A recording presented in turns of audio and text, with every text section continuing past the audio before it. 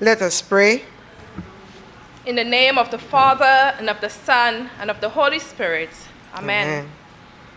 Almighty God, by whom alone kings reign, and princes decree justice, and from whom alone cometh all counsel, wisdom, and understanding, we, thy unworthy servants, here gathered together in thy name, do most humbly beseech thee to send down thy heavenly wisdom from above, to direct and guide us in all our consultations, and grant that we, having thy fear always before our eyes, and laying aside all private interests, prejudice, and partial affections, the result of all our counsel may be to the glory of thy blessed name, the maintenance of true religion and justice, the safety, honor, and happiness of the king, the public weal, peace and tranquility of St. Lucia, and the uniting and knitting together of the hearts of all persons and estates within the same, in true Christian love and charity one towards another, through Jesus Christ our Lord. Amen. And the grace of our Lord Jesus Christ, and the love of God, and the fellowship of the Holy Ghost be with us evermore. Amen.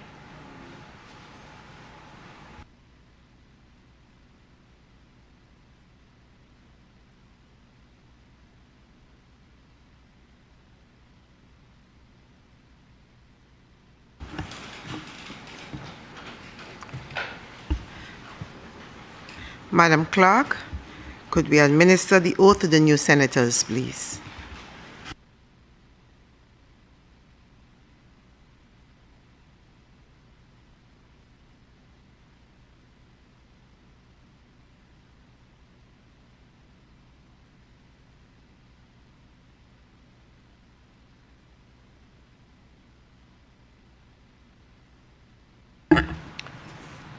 I, Didier Felician Shelton Daniel, do solemnly affirm that I will be faithful and bear true allegiance to St. Lucia, that I will uphold and defend the Constitution and the laws of St. Lucia, and I will conscientiously and impartially discharge my responsibilities to the people of St. Lucia. I do affirm.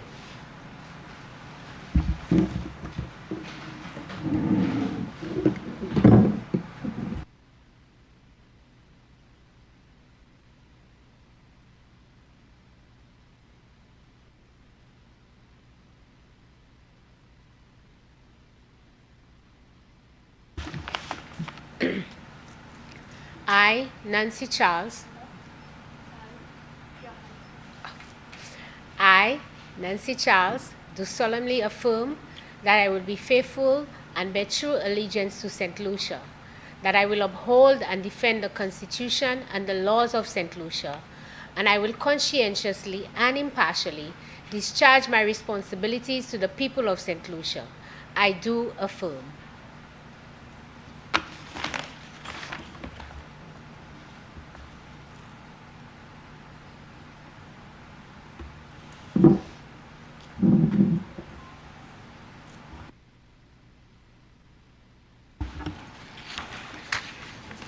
Thank you, Madam Clerk. Good morning, Senators.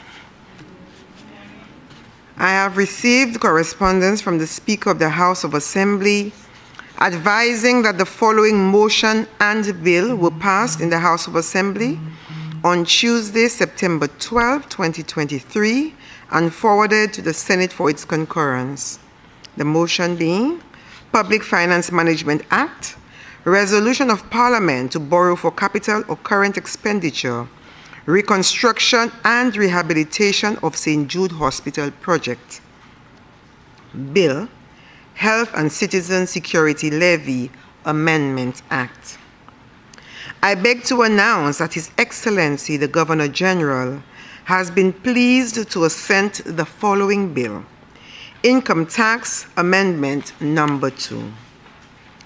I am in receipt of correspondence from Senators Harold Stanislaus, Narani Aziz, and Honorable Dr. Pauline Antoine Prosper, informing of the unavailability for today's sitting.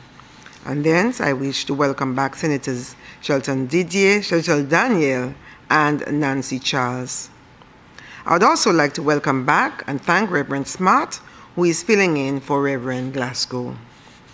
Senators, I am pleased to inform you that the members of the House Committee met on Friday, August 11th, 2023. The meeting was a very successful one as members discussed a number of pertinent matters in an effort to ensure the smooth functioning of the Senate. One of the pertinent matters highlighted was that of safety and security. As a result, 2 meetings have since been held. The first was with the representatives of the Royal St. Lucia Police Force on Tuesday, September 5th, 2023, and the second was a meeting to discuss the parking lot. Presiding officers met with officials from the Ministry of Infrastructure, Ports, Transport, Physical Development and Urban Renewal, and the contractors on Friday, September 8, 2023. We are advised that works will resume as early as next week, that is the week of September 17th. An official report of the House Committee meeting will be made available to members. And of course, to put the other committee members on alert that the meetings will be coming on very soon. I am also pleased to inform that Youth Parliament is scheduled to commence on Monday, September 25th, 2023 at 9:30 a.m. with a joint session followed by a House of Assembly sitting and a Senate sitting scheduled for Wednesday, September 27th, 2023 at 10 a.m. The bill to be debated is the Domestic Violence Bill. I invite all senators to show support to our youth parliamentarians by being present during this sitting. This invitation is also extended to temporary senators. Statement from ministers or parliamentary secretaries. Papers to be laid. Honorable Leader of Government Business. Thank you, Madam President. Good morning, colleagues senators. Madam President, before I proceed with the papers, I beg your leave to extend condolences to the people of the Kingdom of Morocco who lost over 2,000 of their citizens in a tragic natural disaster. For me personally, it was a serious scare because my niece was in one of the buildings and had to run out and narrowly escaped with her life. She also had 2 days out in the streets before she could have been able to reach her family, but thankfully she's able to return home. There are also a number of families in my community who are suffering the loss of their loved ones and are mourning at this time, so I want to extend condolences to the following families: the Samuel family of Angers, the James family of Deriso, the Severin and Jules families of Deriso, the Michel family of Blanchard, the Modest family of Cemetery Road, Deriso, and the George family of Diga Miku, who lost their son in a tragic incident last week. On to the business of the House. Madam President, I beg to lay the following papers standing in my name. Statutory Instrument Number 85 of 2023, Caribbean Court of Justice Agreement Act, Commencement Order. Statutory Instrument Number 86 of 2023, Value Added Tax Resolution of Parliament to approve the draft Value Added Tax Alteration of Rate of Penalty Order. Statutory Instrument Number 87 of 2023, Value Added Tax Resolution of Parliament to approve Draft Value Added Tax Amendment Schedule 3, Number 2 Order. Statutory Instrument Number 88 of 2023, Health and Citizen Security Resolution of Parliament to approve Draft Health and Security Levy Amendment Numbers Schedules 1, 2, and 3 Order. Statutory Instrument Number 89 of 2023, Fiscal Incentives Medical Associates Limited Order. Statutory Instrument Number 90 of 2023, Fiscal Incentives NatMed Limited Amendment Order. Statutory instrument number 91 of 2023, value-added tax alteration of rate of interest order. Statutory instrument number 92 of 2023, value-added tax amendment of schedules 1 and 3 order. Statutory instrument number 93 of 2023, value-added tax amendment of schedule 3 number 2 order. Statutory instrument number 94 of 2023, income tax exemption, Caribbean Regional Air Transport Connectivity Project order. Statutory instrument number 95 of 2023, Health and Citizen Security Levy, amendment of schedules 1, 2, and 3 order. Statutory instrument number 96 of 2023, value-added tax, alteration of rate of penalty order. Statutory instrument number 97 of 2023, price control amendment number 11 order. Statutory instrument number 98 of 2023, excise tax amendment of schedule 1 number 12 order. Statutory instrument number 99 of 2023, Public Finance Management Act, resolution of Parliament to transfer funds from the Consolidated Fund to the Contingencies Fund. Statutory instrument number 100 of 2023, Health and Citizen Security Levy, resolution of Parliament to approve draft Health and Security Levy amendment of schedules 1, 2, and 3, number 2 order.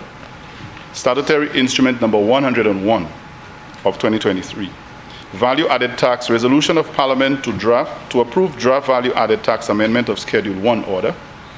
Statutory instrument number 102 of 2023, value-added tax amendment of schedule 1 order. Statutory instrument number 103 of 2023, Health and Security Levy, amendment of schedule 1, 2, and 3, number 2 order. Statutory instrument number 104 of 2023, Tourism Levy Exemption Order. Statutory instrument number 105 of 2023, Fiscal Incentives, Amazonas CMOS Cooperation Amendment Order. Statutory instrument number 106 of 2023, Health and Security Levy, variation of rate of levy on services order. Statutory instrument number 108 of 2023, Price Control Amendment number 12 order. Statutory instrument number 107 of 2023, Legal Profession Eligibility, Marie-Louise Leonie Francis order. Statutory instrument 109 of 2023, Excise Tax Amendment of Schedule 1 number 13 order. Financial Intelligence Authority Annual Report 2021, Financial Services Regulatory Authority Annual Report 2021-2022, Free Zone Management Authority Annual Report 2020-2021.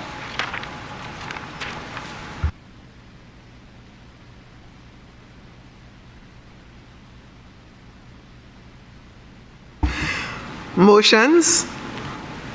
Honorable Leader of Government Business.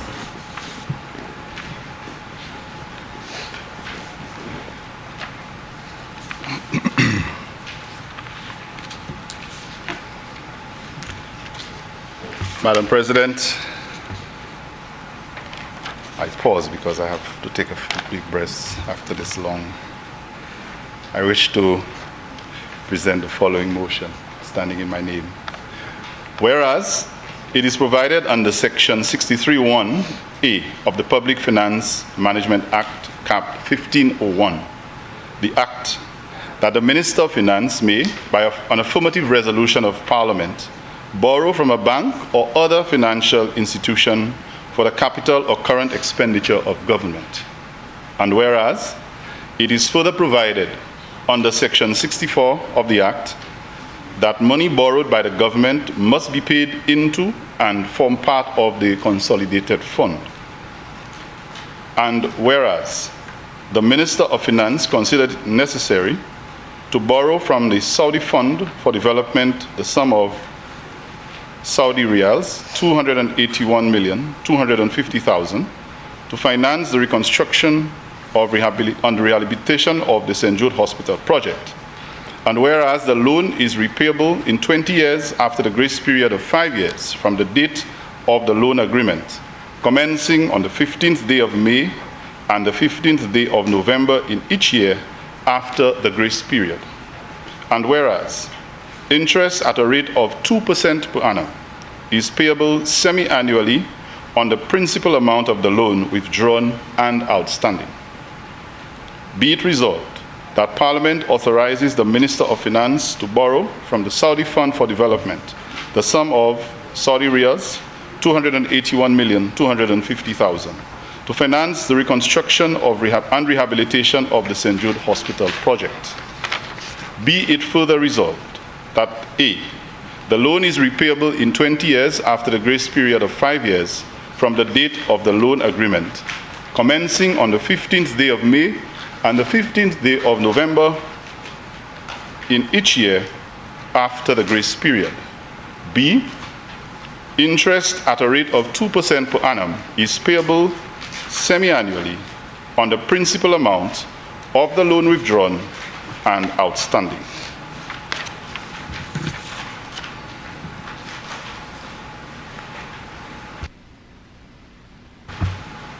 Madam President, I'll proceed with explanation once the lectern is in place.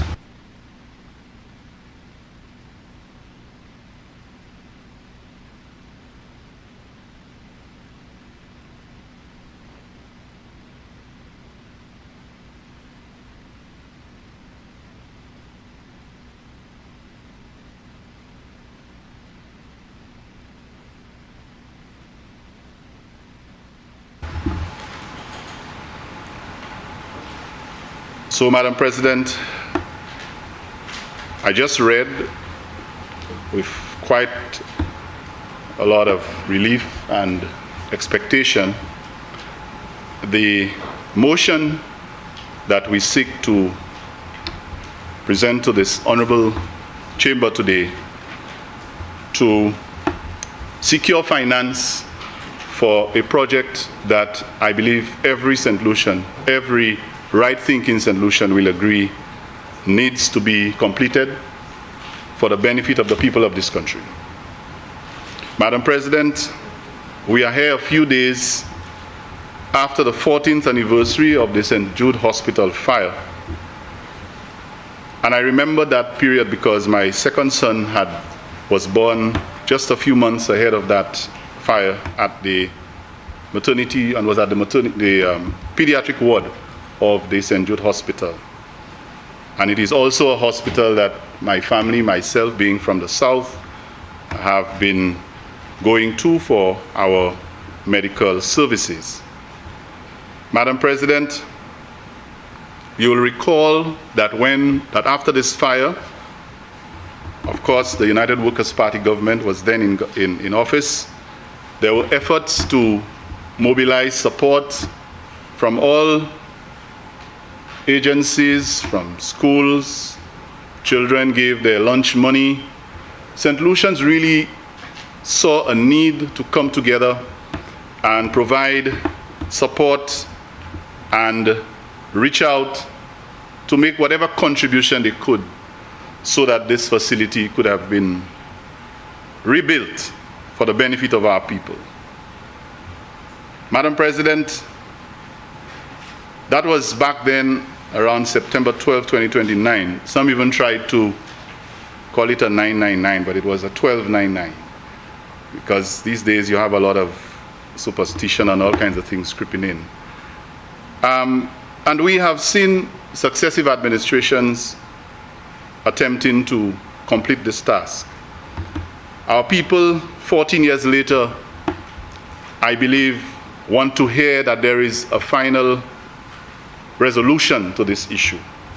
And today, what we are here to do is to achieve that. We are here to get approval for this Parliament, Lower House and Senate to make this happen and to deliver this facility to our people. Also, Madam President, after the fire, the patients had to be moved to the premier sporting facility in the south. And I, at the time, I am still am, being a sports administrator, someone fully immersed in the fraternity of the sporting disciplines in my community, in the country, and in the South, I too understood what it meant to us sports people when our premier sporting facility had to be a makeshift hospital. While we understood that it was a crisis, but we believe that the sports people of the South have suffered as well, having to give up that facility, the George Odlum Stadium, to accommodate the patients and the nurses, doctors, and other medical staff. And so this loan also seeks to ensure that the sporting facility, the George Odlum facility, gets rehabilitation done on it, so that while we deliver the hospital, we are also delivering the sporting facility back to the sports people of this country. Madam President, one of the key issues is that successive governments have indicated that they had challenges coming up with the funds, or the sufficient funds to complete the project. While we know that there have been efforts to secure the funds, it is also true that had some of that been done properly, had some of this mobilization of funding been directed where they should have been directed, had there been proper and prudent management of this, today, 14th September 2023, we would not have been here trying to get this project completed. And so, Madam President, I want to let you know that this effort is one where our government, under the leadership of the Prime Minister, Honorable Philip Joseph Pierre, did not take an approach of allocating or making an allocation in the annual budget to do parts of the hospital each year. That could have been an approach, as is what is normally done, that you have annual allocations and each year you put something towards the project. But instead, another approach was taken. We didn't say that we're going to be doing one wing each year, or that we're going to do one building every 6 months. What we've decided to do is to secure the funding to complete the project in its entirety. Madam President, we understand that this back and forth that has gone on with this project needs to come to an end. And we know that this project is way too important, that we have decided to seek a secure source of funding that will make all the necessary issues that we have faced, the challenges of securing funding, completion of each wing, each building, and the entire hospital possible. Provisions, Madam President, have been made within that facility to ensure that state-of-the-art equipment and technology will be used to ensure that this hospital serves a purpose and a standard that we in this country deserve. Madam President, I must also inform you that the contractor who is going to complete this hospital is a St. Lucian, a local contractor. So we have the capacity in this country, we know we do, and we are not afraid to engage our people with the capacity to complete the projects that we have. Madam President, let us look at the terms and conditions of this loan. This loan was negotiated very, very carefully. You know, we do not just go out there when monies are available and jump at it and just grab without carefully considering the conditions and the terms that these loans come with.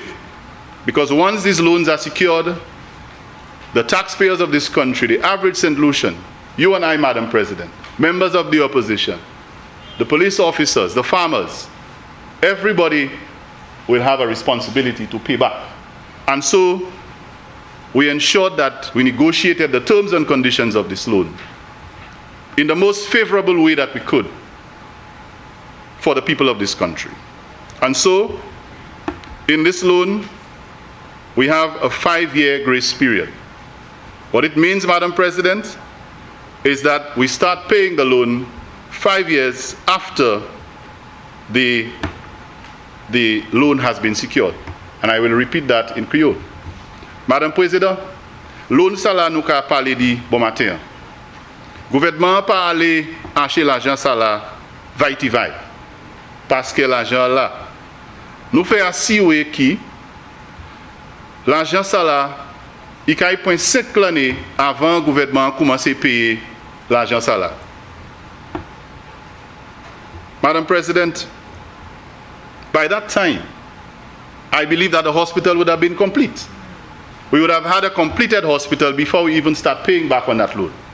Ça veut dire, Madam President, avant de commencer à payer le loan ça là, nous avons un hôpital qui a fini. So you would have the full product in your hand before you even start paying for it. Madam President, what about the interest rate on that loan? Having negotiated a 5-year grace period, we've negotiated an interest rate which is probably as competitive as you could get anywhere, or probably more competitive than you can get anywhere. We are familiar with the LIBOR rates, which are between 5 and 7%. This loan comes at an interest rate of 2%. Madame Président, l'argent ça là nous ka joindre pour faire l'hôpital là et puis pour manger stadium Vieux-Fort. Nous pas qu'à prêter avec l'intérêt 5%, 7%, 13%, nous t'en dit à la loan 13%. Nous qu'à prêter et puis on l'intérêt 2% seulement. 2% tout seul. And if you do the savings of, if you take 7 and you subtract 2, 5%. 5% of the amount stated here, over 75 million US. I know we have some good math people there. Madam President, that is somewhere in the range of 20 to 25 million dollars that we're saving because of the rate that we've negotiated. Madam President, not only have we negotiated a 2% interest rate, Madam President, we also have in this loan a disaster clause. As we know, climate change is something that we have no control over. We understand that natural disasters can come in and wipe away our entire GDP overnight. Before I presented the papers, Madam President, I did make reference to a disaster that almost took the life of my niece, where overnight something unforeseen can happen. Can you imagine being 95% complete with that project and then you have a hurricane?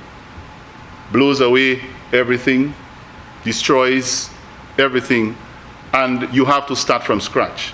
Well, Madam President, in this loan, there is a disaster clause that gives us a moratorium so that if, God forbid, something were to happen, that we have a bit of breathing space and we can get things going again without putting too much pressure on this government. I do not know many projects and loans for projects of that magnitude in this country that we have successfully negotiated with a disaster clause, especially for a small vulnerable country like St. Lucia, which, as you know, in Windward Islands and Leeward Islands, is right in the hurricane belt. So, Madam President, I think the terms and conditions of this loan are as good as you can ever get. Madam President, the funds can be used up to the year 2028. So there is some flexibility. Again, if there is an issue and you have to delay, the project is delayed for some reason that is beyond our control, we are now in 2022. We still have, 2023, sorry. We still have a period, we have a period of about 5 years within which we can actually make use of the funding. So there is no pressure on us to try and finish by a particular time if it becomes necessary. And I pray God that it will not become necessary. So, Madam President, we understand that in this process we are fulfilling a dual purpose. We are first completing a health facility for the people of the South and the people of this country. We are also rehabilitating a sporting facility that has served as a makeshift for that medical facility.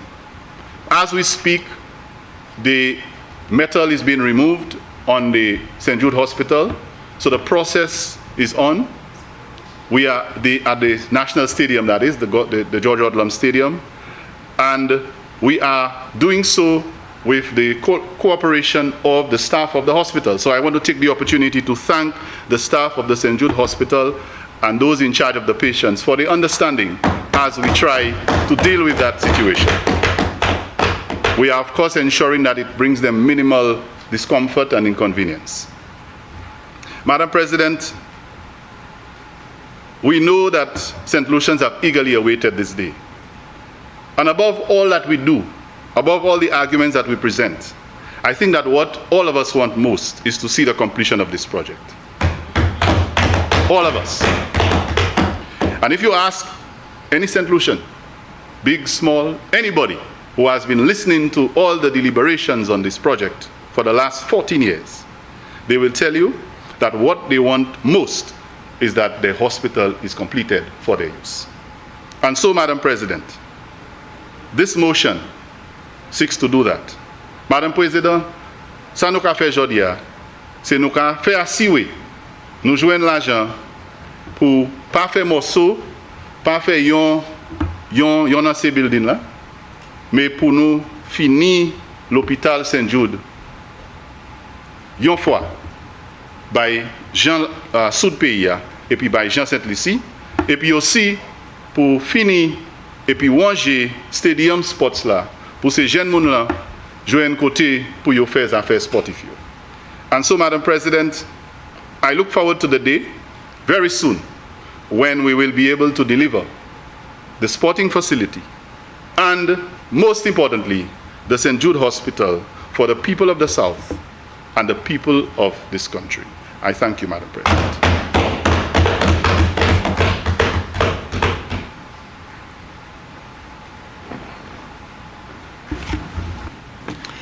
Senators, the question is that Parliament authorizes the Minister of Finance to borrow from the Saudi Fund for Development the sum of Saudi Riyals $281,250,000 to finance the reconstruction and rehabilitation of St. Jude Hospital project. Be it further resolved that A, the loan is repayable in 20 years after the grace period of 5 years from the date of the loan agreement commencing on the 15th day of May and the 15th day of November in each year after the grace period. And B, interest at a rate of 2% per annum is payable semi-annually on the principal amount of the loan withdrawn and outstanding. Senator Fede.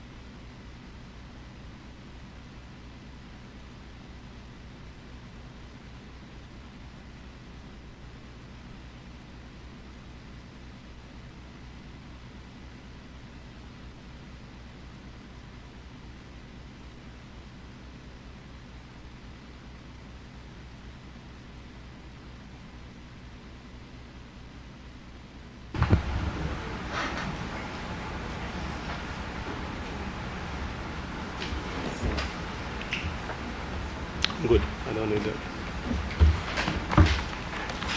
Thank you, Madam President.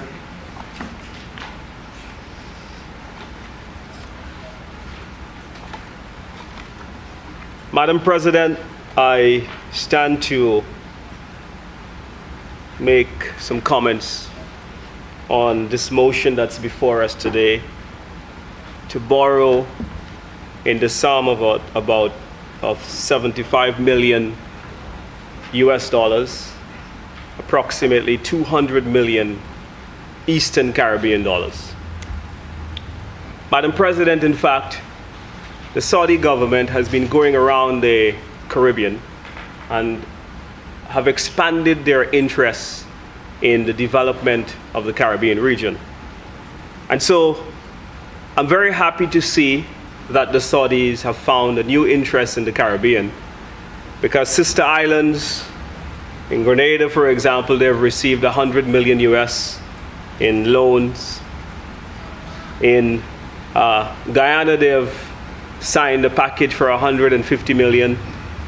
In Antigua, they're using the monies to fund the university campus, and it's to the tune of some 80 million EC dollars.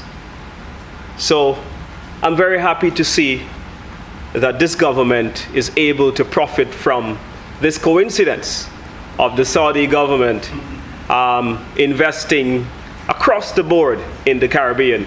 And so, Madam President, I'm happy for that, because our healthcare facilities are very much in need of the funds. So we have no problems with that on this side at all. And we're very happy for our sister islands in the Caribbean as well, because they are going to use those monies for much needed investments in their social and economic infrastructure. Madam President, this whole business of St. Jude's Hospital is going to be recorded in the history pages of our country as some of the darkest pages in the political history of this country. As far as the people of St. Lucia are concerned, they're tired of this political football. They're tired of politicians on the opposite side who are looking to safeguard their political reputations. They're tired of excuses. They're tired of weapons of mass distractions. They're tired of these debates in the parliament. They just want the hospital to be finished. And they have been telling us that, Madam President, for the last 14 years. We're still here. We're still here.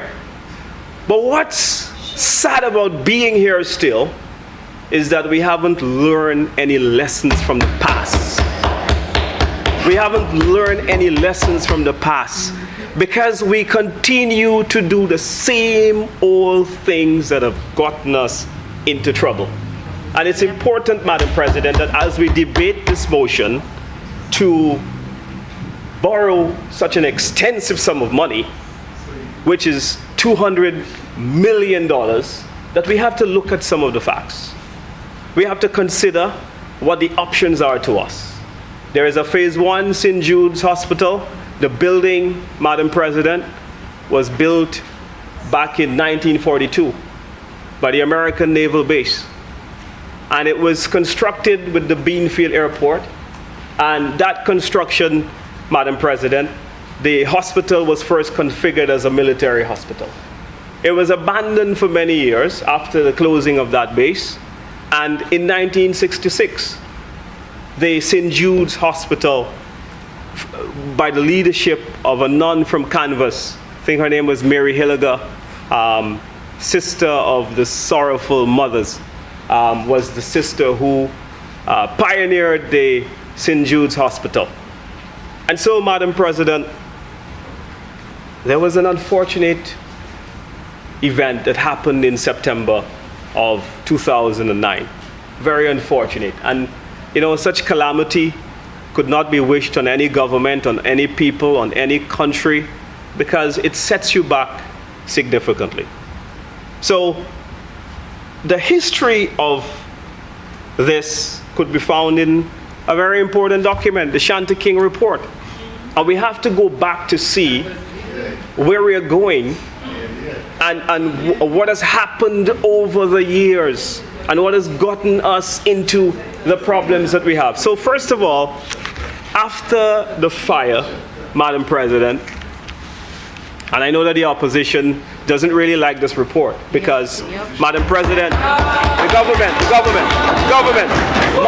my worthy opponents on the other side, the government does not like this report. And so, Madam President, on page 4 of the report, On page 4 of the report. And you see, I expect to be interrupted many times, Madam President, because many people will be embarrassed by what we've got to say and what I will say, what the report will reveal. So, Madam President, this whole St. Jude's project began under the leadership of Prime Minister Stephen King, who is now part of the current administration. Madam President, the Shanti King report reveals something that's very, very instructive. And it says this on page Senator 4 Fede, of that I'm just report, checking whether this has been made a document of the House. several times. This has been Of the Senate, debated. in the Senate, I don't. in the Senate. I wish to make it a document of the House as soon Please. as I'm done. Yes. But Once you're the referring to it, you ought to make it a The name of the document. report is the St. Jude's Hospital Reconstruction Project Handover for the period ending the 14th of August 2016. Okay? We've got 3 reports. I'm going to be referencing that report, the FDL report, and I'm going to be referencing the latest report submitted by this administration. And all of these will be made documents of the House. Well, this was laid before the House. We debated this. And of course, I'm happy to as well. Yes, Yeah? Thank you. But Madam President, the initial policy decision of April 2010, the government of St. Lucia initially took a decision to develop a 2-pronged approach to the implementation of St. Jude's Hospital reconstruction project. Madam President, there was a short-term solution. One was, Madam President, this would entail the reconstruction of the surgical building on the old site, as well as renovation of the other 2 buildings and other required ancillary buildings. The facilities would be made fully functional to allow St. Jude's Hospital to relocate from the stadium and will operate until a new facility is built on the new site. So in the policy direction of Stevenson King initially... Unquote. I need to know when you've stopped quoting. So when you Sure. start quoting, when you finish, Unquote. and then you proceed with your So presentation. now I've just taken an excerpt from that. And one of the reasons why I don't support the government spending $200 million into this old project is because of the issues that we have confronted with this project. So the initial policy direction by former Prime Minister Madam Stephen President, King. on a point of order. What is your point of order, Senator Shah? Madam President, the member is misleading the House. Based on what was presented by the leader for government business, he never indicated that the 200 million is going to be spent on the hospital.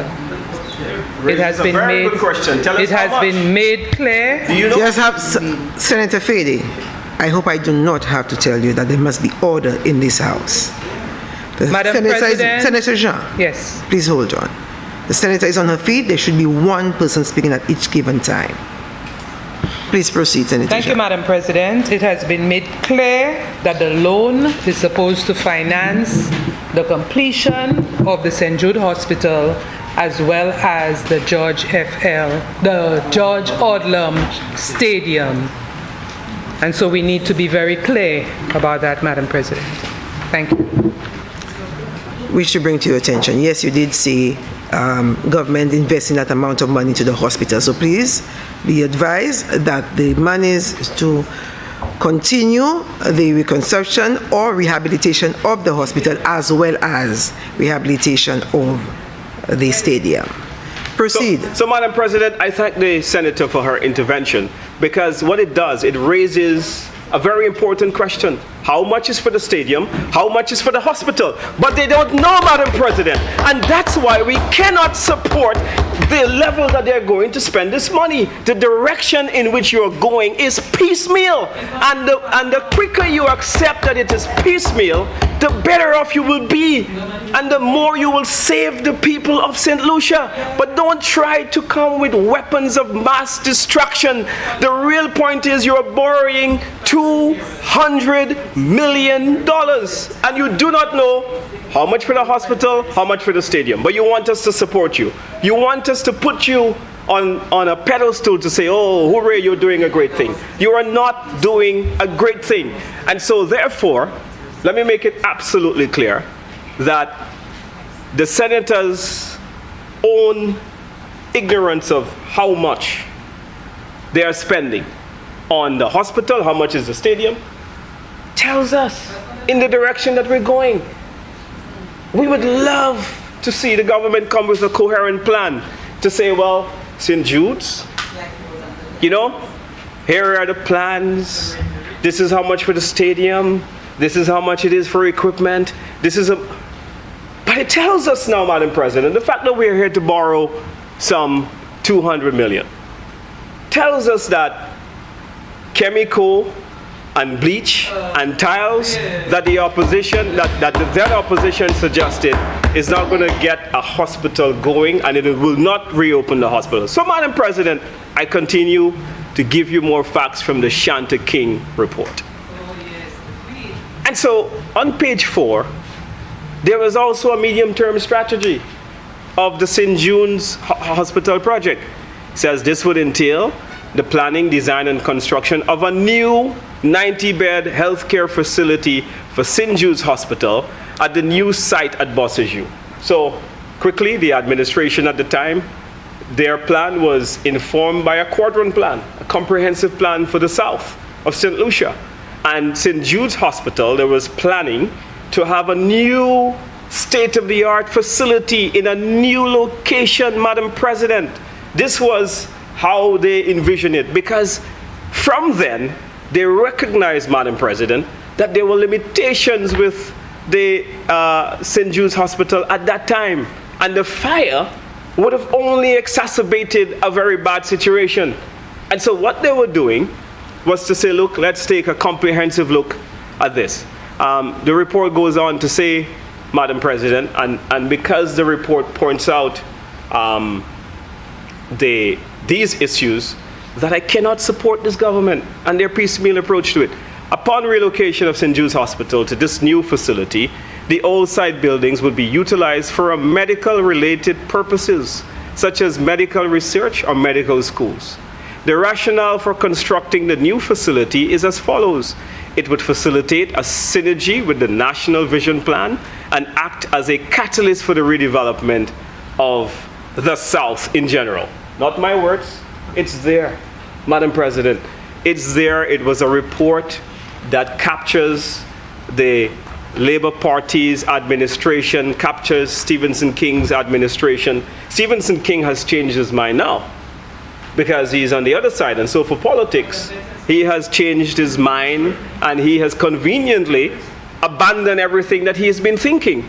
And that's why I began by saying, Madam President, that this St. Jude's Hospital drama will be among the darkest pages of the political history of this country. The politics of the St. Lucia Labour Party administration has betrayed the people of the South on this project. And so rather than thinking what is good, what is the best thing, they are going to spend $200 million to be right. And this is why I am here today, Madam President, in staunch opposition, and it saddens me to see what is happening. So here we go, we move on. The piecemeal approach, Madam President, as to why we should not be spending any part of the 200 million. I don't know what it is, but let's say, I don't know, I can't even guesstimate. I'm not an expert, but there's 200 million being borrowed for the hospital and for the stadium. And I know that a lion's share will have to go to the hospital, will be my guess. But I'm only left to guess, Madam President, because I have a government who is in St. Lucia that doesn't know about anything, that can't give you a decision about anything. So I'm left to guess as to, is it 180 million? Is it 190 million? Is it 10 to the stadium? I don't know, because they themselves do not know. They don't know. And so how can I join? You know, Madam President, if you jump on a bus with a driver who doesn't know which destination he's taking you, you are as crazy as the driver to jump on that bus. And I am not a crazy man. So I am not jumping on that bus by a driver without a destination.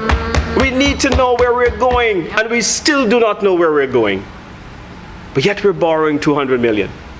So, Madam President, The report on page 5 says, due to the nature of the project, it was initiated in phases to allow for the simultaneous design of the implementation. So what they were doing, Madam President, is that they were building the hospital and they were designing as they build. Yeah? So we go, we design, we build. We build a wall, we knock it down because we didn't get it right. The roof on that facility was changed 3 times, Madam President. Walls were being built and knocked down in that facility. And they want to talk about wastage, Madam President. It is amazing when you sit back and you look at what the experts have said. The amount of mismanagement. Yep. Listen to what one of the, Madam President, not my words. This is the words of John Peters, HTS News Extract. This is the 17th of March, 2017. And John Peters was one of the committee members who did this report. And here is what he said, Madam President. He said that what has happened at St. Jude's is a disgrace. It's the worst that I have ever seen in my 34 years of engineering in terms of contract administration. It is a mess of Herculean, as it says, proportions. It was sad as a professional engineer reading such a document and to see how state funds have been wasted. Wasted, Madam President. Wasted. Let's not forget that. Wasted. Right? It was really difficult to read the document and to see the level of maladministration. That's what he described it as. Now, he did this report subsequently. This was his words in March 2017. And then he did subsequently, he was one of the committee members as part of the committee to do a report for the SLP administration in the 20th of October 2021. But you know what I suspect, Madam President? A lot of people who wanted to support this administration and understanding that where the government wanted to go with this project, they had to walk a very tight rope. They were caught between a rock and a hard place, seeing what has happened. Up to now, we do not know the cost. Up to now, we do not know the cost. Where are we going? How much is it going to cost the taxpayers of this country? But yet, they are here saying that they're doing a good job. Madam President, whether you want to describe the state-of-the-art facility built by the UWP as a box, it doesn't change the price of coffee. The old St. Jude's project is a colossal mess and a wastage, and it's an absolute disgrace to the people of this country. So, Madam President, it saddens me today that in the year 2023, that we've come to Parliament, we've signed the loan agreement already, we've come to Parliament, and we are borrowing 200 million again on taxpayers' money to go and invest into a project management disaster, which is why I have my misgivings. I'm happy that the money is here, Madam President. I'm happy that the money is here, but it's nothing glorious, or nobody has confidence in the St. Lucia Labour Party administration, because, Madam President, everybody in the Caribbean is getting money, right? Several governments are getting funds. So, Madam President, what is also revealing about this is that I have heard during this debate so much about the previous cabinet of which I was a member of, that we wanted to bring Cayman Health City, or we wanted to do some kind of public-private sector partnership.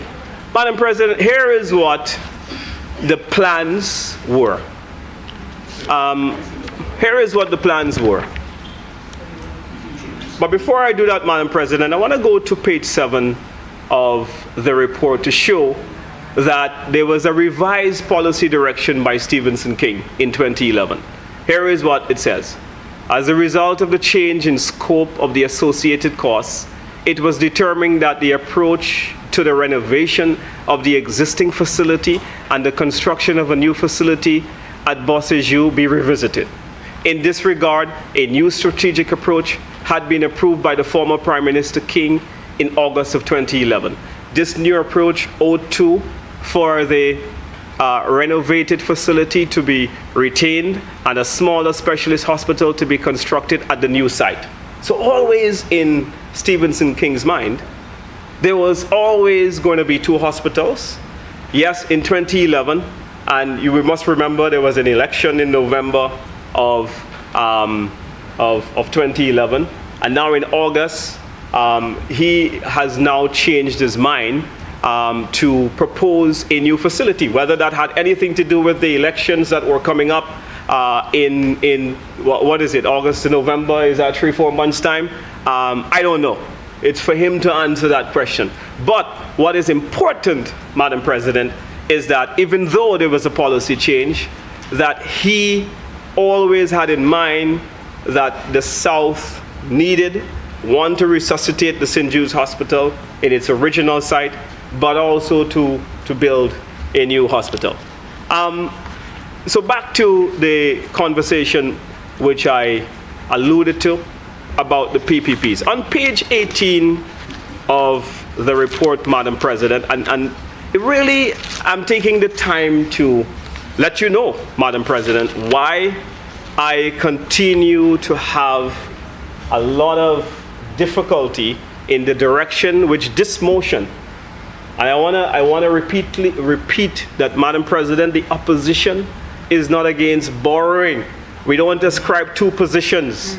When we are in government, we understand that you need to borrow for the strategic development of the country.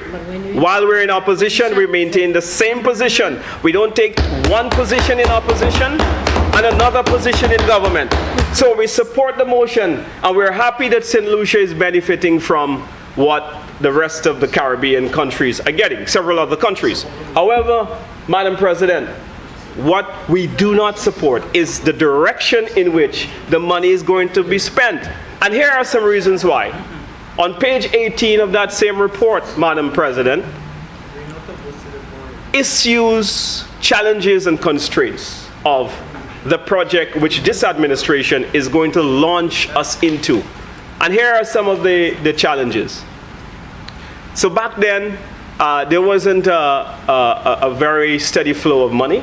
And so this motion has an opportunity to give this government a steady flow of money that previous prime ministers did not have. And that's great. That's fantastic. However, they're doing the wrong thing. They are spending this in the wrong way. And I'll show you. The project was initiated. You have to spend the money. You didn't borrow it to put it in. You have to spend the money. Did you just borrow it to put it in a cabinet? The project was initiated as a result of an emergency and did not go through the normal project development cycle of similar projects, which is historically 5 to 10 years prior to physical implementation. So, Madam President, it is stated here that a hospital, based on the engineering advice, would require 5 to 10 years to plan before you actually start the physical implementation. That was not done on the site because why? The government was under pressure, right? They had some political commitments to meet. Their supporters in the South were pressuring them, and you know, it was, yeah, let's go. I understand.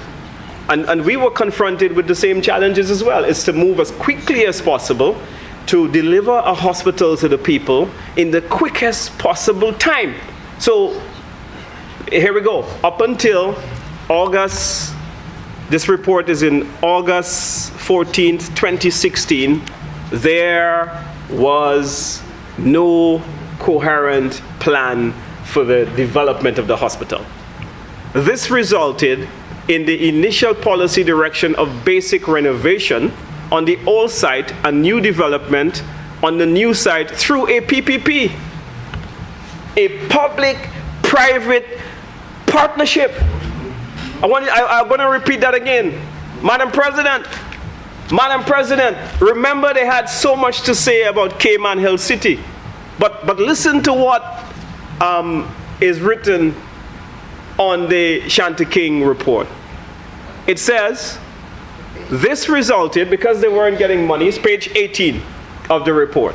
Because they weren't getting the money, Madam President, they too contemplated a public-private sector partnership.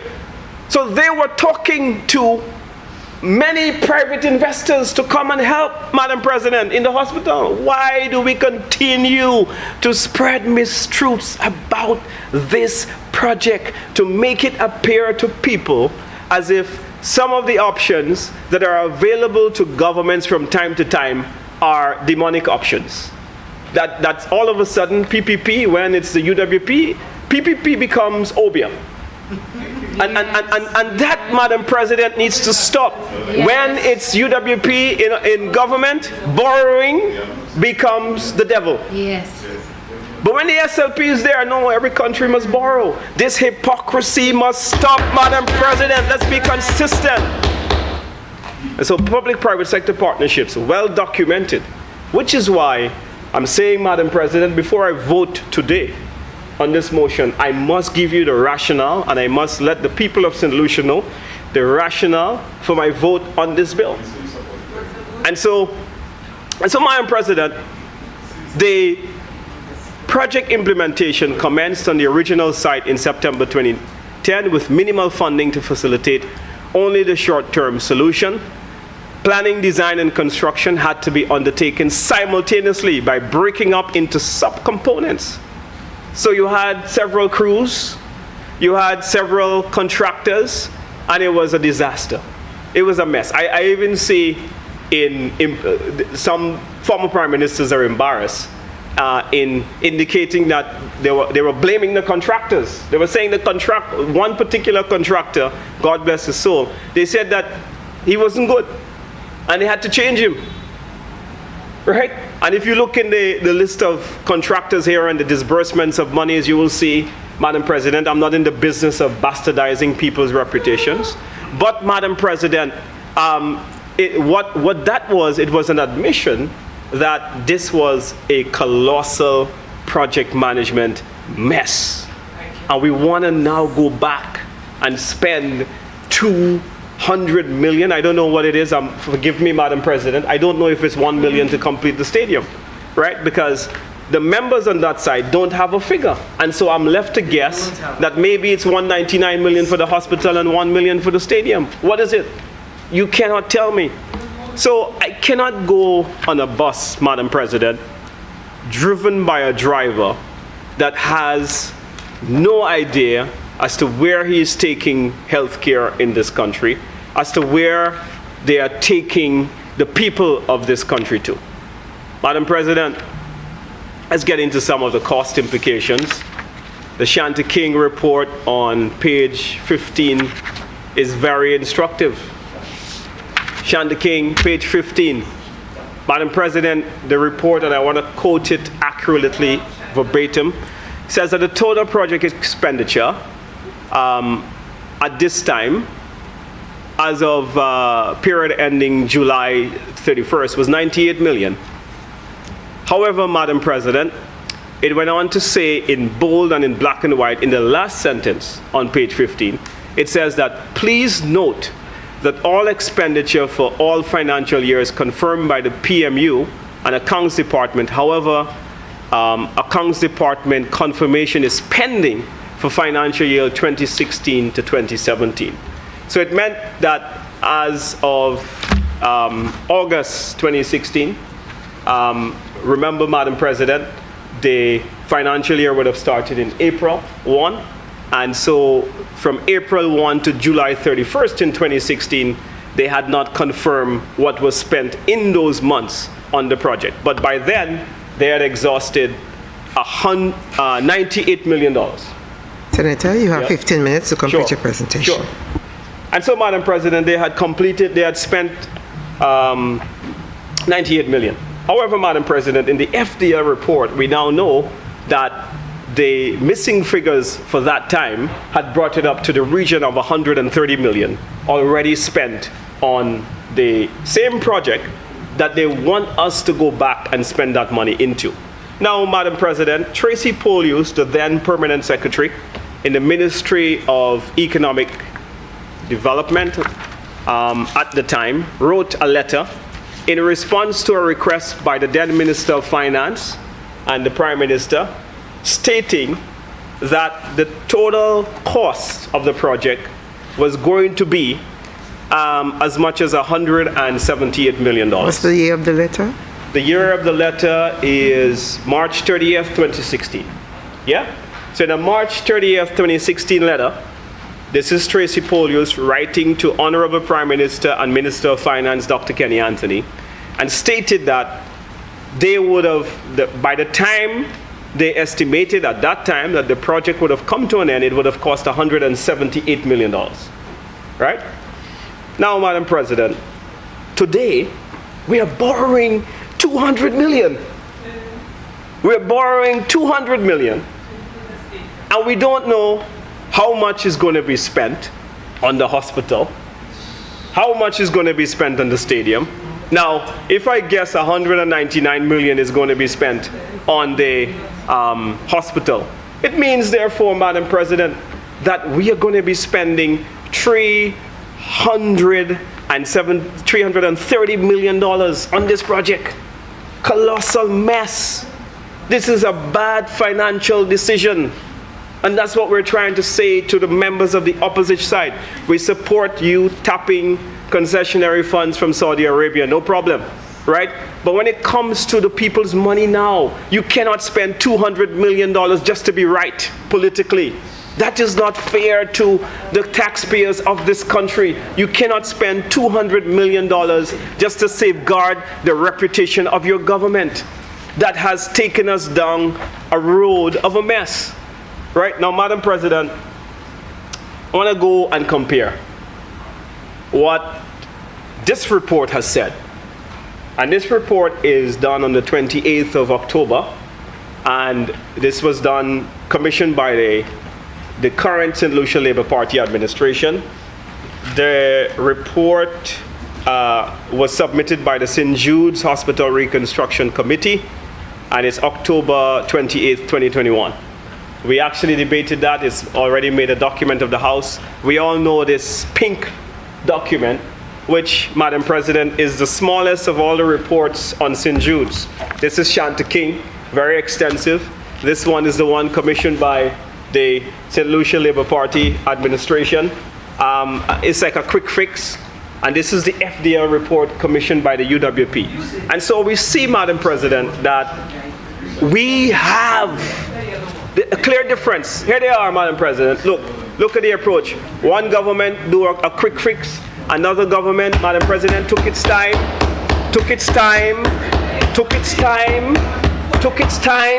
because you don't spend $200 million in a jiffy. You don't just spend $200 million like that. And that's what we're saying. That while we're happy that this money is here for St. Lucia, we're also sad because you're making the same mistake. Oh my goodness. My God, help this country. So, Madam President, here we are now. So the report from this administration said, and we know that the state-of-the-art facility by the UWP administration had exhausted some $118 million in total, right? And from that $118 million, this report suggested that the estimates they had found suggested that $48 million additional would take them into the ground floor. And it also said, Madam President, that it would mean that they would have gotten into the ground floor in a year and a half.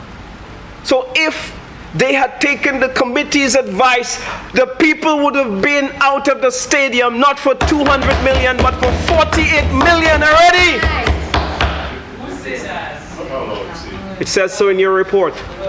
Your report says so. And so, Madam President, I am not going to be distracted. I will speak to you.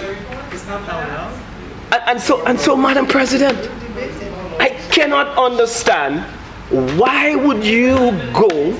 You have an option to spend 48 million to go into the facility, get the people out of the stadium. If that is your priority, right, then you would have accomplished that already. But that's not your priority. Your priority is to win a political argument. And that's the point.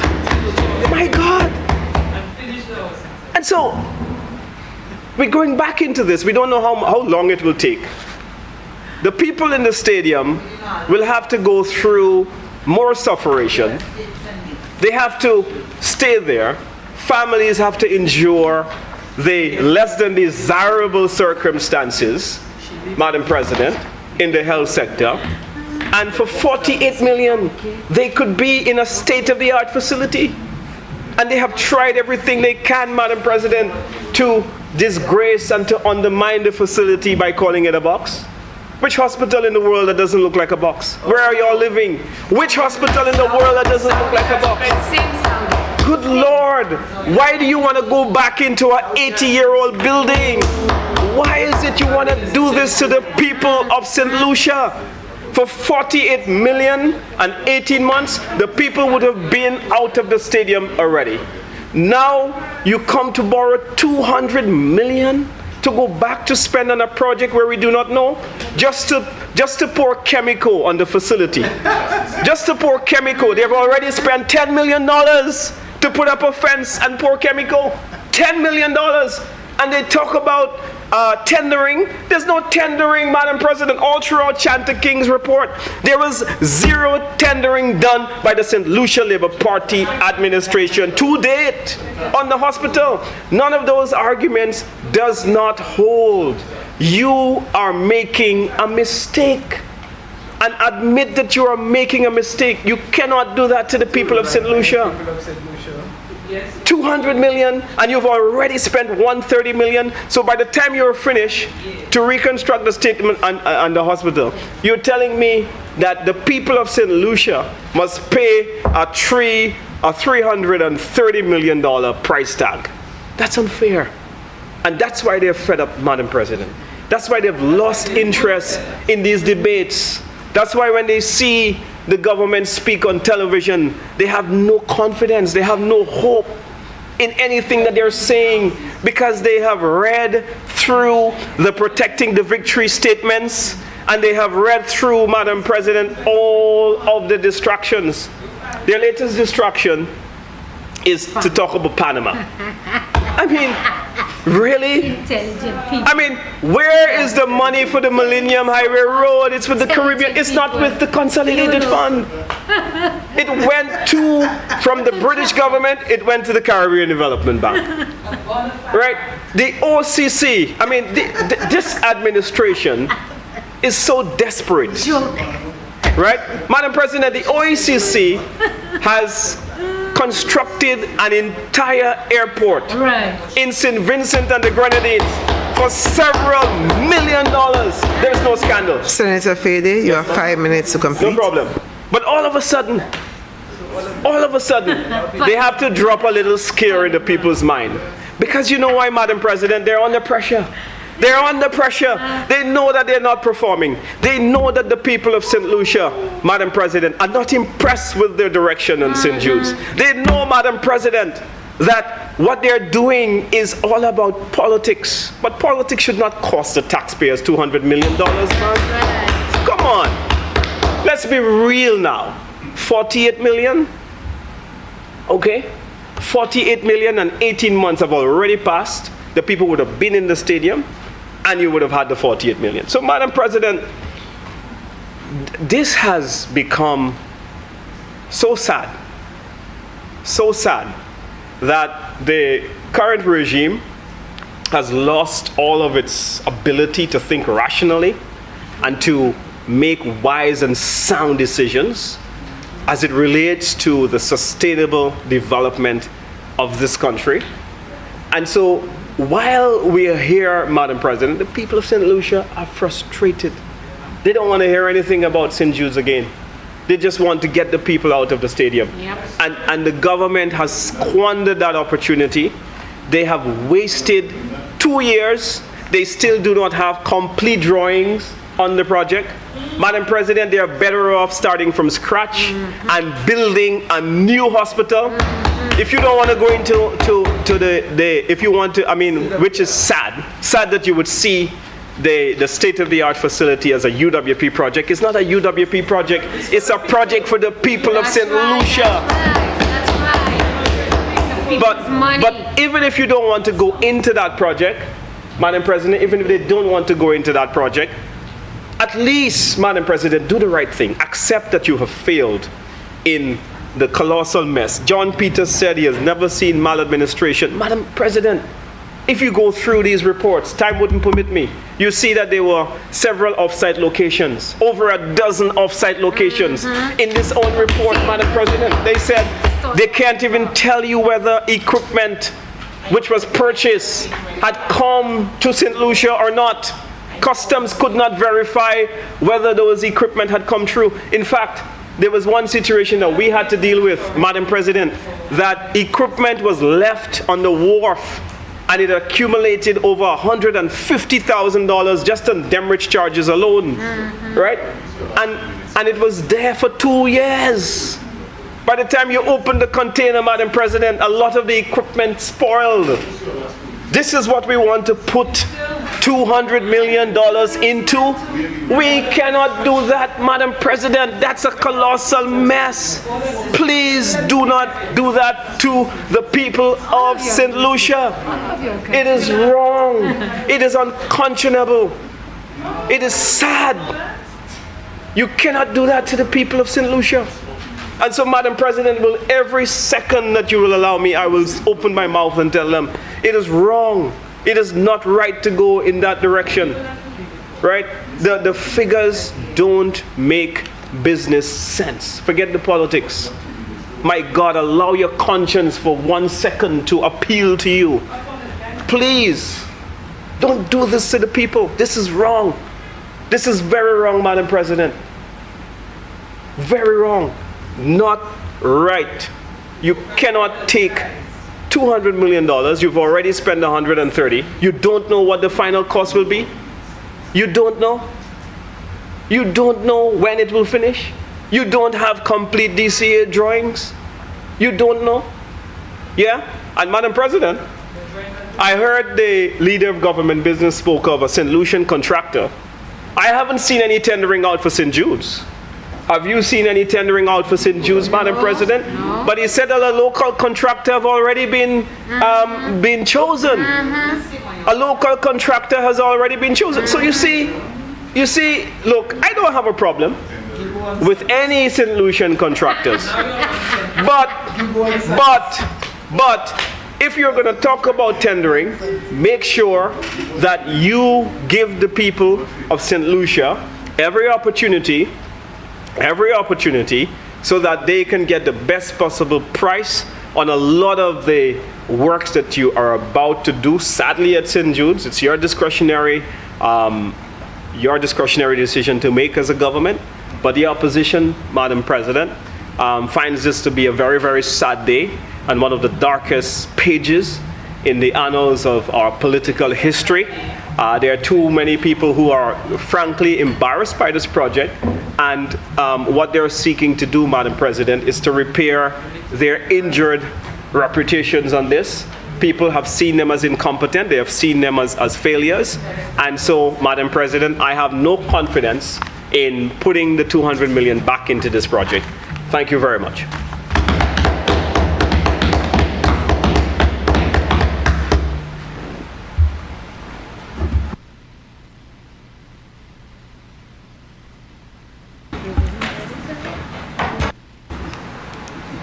Senator Lee. Sorry. Thank you, Madam President. Just a few short words, and I crave your indulgence if I wander a little bit from the literal words of the resolution. We are now 14 years into a saga that I think both sides have admitted is rather sad. But I think both sides have admitted that they're culpable in. And And sadly, both sides have admitted, we've had at least two debates on this, and this is the third time we're debating this. Sadly, I don't know that we're any further in terms of the actual project and construction of St. Jude's. And for me, that is where the real issue and where the real debate ought to be. There is going to be a time, and I encourage whichever government happens to be in power at the time, to have a full public investigation into what has happened at St. Jude.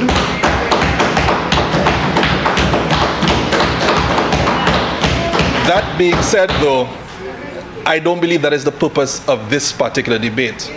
What this debate needs to be focused on is where we are going to go, how we are going to get St. Jude's completed. And I listened very intently to the debate in the lower house. I've listened this morning. I noticed the government side was unusually reluctant to jump up and respond to Senator Fede, because normally as soon as he speaks, the government jumps up. But I'm waiting to hear whether the discussion will be any different from what has transpired previously in the lower house. And what I've heard, sadly, is explanations, excuses, justifications for where we are now. But not sufficient time, I believe, and detail. Most importantly, no detail has been provided on where we are going. So when I listen to the discourse on both sides, what I'm not hearing, and I'll go into both sides from the government, is what exactly is the cost of completing St. Jude's going to be. I have heard that monies are going to be borrowed to facilitate the completion of St. Jude's, as well as the rehabilitation of the sports facility. As a taxpayer, I want to know what the split is going to be. I want to have an idea of how much money is going to be used on each project. I'm not hearing that. I'm not hearing what the timeline for completion is. I know there's been reluctance because people have given timelines and have slipped.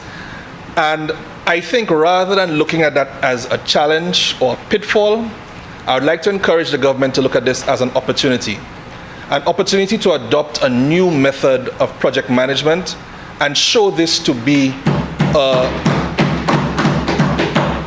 a standard for how projects are managed and perhaps most importantly communicated to the public. So what I'd like to encourage the government to do is have some faith in the electorate. Come to the electorate and say, look, our plans are X and Y. We estimate it's going to cost this amount. We estimate the timelines are going to be 6 months, 2 years, whatever it is. Because there must be some basis on which a timeline is developed. As far as I know, most people here perhaps have built a house. When you go to your contractor, one of the first things you want to know from the contractor is how long this is going to take. And if that is the attitude you take with a private dwelling, much more what has to be taken into account in terms of a public facility. So I would assume that in the discussions the government has been having, they have an idea of what the timelines are going to be. It's going to be an outside timeline. There will have to be some provisions for contingency. But what I would like to encourage the government to do is during the process, the same way during COVID we had regular updates as to what the government was doing and why it was doing it, let us do the same with regard to St. Jude. Let us say, look, our timeline is 1 year. In 2 months' time, this is where we've gotten to. The timeline is the same. The timeline has slipped. If it has slipped, explain why it has slipped. Trust the electorate. We understand that things do not always go to plan. If you are honest with the electorate, I think they will understand. Notwithstanding, part of the problem we've had thus far with St. Jude is the lack of information. So people fill in the gaps with all sorts of reasons and things. Come to the electorate, be direct, be honest, be transparent with it. And I'll come back to transparency in a little while. I heard the leader of government business state that a local contractor has been selected to do the construction. I would be grateful to know who that contractor is and when that contractor is expected to take control of the site and begin works. Again, I'm encouraging transparency. Talk to the people. Let us know what is happening. Keep us in regular contact. And I think they will be rewarded if they do that by support, by the public getting behind this project. Because As the leader of opposition business said, quite frankly, the public is tired of hearing just empty, not promises, but empty talk, yes, about St. Jude without the detail that allows us to understand exactly what is transpiring. Now, looking at the terms of the resolution itself, one thing did stand out to me, and the fact is it does not say exactly what the repayments are going to be. I'm assuming that the repayments are going to be semi-annually, which means every 6 months once they begin. No, it says semi-annually, yes, but it doesn't tell me how much each semi-annual installment is going to be. Now, I'm not the greatest mathematician, so I don't want to sit down and try and work it out myself. I would be grateful if that information, again, let us be transparent, if that information can be provided. So if it's $1 million every 6 months, if it's $40 million every 6 months, at least as a taxpayer, I know what it's going to be. Now, on the opposition side, we hear $48 million would have completed the ground floor and we would have had a hospital already. What I'm not understanding, though, is what the timeline for completing that entire hospital would have been. What the budget for completing that entire hospital would have been. And perhaps most importantly, why would you move people into a construction site? Because if you've moved and finalized only the ground floor, it means you have an entire floor to work on to complete the hospital. That's not just finishings. Why would you move patients into a building that is not complete? Which means you're going to have noise, you're going to have dust, you're going to have all sorts of problems with patients in that building. So that doesn't make much sense to me. But I would like, again, if we are being transparent, come out and give the full detail to the people. So that goes for both sides of the House.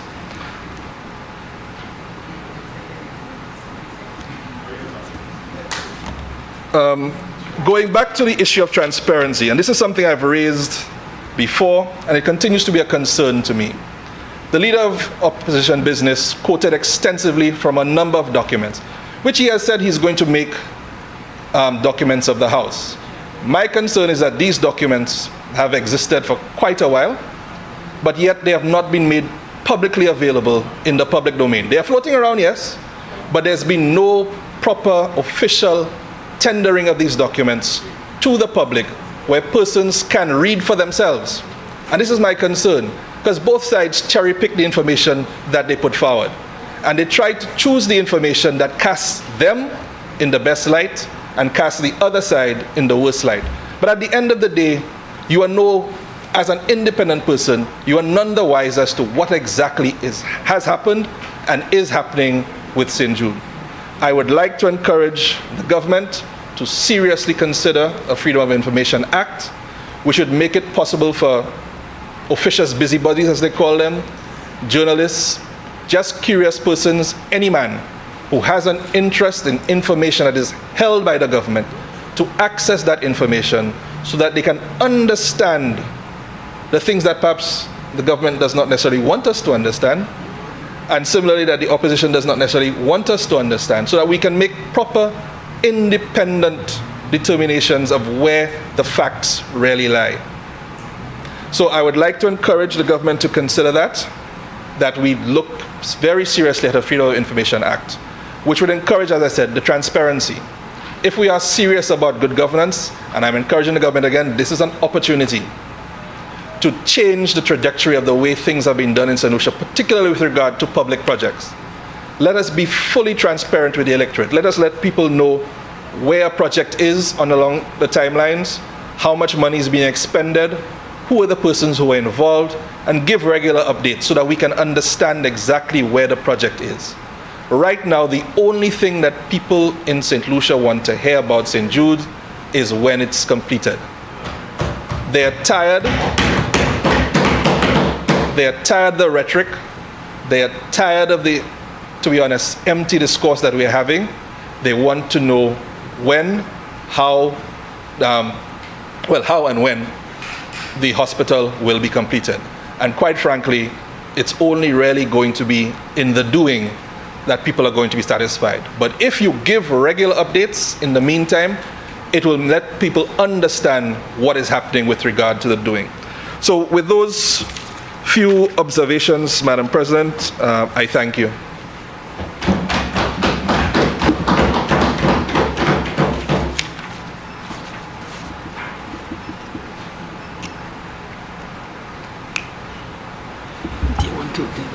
Senator Polius. Sorry.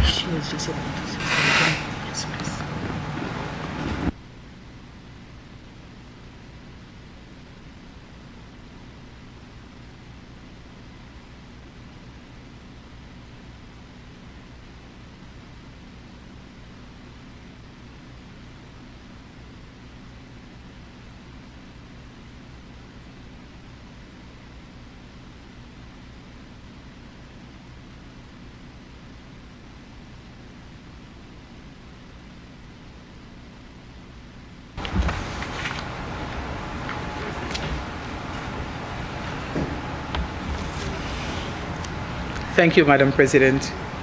Madam President, the motion before us is a golden opportunity afforded to this administration,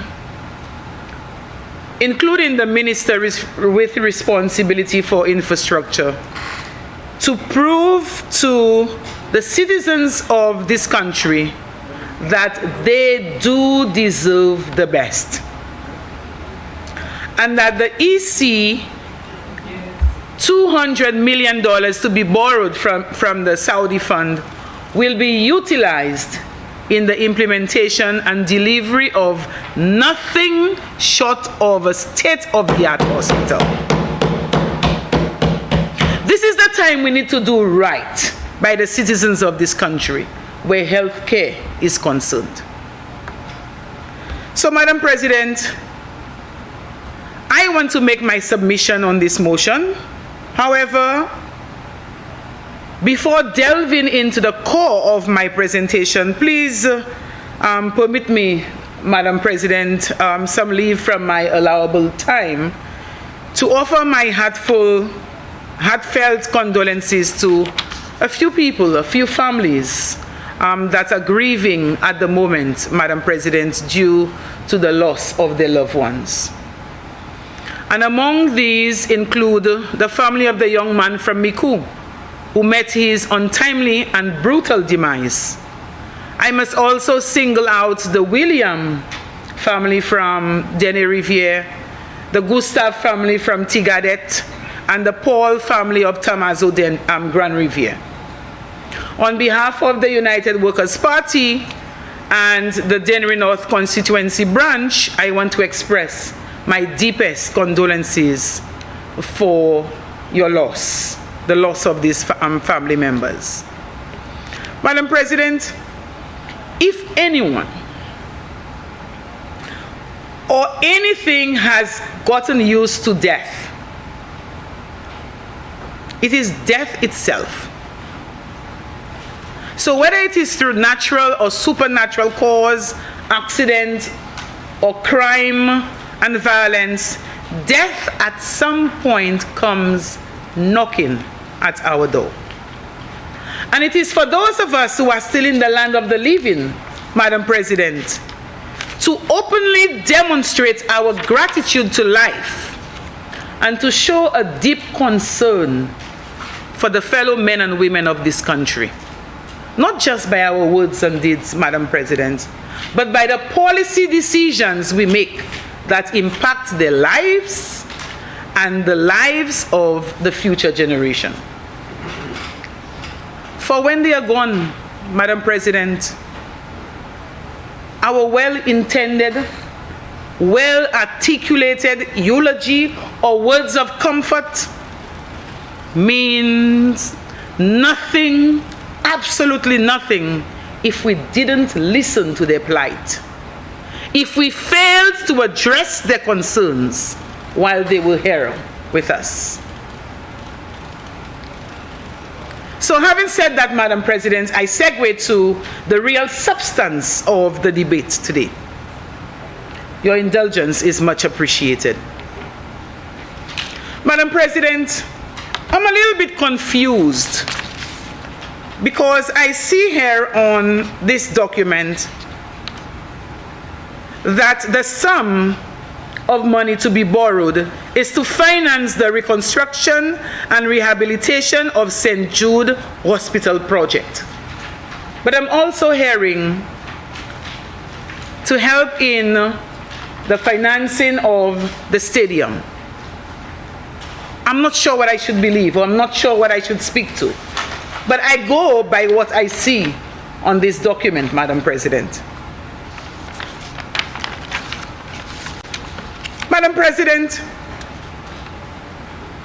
a world-class facility, a world-class hospital is characterized by several key attributes that sets it apart from other health facilities, or to use a term that many of us are familiar with, a second-hand facility.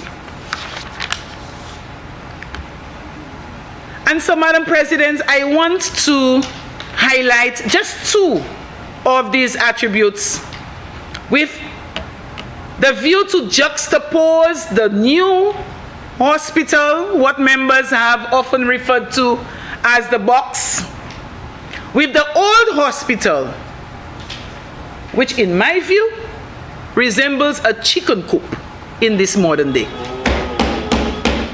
Madam President, we are not averse to the borrowing, as the leader of opposition has said.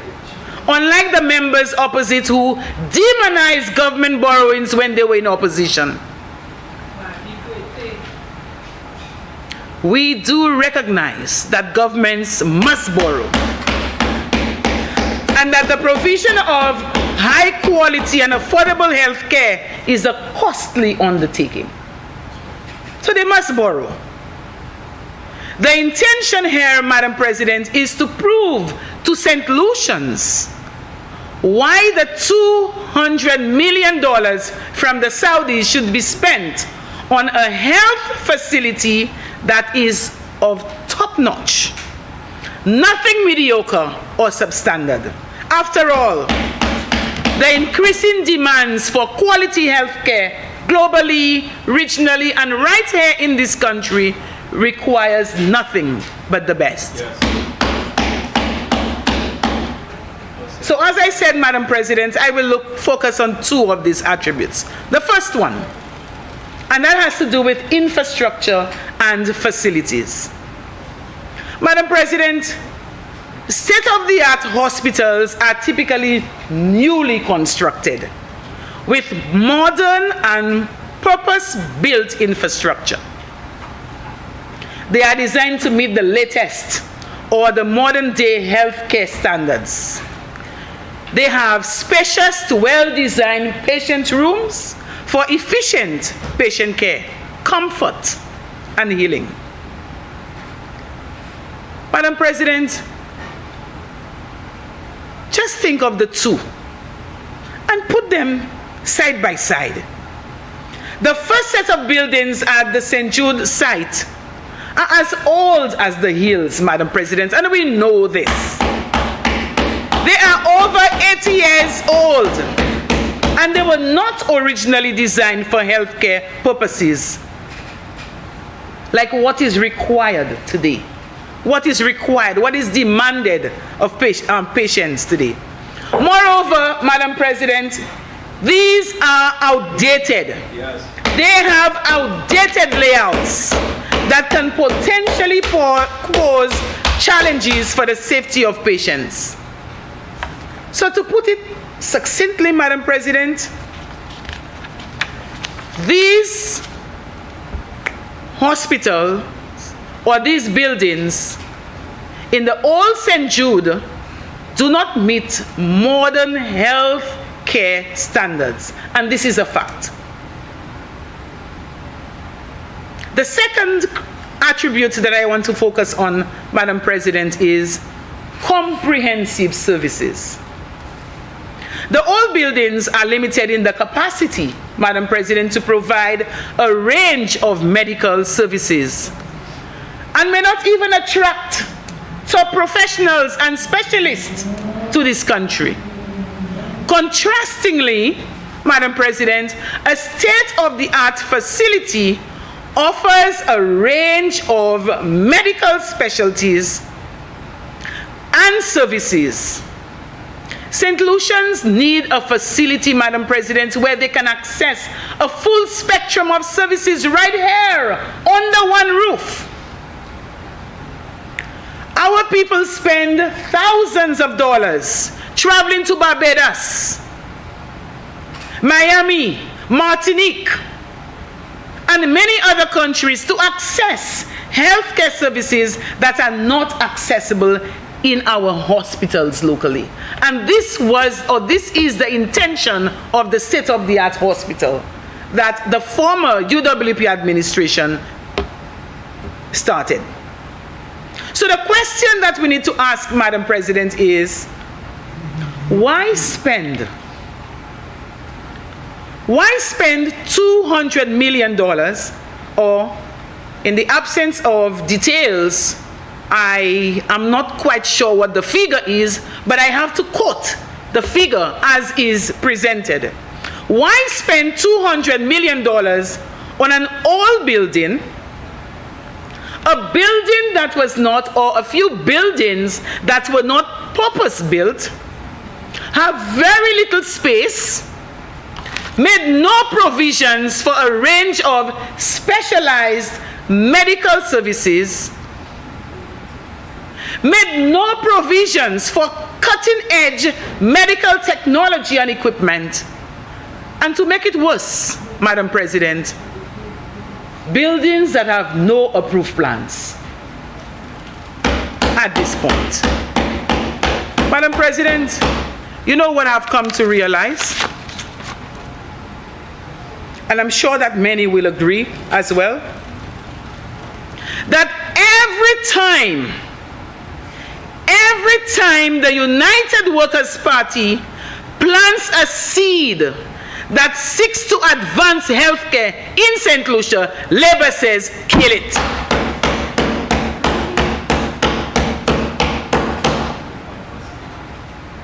The vision to develop the South and to finally transform Vieux-Fort and its environs into the envy of many, Labour says, kill it.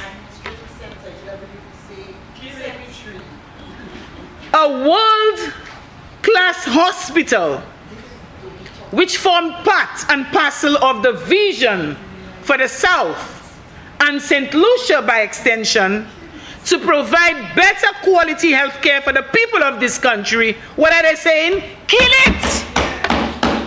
Let's go back. Let's go back to the chicken coop. Like in their minds, St. Lucians don't deserve better.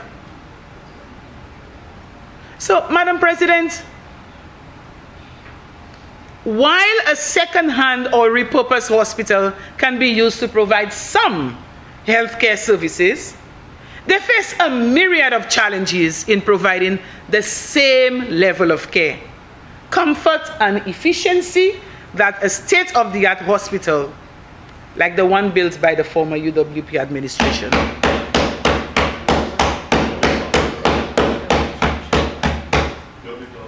Near completion.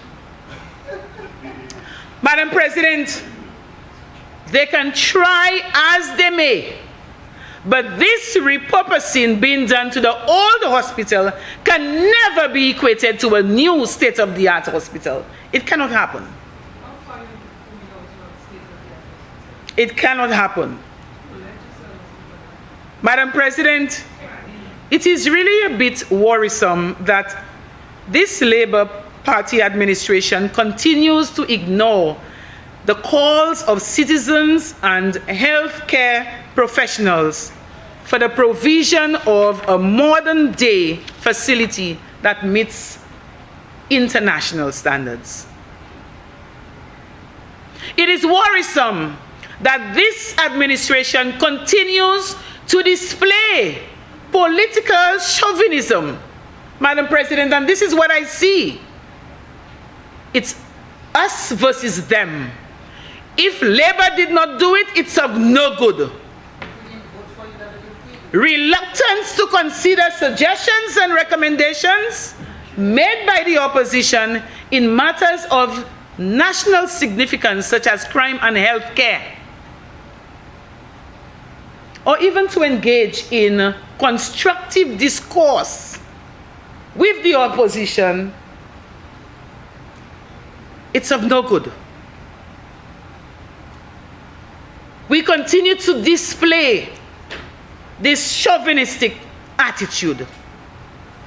Madam President, this outlook, which brings more division in this country, not only seeks to engender disunity among the populace, but more importantly, it retards growth and development in all sectors of our economy, including our healthcare system. Madam President, will this Labour administration join other islands in the region like Barbados, Guyana, and many others internationally in delivering a modern-day healthcare facility to its people? Or will the Minister of Finance and his cabinet kill this golden opportunity so that instead of preserving the health of the citizens of this country, through its political chauvinism, continue to protect the victory at all costs? These are important questions we need to ask.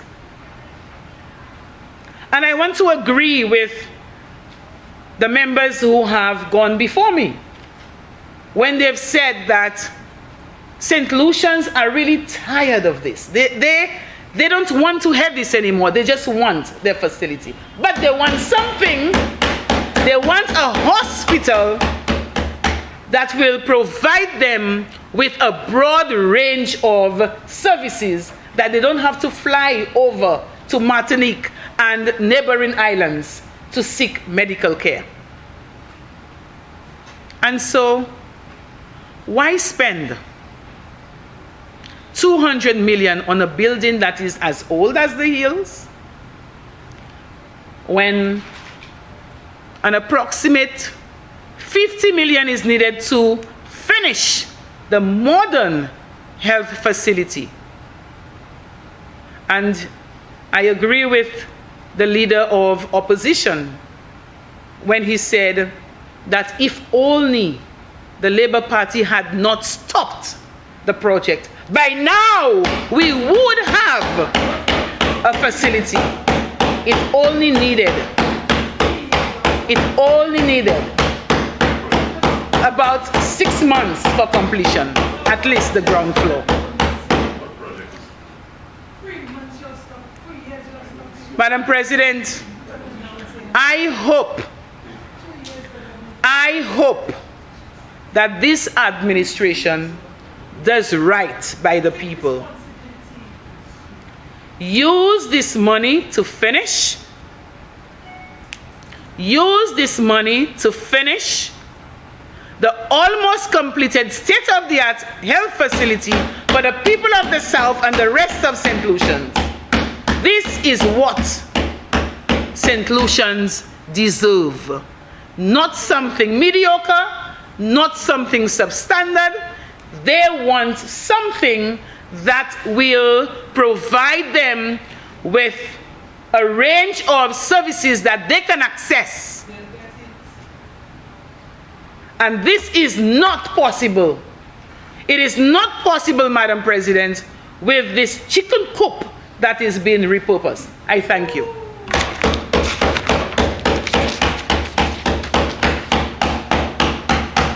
Thank you. Thank you.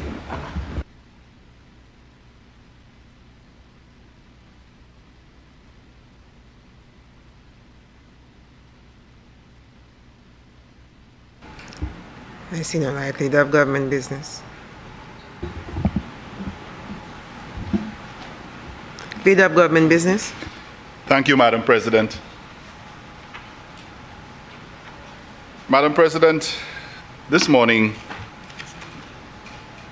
when I presented the motion, I had felt perhaps for once that we could have agreed on some basic things about what was going on. with this St. Jude Hospital situation. And so this is why when I presented the motion, I didn't venture into any serious historical misdeeds from anybody. I simply looked at the issue of the money that is being borrowed, the terms and conditions, as well as making a very emphatic point that what we want in this government's case is to complete the facility. But you see, we have an opposition that has a particular posture. And no matter what we do, no matter what we come here for, they have a script that they have to read from. Certain things must be said, even if it's not relevant to what is before us. Because some of us, or some of the opposition has not been able to distinguish between the chamber in Parliament and the platform on the boulevard or wherever they go. And so there has to be this drama and this, all of this bantering. But Madam President, let us try to refocus this discussion. I want to say, first of all, and I am convinced today, after listening to what has gone on in this debate, both houses, that this opposition, their biggest nightmare right now is the thought of the hospital being completed. You see, never mind the few utterances in between that we want the hospital to, I think the average St. Lucian does want the hospital to be completed. But for this opposition, Madam President, that is the biggest nightmare. And it has nothing to do with what they want for the people of St. Lucia. They know the price that they put on that hospital when they were in government. They know the consequence that they face because they decided to play with the people's money. That's right. And now that the government of the St. Lucia Labour Party has come to town and has made a very strong statement that this hospital will be finished.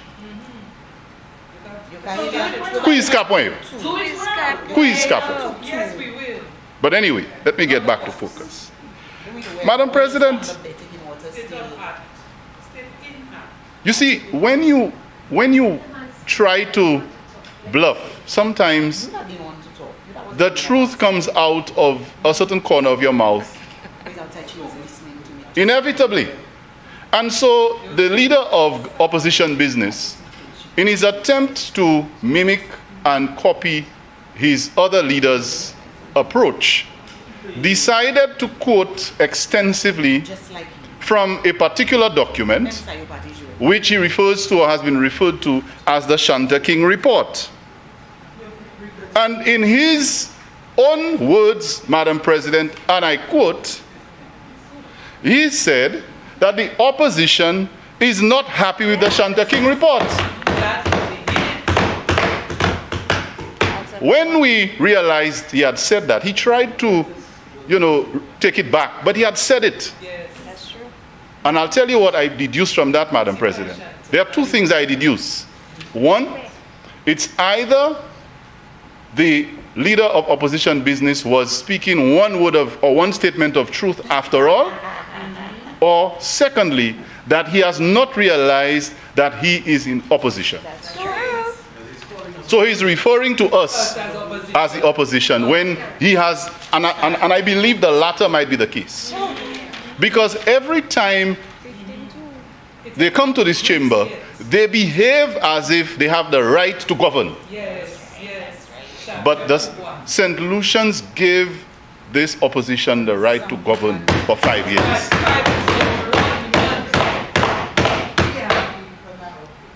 And when we lost the elections, we put our tail between our legs. We went back, we reflected on what we may have done wrong. I sat on this side for 5 years. I was in this chamber. We supported certain bills. We supported certain initiatives when they were in the interest of the people. And we gave the government suggestions. We conducted ourselves as an opposition that was responsible. and did what we had to do, waited our 5 years. They went on a runter and a bunter, all kinds of things they did, offended the people of this country to the extent that the people took them out of office. And now they are coming to this chamber and referring to us as the opposition. But you see, Madam President, the records never lie. There are some things, lay along your shape, you pass a point. So, Madam President, it was quite appropriate when the leader of opposition business made that statement. Madam President, this Shanta King report has become a very popular document of this House all of a sudden. Say Shanta, Shanta, Shanta, Shanta. Everybody is Shanta. So the Shanta King report is now the reference point of the opposition. Madam President, I did indicate that I sat over there for 5 years in the Senate. And I remember in both houses, the opposition then, I am very careful, the opposition then made several requests, implored the government to make available that report that we knew existed.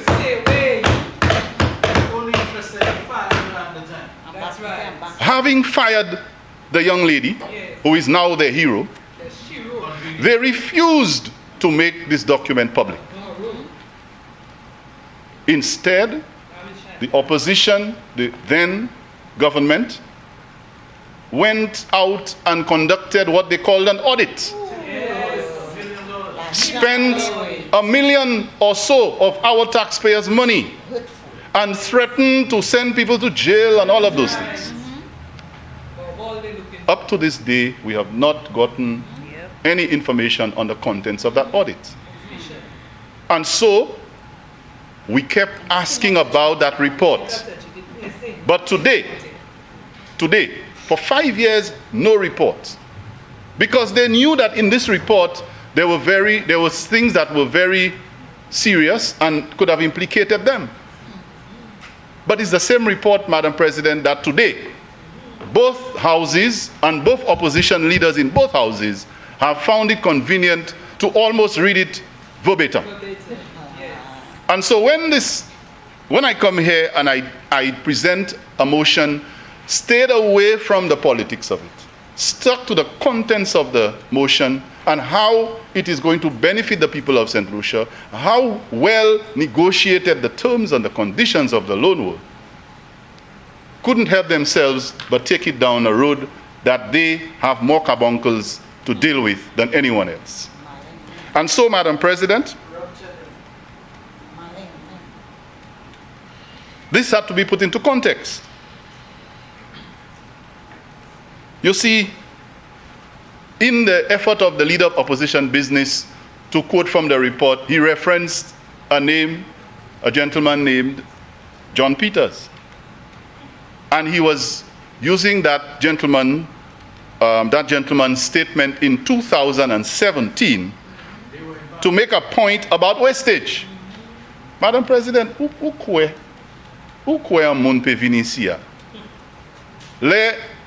On ti misye te ka pale di gaspiller l'argent pendant temps yo te a gouvernement. Mais ça c'était 2017. Yo te a gouvernement ka gaspiller l'argent. Ti misye a ka di yo las gaspiller l'argent. Mais en 2023, jodi a, yo ka servi par wol ti misye a pour parler di gaspiller. So, Madam President, what I want to know is... Madam President, I rise on a point of order. You sure what is your point of order, Senator Madam Fede? President, the member is misleading the House grossly, deliberately.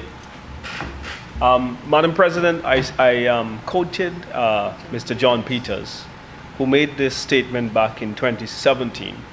And John Peters was actually commenting on the FDL report, which was criticizing, was a report done auditing the first phase of the St. Jude's project. Yes. And what has actually happened, yes, Madam President, is that at that time, We were just auditing what was happening. We were taking our time to understand. We had not started construction or made a decision on which direction we were going with St. Jude's. So at the time Mr. Peters made the statement, we could not have been criticizing us.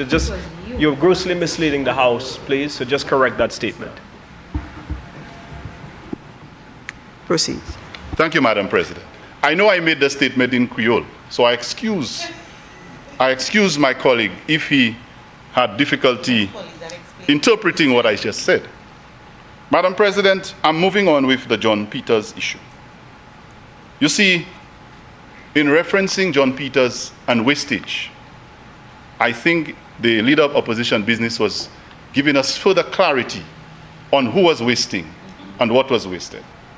So I thank him for that. Because in 2017, we know who was in government. It was the United Workers' Party government. And we know what happened during their tenure. So I think they are better able to talk about wastage than we are. Madam President, I will not spend the entire rebuttal going back at what the opposition said. But there are a couple of things I will put into perspective before I close. And so, Madam President, let us talk about the state-of-the-art argument. The state-of-the-art hospital. We were giving, the people were going to get a state-of-the-art hospital. Can someone remember how much money was spent on what was considered by this opposition as state-of-the-art? State-of-the-art? We need to know. And what we have today, it is still there, and I thank the Prime Minister in his wisdom. We did not demolish it. We're not into demolishing things that people have spent taxpayers' money on. We didn't demolish it. It's there for everyone to see. Up to this day, anyone who wishes can go and have a look at what it is. The state-of-the-art facility is still there, quote unquote. And what is the state-of-the-art? 3 things, Madam President. Cladding, drywall, and a metal frame. That's state-of-the-art. And well, waterfall from the top when it rains. Can you tell St. Lucians who can still visit Vieux-Fort? Vieux-Fort is not far from here. You can get here in an hour. Who can go there and see for themselves what you did with how much? Almost 200 million? And you're telling me today in 2023 that this is what state-of-the-art was? And on the eve of elections, trying to borrow so much money, 70 plus million. So, I mean, state-of-the-art, I think by now we are better able to understand state-of-the-art because now we are doing the state-of-the-art work. So, Madam President, I had to deal with the state-of-the-art concept because I think we understand what it means. Now, during the discussion, there were moments when I was very confused about the posture of the opposition. Not for the first time. I was asking myself, is the opposition supporting the motion or are they opposed to the motion? Because I remember the opening statement of the leader of opposition business was that he's opposed to this thing. And I was saying under my breath, it's not how loud you say it, but it's what you say. But somewhere during the presentation, I pointed it out that I heard him say he supports the motion.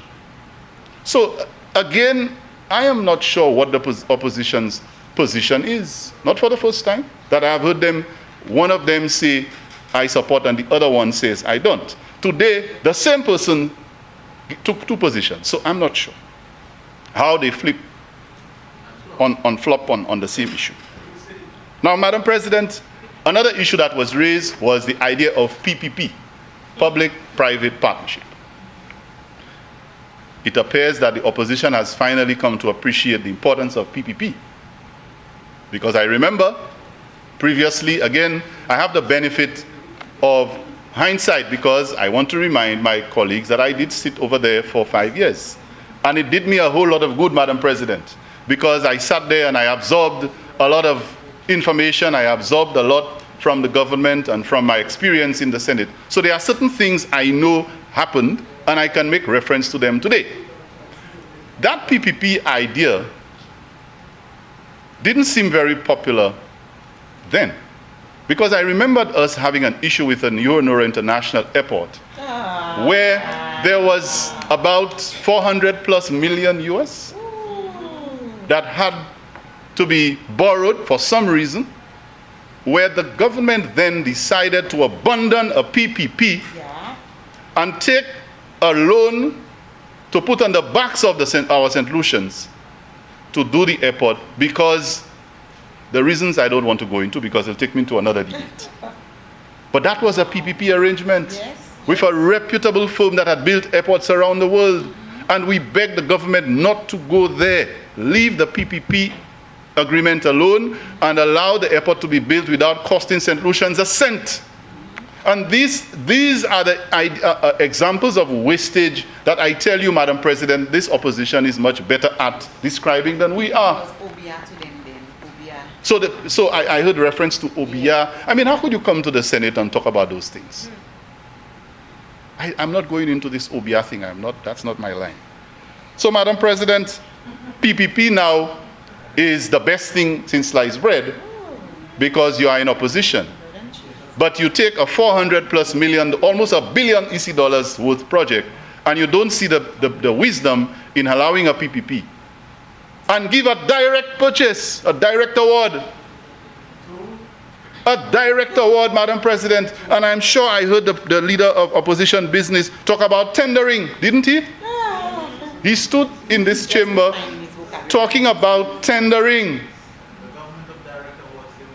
30 direct, was it 30? Am I correct? 30 direct awards signed in a day by an acting prime minister. Under his watch, he was in cabinet. The other two senators, they were not in cabinet. He was in cabinet. The director of implementation. And then, one of them was implementing. Well, she's my good friend. Let me leave her out of that for now. Unless she provokes me otherwise. But the leader of opposition business was in a cabinet where his acting prime minister signed 30 direct awards in a day. And a direct award was given for the largest infrastructure project ever to be undertaken in this country. But today, he will come and talk about tendering. Don't demonize it. Tendering. And I think we understand why direct awards are given.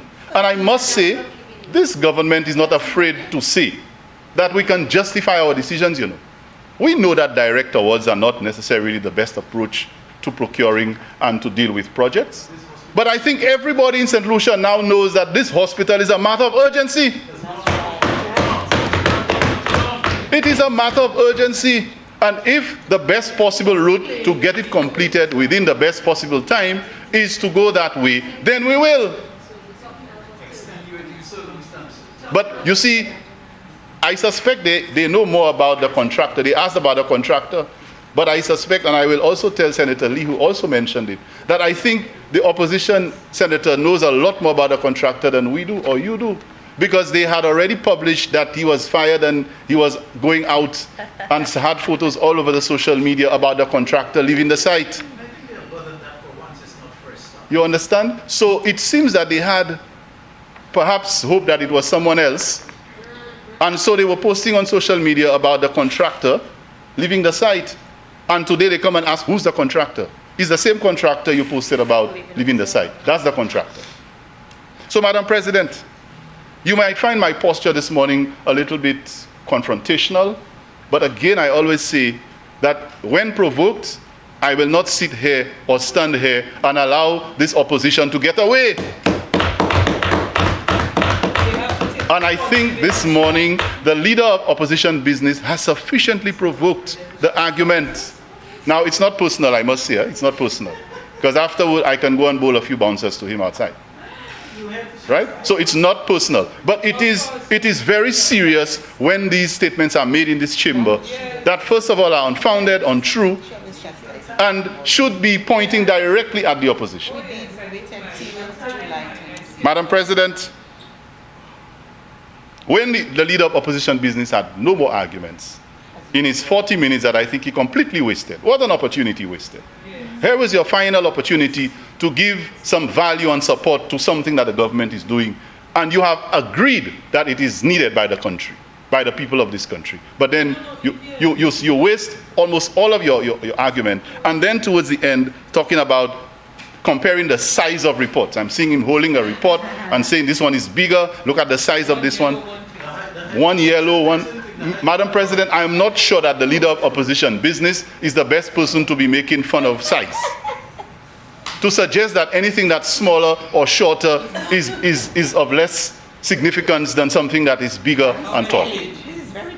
If that logic were to be applied to the Senate, then I think some people would have been unfairly judged.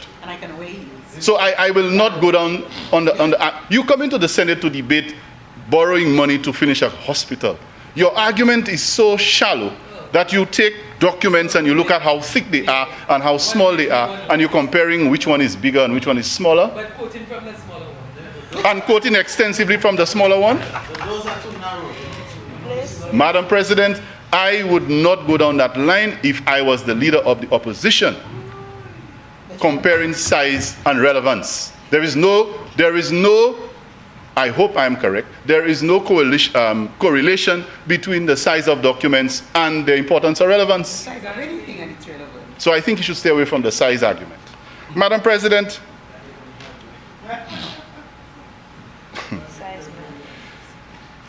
I want to wrap up. And before I do, I want to respond to some of the observations made by the independent senator. And you see, as a government, we're not getting vexed with people with independent views. I know he threw some real tough questions and some really, telling arguments on this, and I expect that. He's an independent senator. That is what he's here to do. And if some of these are leveled at the government, we will take it. We will take it. But it was interesting when he started how hard the tables were being hit. But towards the end of his argument, I saw complete silence. Madam President, one of the things that he mentioned was the communication, telling St. Lucians what is going on, the cost and the developments and where are we with the project. Madam President, just by way of information, I want to inform him that on the project, we actually have a communications team headed by Jade Brown, who gives regular, weekly updates on the progress of the hospital. That never stopped. And I want to not think that he was being in any way malicious. I think he genuinely would not have had that information, but I just want him to know that that is there. And it's not just one individual. There are also technical people who feed the information to that communications team to give St. Lucians regular weekly updates on the progress and the development at the St. Jude Hospital. Right? And so even the media is always welcome. They have brought them onto the site to do tours. We're not hiding anything. I remembered when we wrote the government then as an opposition to ask for permission to visit the site. As His Majesty's opposition, we had the courtesy of writing to the government to ask for permission to go and visit the site. That we were denied. That's right. She used to be standing there blocking it. I don't know. I'm hearing that one of the current senators was standing in the way. I don't know. I didn't see that. But if that was so, why are you now, pretending as if you don't know what's going on? Well, at least we are open, Independent Senator Lee, to that discussion, and I have no difficulty with your observation. We are just saying that we are doing so, and we welcome any other suggestion that will help to bring more clarity and more accountability to the people of this country. I have no problems with that. Madam President, I heard also an argument about the Ministry of Infrastructure. The Ministry of Infrastructure. And that was by my colleague, Senator Polius, in the beginning of the argument, that the Ministry of Infrastructure needs to be in charge of this. But Madam President, it seems that the opposition is now aware that this project should have actually been under the supervision of the Ministry of Infrastructure. This government has made sure that infrastructure, economic development, and health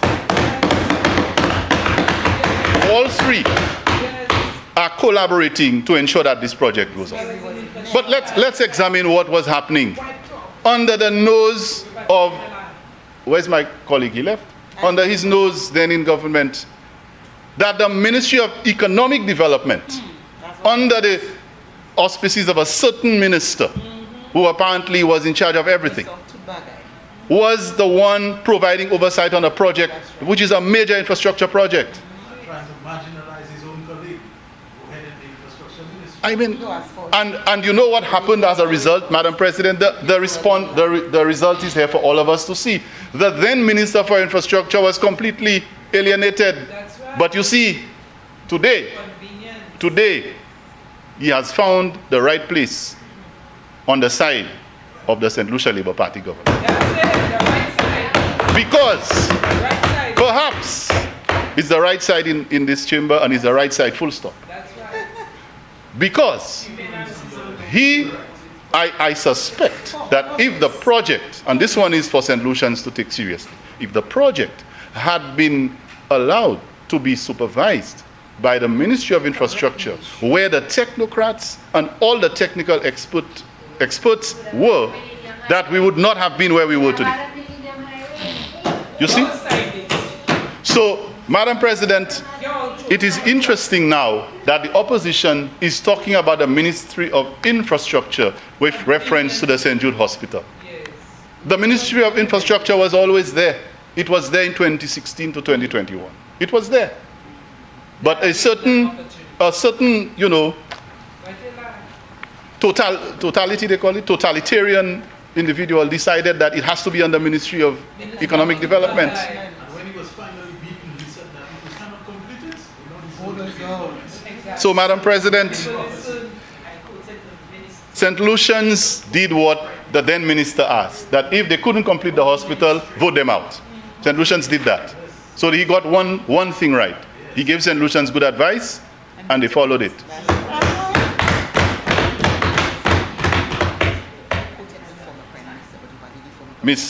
Madam President, I hear an argument that continues to be repeated about old buildings. I think Senator Polius made reference to it, and I heard it on Tuesday. What are you doing with this? Why are you sending people into these old buildings?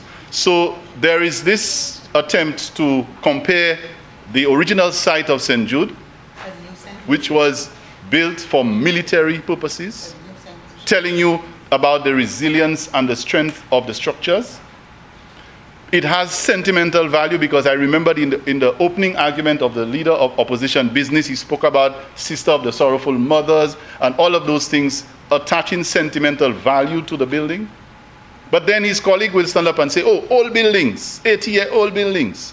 You see, this opposition has always had a problem with buildings of that sort. Because we had a building that was how much? About 100 years old? Yes. That they just decided to demolish. Right there. Right there. Just demolish it. They had plans to demolish this very building that we're standing in. Demolish everything that has some kind of historical and sentimental value to this government or the people of this country. As if there is an attempt to wipe out the history of St. Lucia altogether. That will never happen because the people of this country appreciate who they are, their identity and their history. And even to the extent that their own political logo was, I knew about flambeau, but now I see. So there is this kind of movement to change the identity of everything. And every building that appears to have some kind of sentimental, historical value has to be demolished to build boxes. But our people understand those things. We understand the importance of that. I heard an argument about old buildings, 80-year-old. When you the tourism industry, I wish the minister was there, the former minister was there, he was the former minister of tourism. The tourism industry of the UK, particularly Britain, is strongly built on preserving old buildings. How old is Big Ben? And all of those, when you do a tour of London, a whole day, 99% of what you see is preserved old buildings and old things with age, centuries old. They use that as a tool to market their country. People pay millions every year to go and see those things. But in St. Lucia, anything that has historical value, mash it up. No wonder there was all these issues with the National Trust. The National Trust. I can understand why the Conservation Authority and the National Trust had so many issues with the then government. But Madam President, I did see that this morning I didn't want to spend my entire rebuttal on those things. One more thing I need to mention, and that is on a matter of a technical matter. Whether or not the new, what they consider the state-of-the-art building, that box was completed. And our government has been very careful not to destroy it. So it means we have plans for it. But it would not, on its own, suffice and be able to provide all the services that the hospital would have needed. So even if, for some reason, that box were to have been completed, it would still require the other buildings, the original buildings, to be able to provide all the services that were there.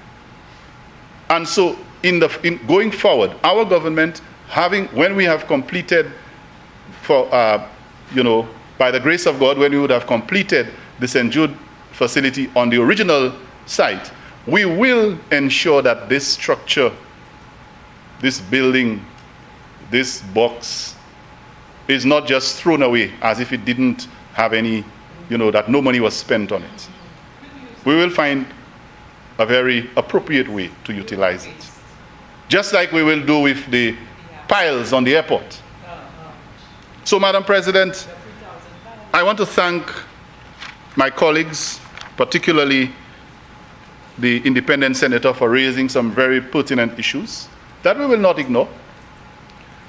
I want to thank the opposition for giving me content to respond to. But I caution the opposition going forward. We have a bill to come. Do not go and open those doors that stare you in the face.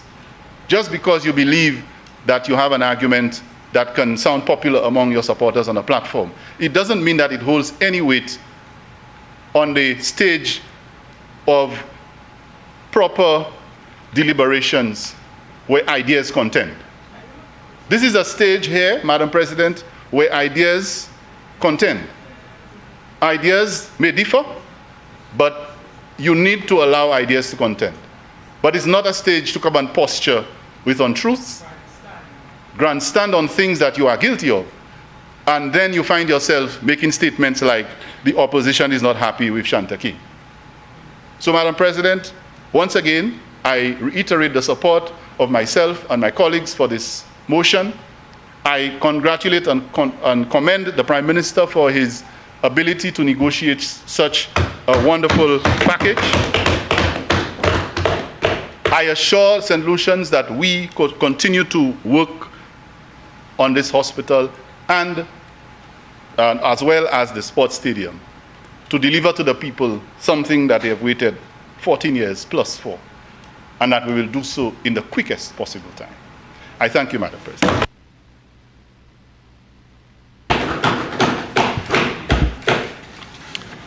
Senators, the question is that Parliament authorizes the Minister of Finance to borrow from the Saudi Fund for Development the sum of Saudi Riyals 280,250,000 to finance the reconstruction and rehabilitation of St. Jude Hospital projects. Be it further resolved that A, the loan is repayable in 20 years after the grace period of 5 years from the date of the loan agreement commencing on the 15th day of May and the 15th day of November in each year after the grace period. B, interest at a rate of 2% per annum is payable semi-annually on the principal amount of the loan withdrawn and outstanding. I now put the question. As many as are of that opinion, say aye. Aye. As many as are of a contrary opinion say no. I think the ayes have it. The ayes have it. Bills. Leader of Government Business. Thank you, Madam President. Madam President, I beg to present for second reading a bill shortly entitled Health and Security Level Amendment.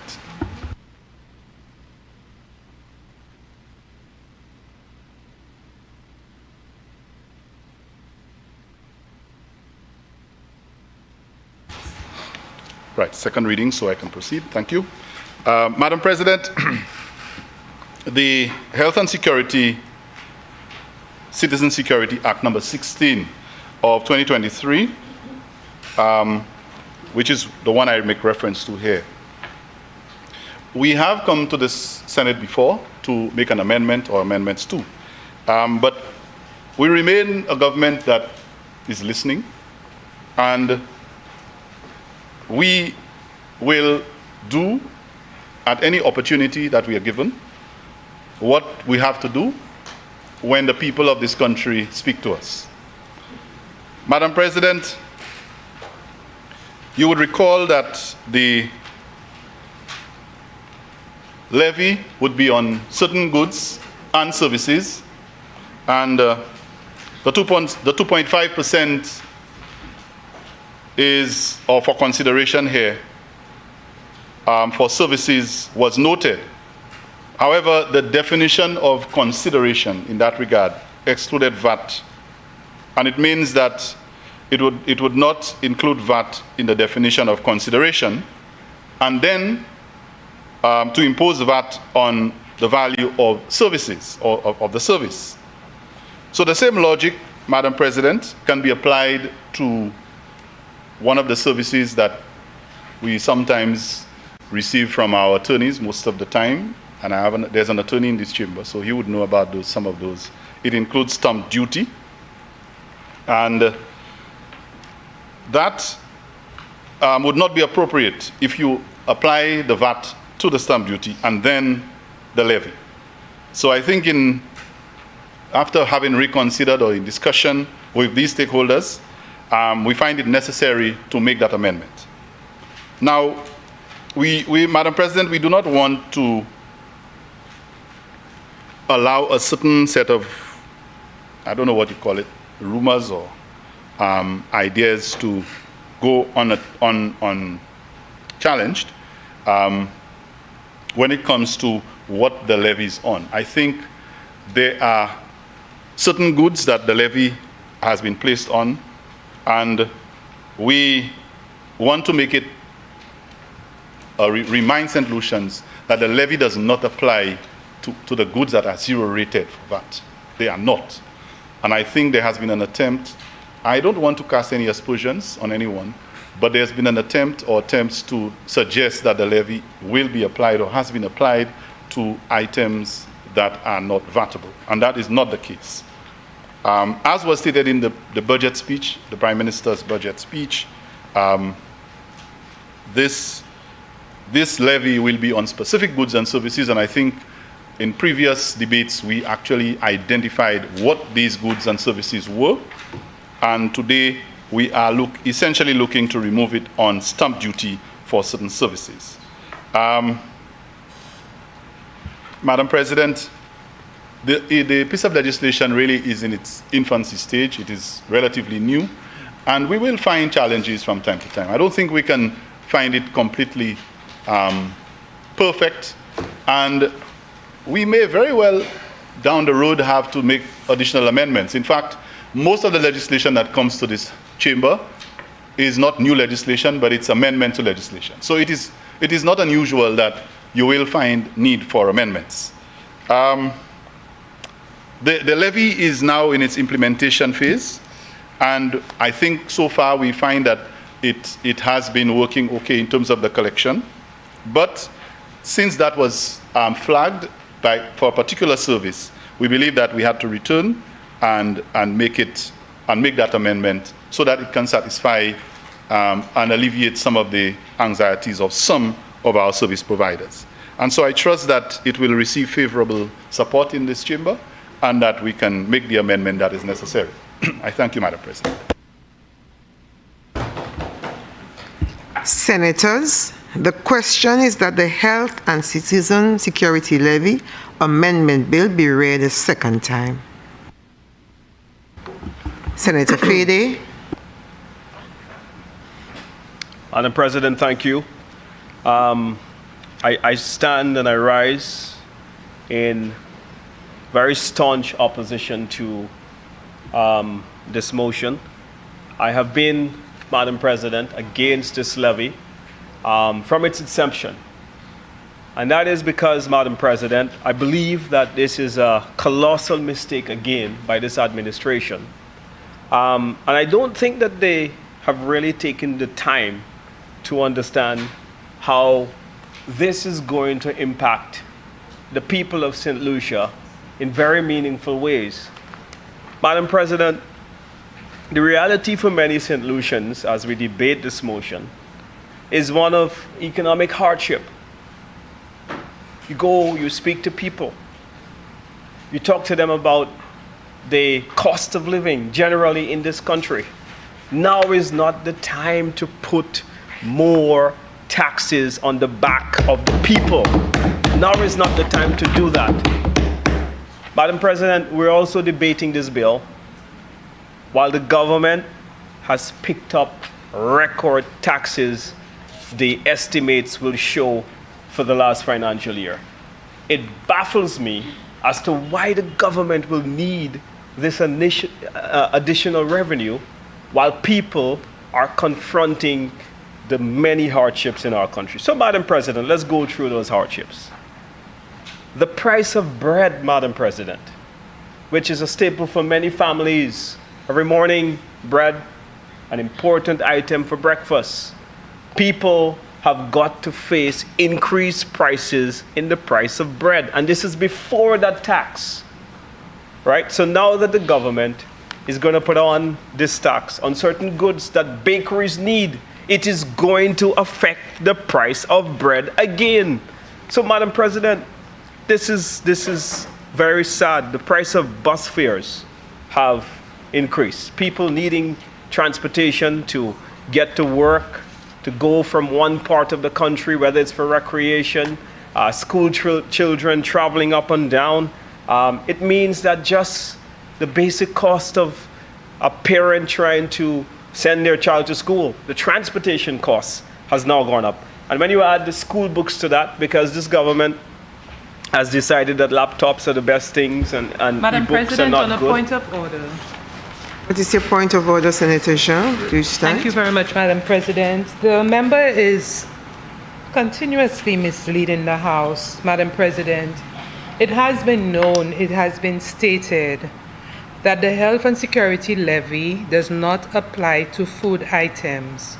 Flour is a food item, which is an input into bread. Sugar and all of the elements that go into bread are food items that do not fall under the health and security levy. So we must not say that the price of bread will rise as a result of the health and security levy. This is misleading to the House and by extension to the people of St. Lucia. Senator Fede, I think Senator Jean has raised a very important point, and I think you should be so advised as to not lead with the information that you provide. Maybe you should withdraw that, Senator Fede. Madam President, I want to read to this House a notice put out by KFC. They are a food supplier in this country.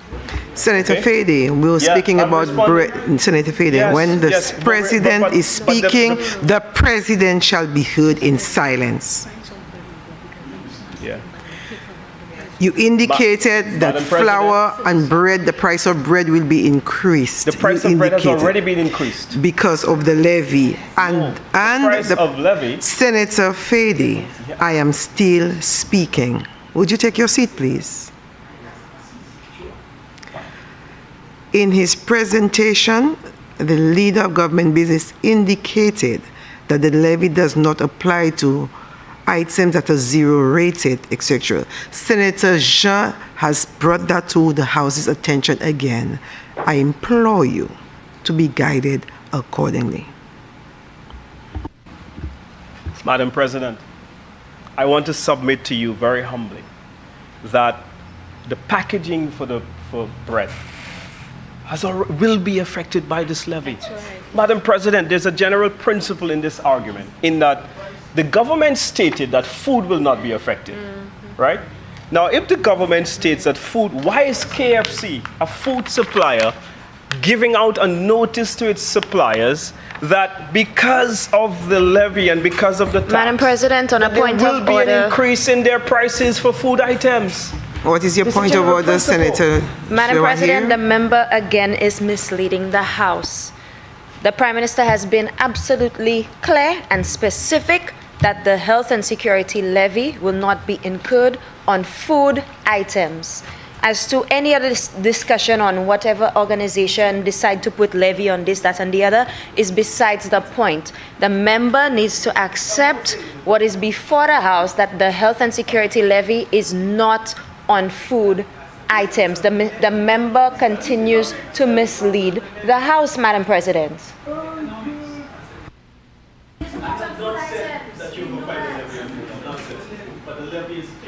I am proceeding. Let there be silence.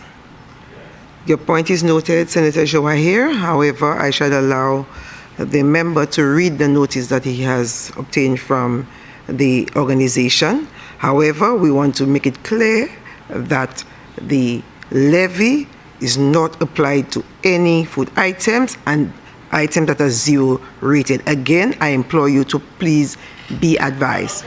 Proceed. I am listening. So Madam President, while the levy has not been imposed on food, okay, and I've never said that it has been imposed on food, but what is clearly going Senator, to happen? I want you to be aware of what you're saying.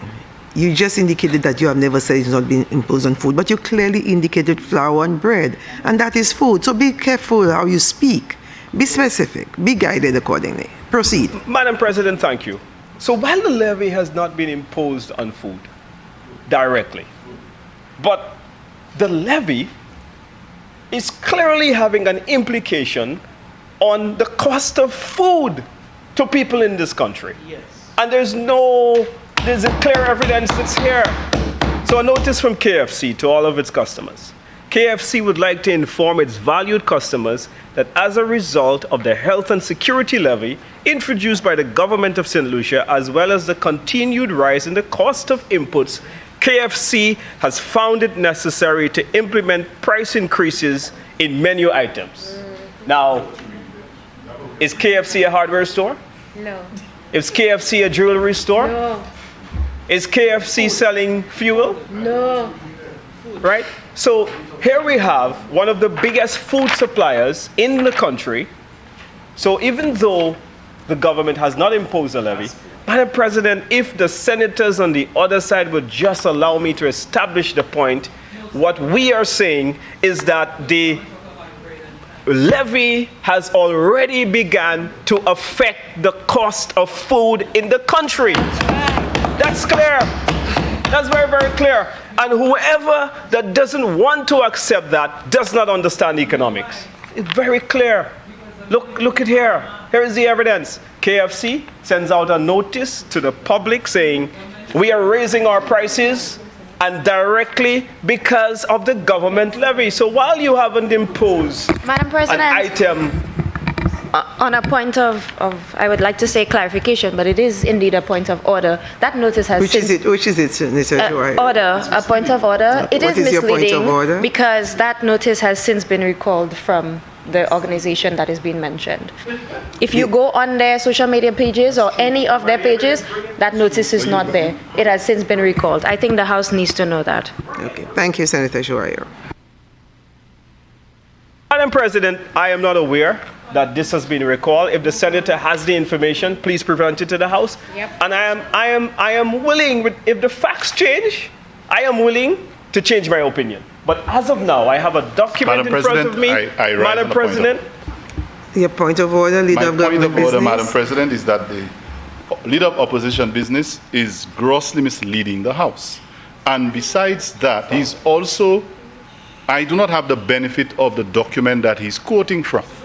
It is well established in this chamber, Madam President, that he has attempted to quote from documents that do not exist, number one, and that what he was reading was not what was on the document. That has happened here before. So I am not prepared to accept the leader of opposition business reading something that I have no information about, that my colleague has challenged that is no longer in existence.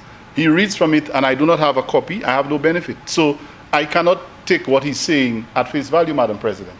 And especially since two of my colleagues have raised objections regarding what he's saying, because we believe it's misleading. So I'm standing on the point of order to suggest first that it is misleading because here is contrary information being provided. And what he's quoting from, I don't have the benefit of it. So if I might add, Madam President, if he wants to continue to quote from a document, I need to have a benefit so I can verify what he's reading is what's on the document. And I submit also that we have indicated on this side that since what he's alleging, there has been a publication to the contrary. There's been two sides to this presentation. At this point, Senator Fede has presented a message from a private organization. Senator Joa here on the other side has indicated that this message has since been withdrawn. I want to advise Senator Fede that you move on with your presentation. However, staying away from the case unless you can provide that from a most up-to-date one. Move on. Move on with your presentation.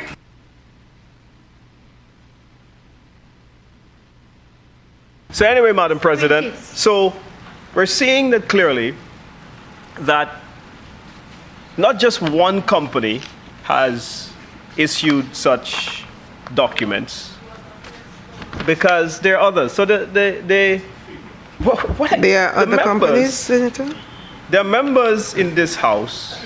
Senator Fede, that, yes? You are indicating that there are other companies that have put out such messages. Could you please indicate? Yes, I will. I will. Madam President, just allow me to present my I want to ensure, I wish to ensure that we have... So if the members on the opposite side have the information that KFC has recalled it, then bring it to the House. I have gone through my research, I've brought it to the House. Please do the decent thing. Senator Fede, right? I am saying to you, you indicated that there have been other companies who have brought out such notices.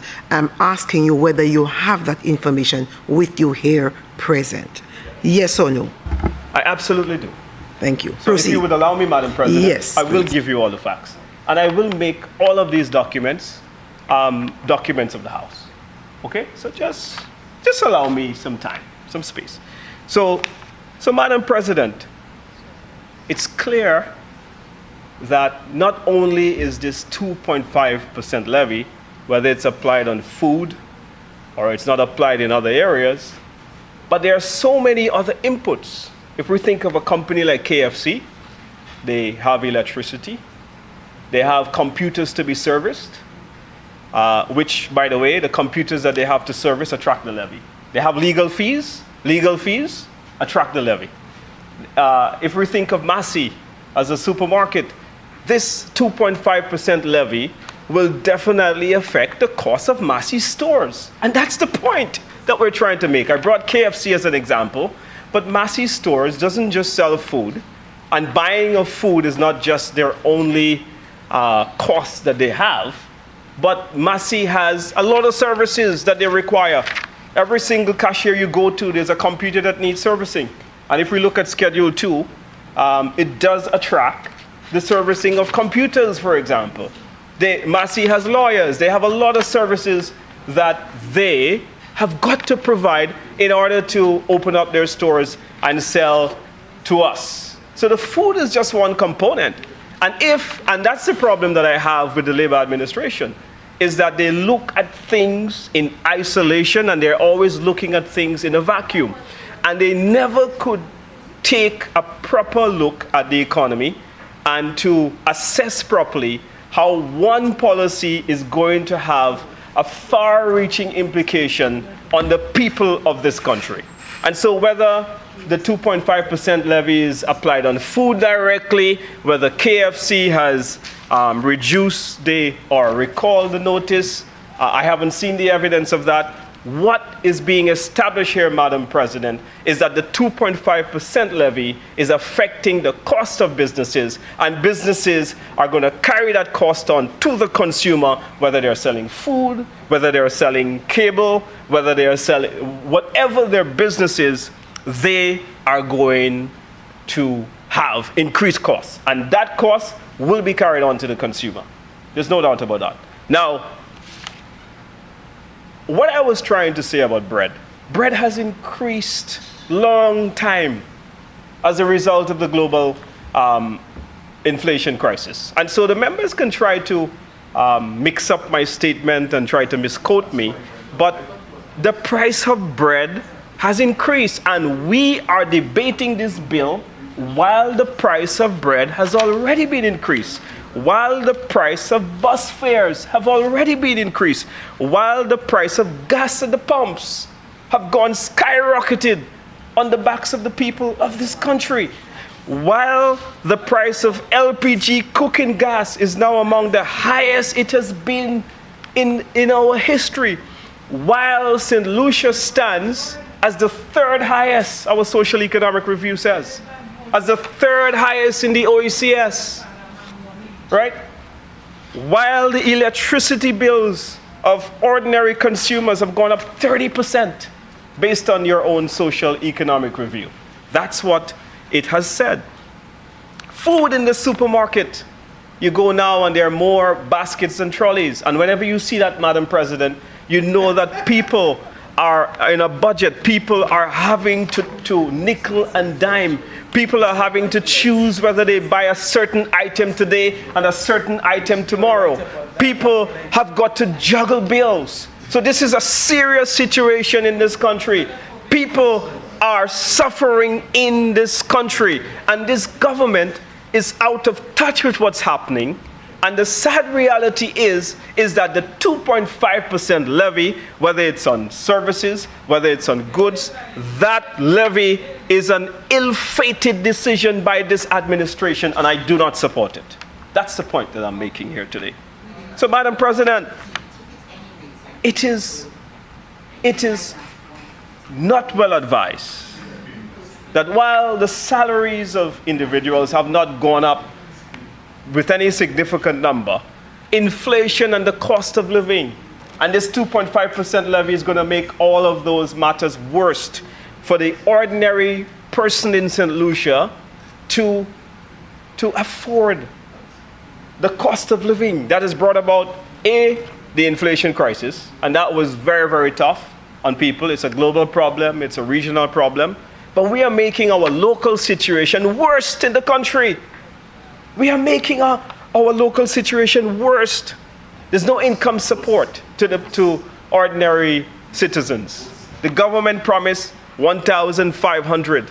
And so instead of giving the people 1,500, you have then imposed a tax on the backs of the consumers of the country. That means that you are out of step with the economic realities of the country. So now you've got all of these companies that are saying, look, we are going to have difficulties. Digicel. Maybe this one has been recalled as well, right? If Digicel has recalled their statement, but I want to read from a letter dated from Digicel, okay? And it is signed by Nakima Roya Jabatis. And it says, it's dated the 8th of September 2023. Dear valued customers, okay? At Digicel, we're committed to providing you with world-class fiber broadband experience by delivering a reliable service with blazing fast internet speed and up to 1 GB. You deserve the best, and we hold ourselves to a high standard for you, making every effort to balance the need to continue investing in the services that St. Lucians use and love, while keeping our prices and services competitive and compelling. Goes on to say, here's the defining paragraph. Like every other company in St. Lucia, we are facing the impact of increased cost. Okay? Increased cost. Every business, whether you're in food or the cable business or internet or cell phones, you have increased cost. Why can the members on the opposite side not understand that people are feeling it? So we go on now. Yep.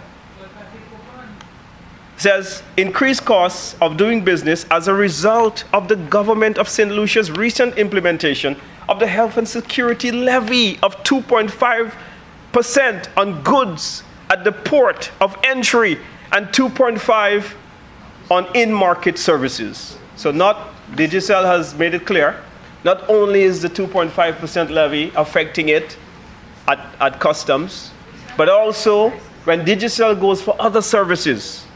We're debating services today, right? When Digicel go for other services, it is saying that it also is confronted by this 2.5% levy. Ill-fated mistake. People have bills that have racked up to the sky. People are still rationalizing and trying to cope with bills that have come from COVID-19. Now, I noticed that they haven't said that Digicel has recalled this one, but they're busy scouting the internet to see what is going on. But let's wait and see. So all of this, Madam President, by not admitting that we have a problem of cost of living in this country. We do. And the evidence is clear. It's here. So to get up and to say that the leader of opposition business has a reputation of giving false truths and giving wrong statements is disingenuous, Madam President. Disingenuous. Okay? Deal with the fact that we have a problem in the country. It's here. This is from KFC. Notice. Okay? This is from Digicel. Please make this a document of the House, sir, so that everybody can have a copy and satisfy yourselves. And if you see Dominic Fade's signature there, tell me I forged the document. Because the truth is facing you. Okay? So here is what Digicel says to its customers. Digicel goes on to say that because of the 2.5% levy, it says that applicable to your service of October 8th, 2023, the standard 12.5 VAT will then be applied. Goes on to say, your current monthly subscription to fiber, $350, is $165 inclusive of VAT. As at October 8th, your new monthly subscription will now be $174. Well, I make that up. Madam President, I didn't make up those prices. These price increases have come from Digicel. Just imagine how many more customers have received similar letters. Just imagine how many more companies are currently in draft to send out letters similar to KFC and letters similar to Digicel, right? To show that, hey, look, the 2.5% wasn't our idea. The 2.5% is your government's idea, and you have to carry that on your back. And that's, beg your pardon? Oh, absolutely. Yeah. Absolutely. Yeah. So the situation is real, the implications of this 2.5. But the implementation is another story, Madam President. The implementation is so bad. And please allow me to, Madam President, please allow me some latitude to get the Principal Act on my phone, because I want to go through Schedule 2, the list of services that this government has published in the Principal Act. I'm reading from the Health and Security Principal Act, and if you got it, you can follow me. But there are a list of 36 different services that will be impacted by the health and security tax. We've just seen palpable evidence of Digicel and KFC, yes. Food is going to be impacted by this, even though the government didn't intend for that to happen. But again, the government is showing that it doesn't understand how the economy of this country works and how it affects ordinary people, because they would never ever stand up and even attempt to say some of the things that they have said, because clearly, Madam President, it's having a far-reaching implication on the lives of many St. Lucians. So, Madam President, number one in the schedule, wireless telecommunication activities. We saw the letter from Digicel and how that's going to affect cell phone bills. Think about it. WhatsApp data. You're buying, a lot of people do top-ups, Madam President.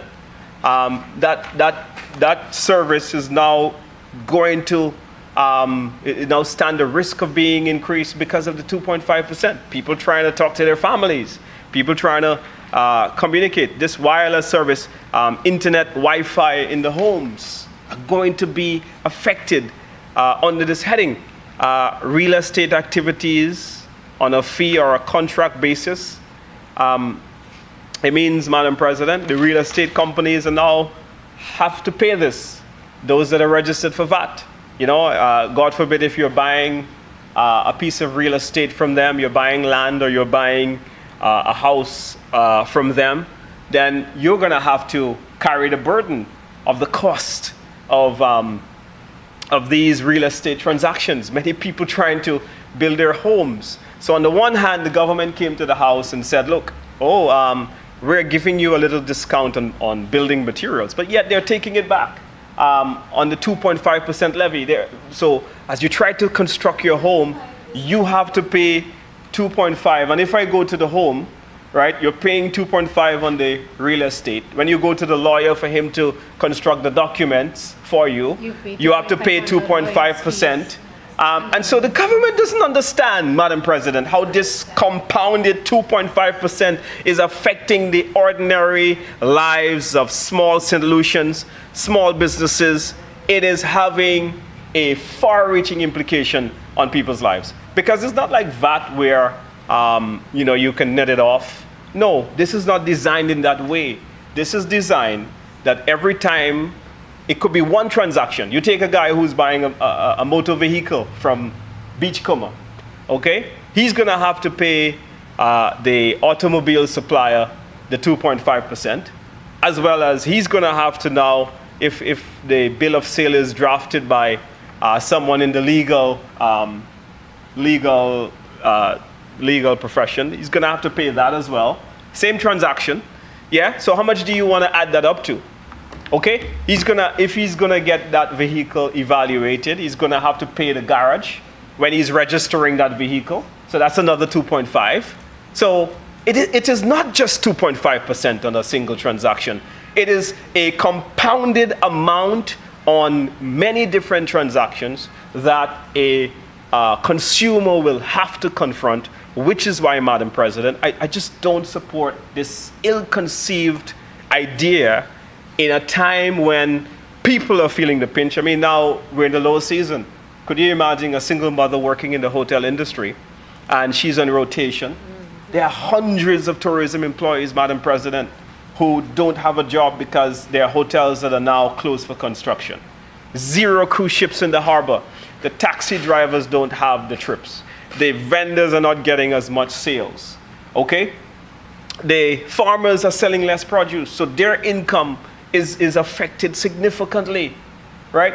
And now you're putting this 2.5% in the economy, in the marketplace, that is going to have such a significant implication on the backs of ordinary people. Activities of collection agencies and credit bureaus. So it means that, boy, if you fall short and, things are rough, and, the credit bureau have to pick up the money from your late payments to courts or hire purchase with another institution, then this 2.5% also applies in the transaction.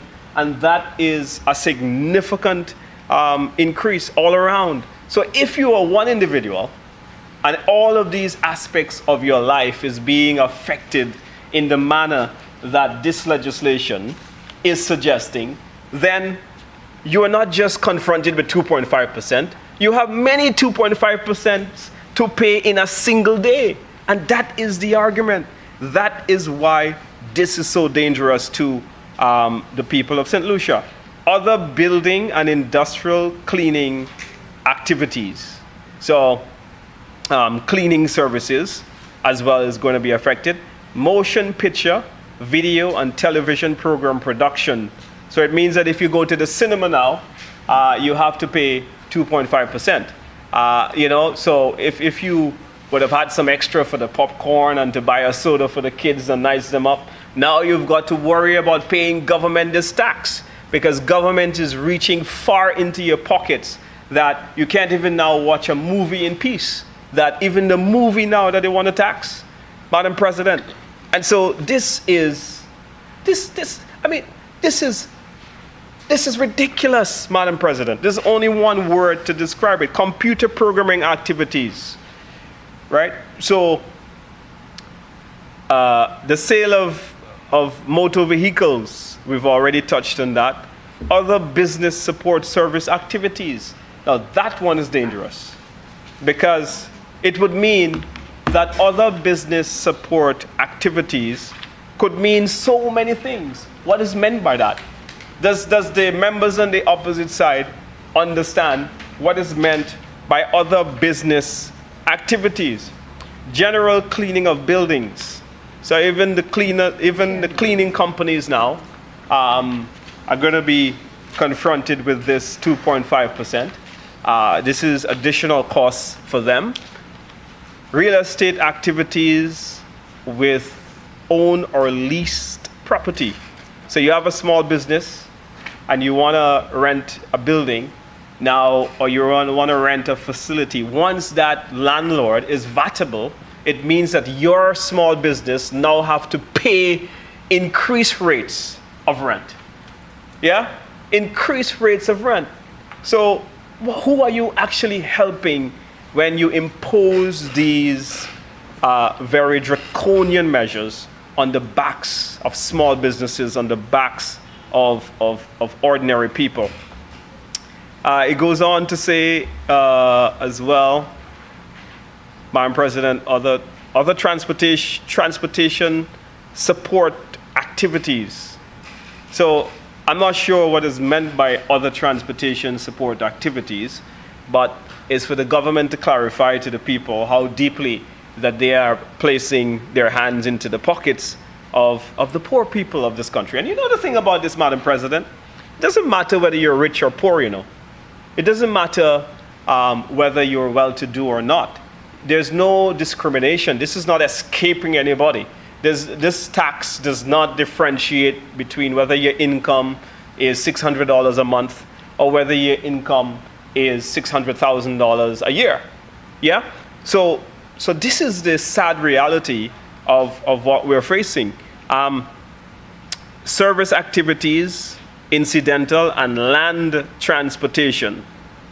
Service activities incidental to land transportation. Don't quite understand that, so I don't know. Photocopying, document preparation, and other specified office support activities.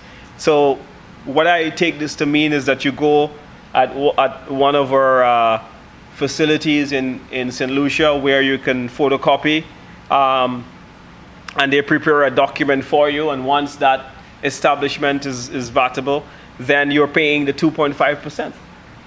I mean, on just going to make a simple photocopy in an establishment. And that really goes to show you how egregious this is, how unconscionable this bill is. And so I have many reasons, Madam President, not to support this legislation, because it really, in so many ways, continues to affect the people of this country. Advertising. So you have a crusade as a church, yeah? And you want to advertise that crusade, you still have to go and pay the 2.5% levy. And this is how egregious it is, right? It doesn't make any allowance in these services. You have a charity event, fundraiser, okay? You have a little barbecue, you want to advertise a little fundraiser you're doing to meet your your required healthcare cost. You as that person now, when you go to a radio or TV station to pay for the advertisement, you have to pay the 2.5% tax. And this government says that they are for you. This government is not for the poor people of this country. It is such an egregious piece of legislation. And you know, Senator, as they say, you have about 10 minutes to conclude. Thank you, ma'am. As they say, Madam President, it's in the detail. And so I want to spend as much time as you would allow me, Madam President, to really show people how this is going to affect their day-to-day lives. Now, specialized designed activities, only the government knows what that means. Other financial service activities except insurance and pension funding activities. So I would like a very clear explanation. I don't want to be attacked whether I'm short or small, but I think the people of St. Lucia would want to know what are these financial activities that the government is talking about. I am happy being short. I have no problem with my size, right? I want to make that absolutely clear. So any implication in this house about who is qualified to talk about size of documents and size of things, Madam President, it matters nothing to me. By now, I think that the members on the opposite side should know that while I might be frail in stature, my back is broad. Okay? Now, what I want from them though, is to clarify what is meant by number 19 on the list of schedules, which is other financial service activities except, well, other financial service activities. What is that? What does that mean? Does that mean if a person goes to the bank and they take a loan, do they now have to pay the 2.5% levy? Does that mean that if you go to Accel Finance or Fix or one of these institutions, that you now have to pay this 2.5%? I hope that Asusu doesn't now have to pay that too. But does that mean that when you go to a credit union, that the credit union would have to pay that too? Please clarify what is meant by these other financial service activities. Accounting and bookkeeping and auditing activities, tax consultancy. So all these prices are going to go up. The thing about it, Madam President, is while they may say the accounting firms are well-to-do, it's just like the KFC argument. But there are many small businesses that require professional accounting services so that we can file our taxes. So when you impose this on an accounting firm, you are not just imposing that on the accounting firm. You're imposing this on all of the small businesses that this accounting firm will now pass on this to. And so, again, another reason why I cannot support this legislation here today. Madam President, combined facilities support activities. Please clarify. Number 21. Madam President, through you, I would like to ask the Leader of Government Business to explain to the public what is meant by combined facilities support activities. Number 22, other information technology and computer services activities. So this is going to hit every person that requires information technology and computer service activities. So if a guy comes to your home and his company is VATable, this is from the, you see, you're not paying attention like you normally don't do. This is from the Health and Security Principle Act, the Principle Act. But we are amending it. So how do you come and debate an amendment without the Principle Act having a relevance? We're debating the services part of, but that is it. Okay. So, Madam President, so this health and security levy, which is a bad idea, is really, as you can see, is really having the members on the opposite side, the government side, are having significant difficulties hearing the truth. Because the truth, Madam President, is egregious to the people of the country, right? So I go on again, Madam President, in the list of services in Schedule 2 of the Principal Act. Public order and safety activities. So I want to put all the promoters that are having events, if they are vatable, Madam President, and they're going to deal with a security company, that security company will now be charged 2.5%, and that will be passed on to all the small businesses. And so, I look at this in so many ways. It's not just the 2.5. If you go by SNS, and SNS now have to pay additional to service their computers and their cash points. They now have to pay additional legal fees. They now have to pay additional fees to the security company. They now have to pay additional fees to Digicel. 5 more minutes. 5 more minutes, no problem. They now have to pay additional fees to all of their service providers. It means that SNS has close to a dozen 2.5% to pay. So when you combine all of these taxes that SNS has to pay, it means that an institution like that is going to pass that on to the general consumers. You're not hurting the businesses by doing that. You are going straight to the pockets of consumers in this country. And that, Madam President, is egregious. Plumbing, heat and air conditioning installation. Oh my God, we had a hot summer. And Madam President, a lot of people have installed air conditioning units.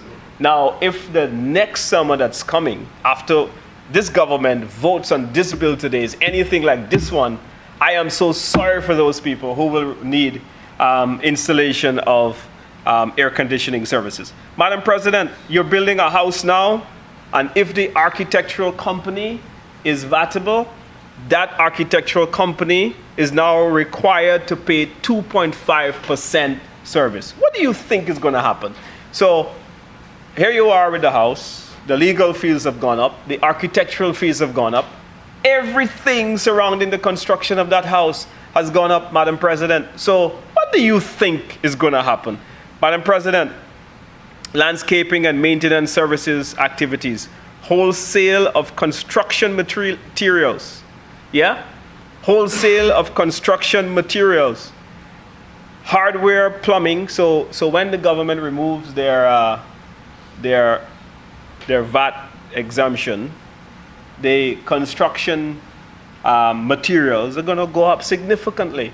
With this, it's not only VAT that's coming back, but it's also coming back with the 2.5%, based on how the legislation is crafted. So, Madam President, remediation activities and other waste management services, computer consultancy and computer facilities management activities affecting our lives in a broad-based, far-reaching, across the board. Madam President, this is ill-conceived.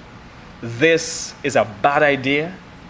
This is egregious to the pockets of the people of St. Lucia.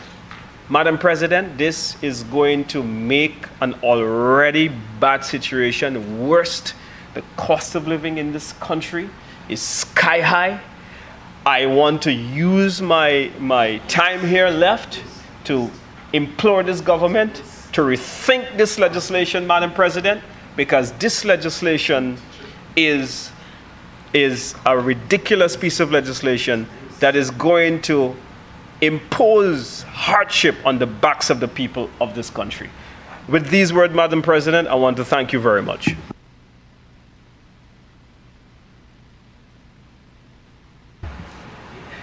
Senator Lee. Thank you, Madam President. The amendment today is actually largely the result of agitation by certain professional bodies. And I'd like to commend the government for listening to the concerns quickly and making the necessary amendments. I'm hoping that that tendency to listen will continue through the remainder of what I have to say. Whereas the leader of opposition business, I think, may have overstated things slightly, his concern, I think, is a valid one, that through the impact of the levy, it is going to cause increased cost of living in St. Lucia. The nature of business is such that once your costs increase, you're going to pass it on to the end users. They are not going to swallow the 2.5% increase. That being said, I wish to propose to the government, and as I said in my last presentation, that they have some confidence in the political nous or the political savvy of the electorate. Level with them, be transparent with them, and put some confidence in them to make rational and correct decisions. I understand the need, and again, when this bill was first brought to the House, I made the point that there is never a good time to increase taxes. It's never really going to be a good time. We understand the economic environment in which we exist, where there are increasing demands on government revenue against a situation where there's increased cost of borrowing, there's less concessional lending available. So government has to look to their local resources to increase the increase their revenue sources. That being said, I would wish to encourage the government to move to an increase in the VAT rate to 15% and remove the 2.5% levy.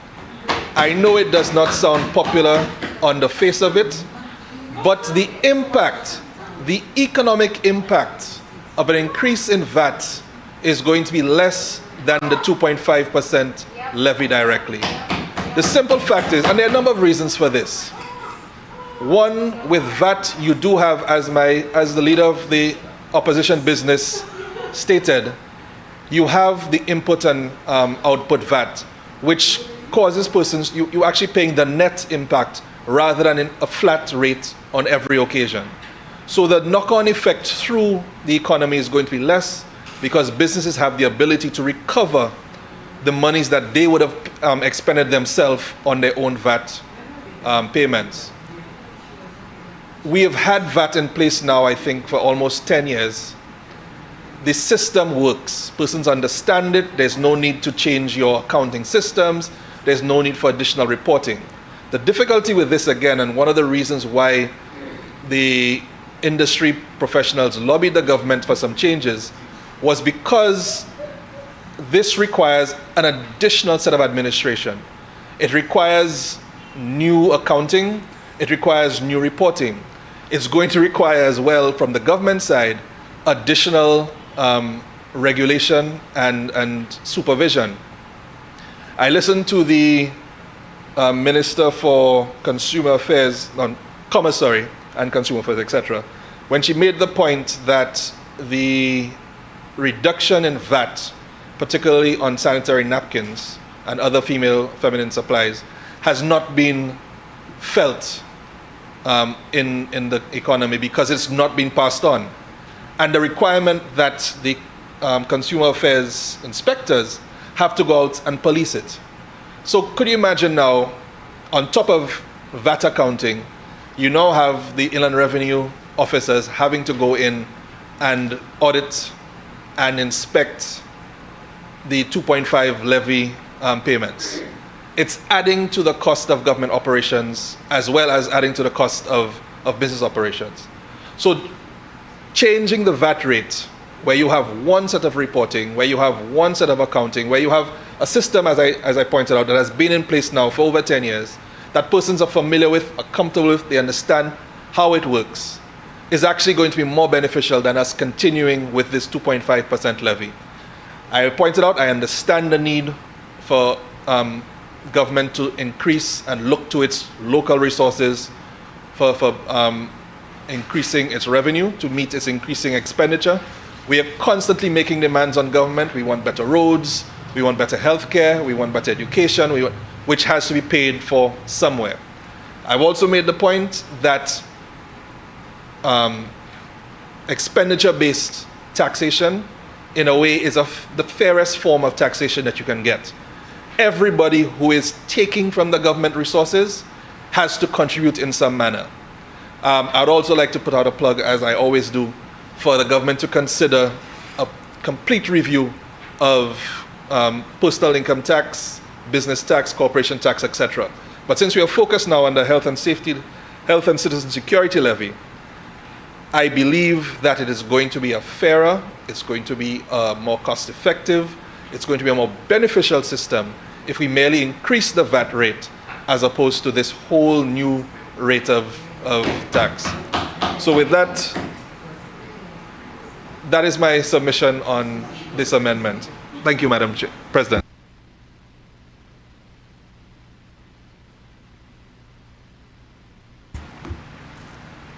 Senator Charles.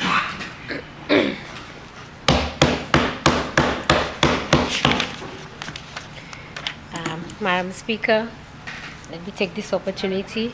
Madam President, sorry. Let me take this opportunity to thank, you're confusing me, to thank the Honorable Harold Stanislaus, who was not able to be here today to make a fair representation of the position of the opposition. I do have to say I was pleasantly surprised, Madam President, that I did not hear, not even from my Southern colleague on the previous bill. Oh, with reference to St. Jude's, but I don't know, it's a coplo, maybe a coplo. But I do stand up, Madam President, with reference to this health and security levy amendment. I think I'm losing track by now as to how many times that we've come to Parliament to make amendment to that piece of legislation. So I cannot tell you it's twice, it's 3 times, it's 4 times, but to my mind, every time there is a parliamentary sitting, there is an amendment to this levy. And I just want to start off because I recognize my colleagues on the other side. When the independent senator made a statement about increasing the VAT vis-a-vis the levy, they were like, oh, they were pleasantly surprised. But I will get to that to explain, Madam President, lest I be misunderstood. Yes. And the able, astute leader of government business, he has a way of picking up one little line of what you say and then running with it and misconstruing. So I will certainly explain what I mean. But I think I was also very surprised, Madam President, to see the level of defense by the members on the other side in terms of taking ownership to that 2.5 levy. They are so defensive. All of a sudden, they're not too happy with the 2.5 levy because apparently whatever it is that they thought is not. You understand? Because sometimes when you think of something and you say, this is what I'm going to do, and you have not put enough thought process into it, and the consequences of those come, then it's a different story. So my colleague put out a notice from KFC and all hairs stood up on all ends because everybody was, about KFC and not the price of food, etc., etc. So, Mr. President or Mr. Acting President, Mr. Deputy, is it Deputy? Okay, Mr. Deputy President, there is something called trickle-down economics. It's basic things, and you don't have to even be an economist to know that. But there is something called trickle-down economics which the members on the opposite have to understand. And perhaps there was a challenge, and maybe I will clarify, in my colleague when he spoke to the cost of food increasing. And so everybody, because the levy is not specific on food, it is assumed, and you are trying to sell to the general public, that the cost of food will not go up or should not go up. But that's not so. That is not so. And I'll give you a simple example. let's talk about local produce. I will talk about something that I know about. I do lettuce, and I produce lettuce for the supermarket. And whilst there may not be an increase perhaps in the price of the lettuce, remember when it is sold to the supermarket, there is something called packaging. The supermarket also now have to pay an increase in the cost of handling the product. They do clean it, etc. And then they buy the plastic bag, etc. so that they can package it and resell. So whilst there may not be a direct increase in the cost of the food item itself, because of the other services that are affiliated with the food item, it means that the cost of the food item will go up. So don't tell me that the price of food will not go up, and don't tell me that the price of bread will not go up, because the price of a paper bag to put the bread will go up. So we used to pay 50 cents for the paper bag, Mr. Deputy President, and now there may be a 2.5 on the price of the paper bag. So when you go and buy the bread, even if they tell, when you go and buy, they don't tell you the bread is that and the paper bag is that. They just tell you $2.50 or $3, because it's the cost of the bread plus the bag. So the price of the packaging will increase, so it means that the cost of bread may increase. All right? And that is the reality that we are facing. That is the reality that our friends do not want to understand.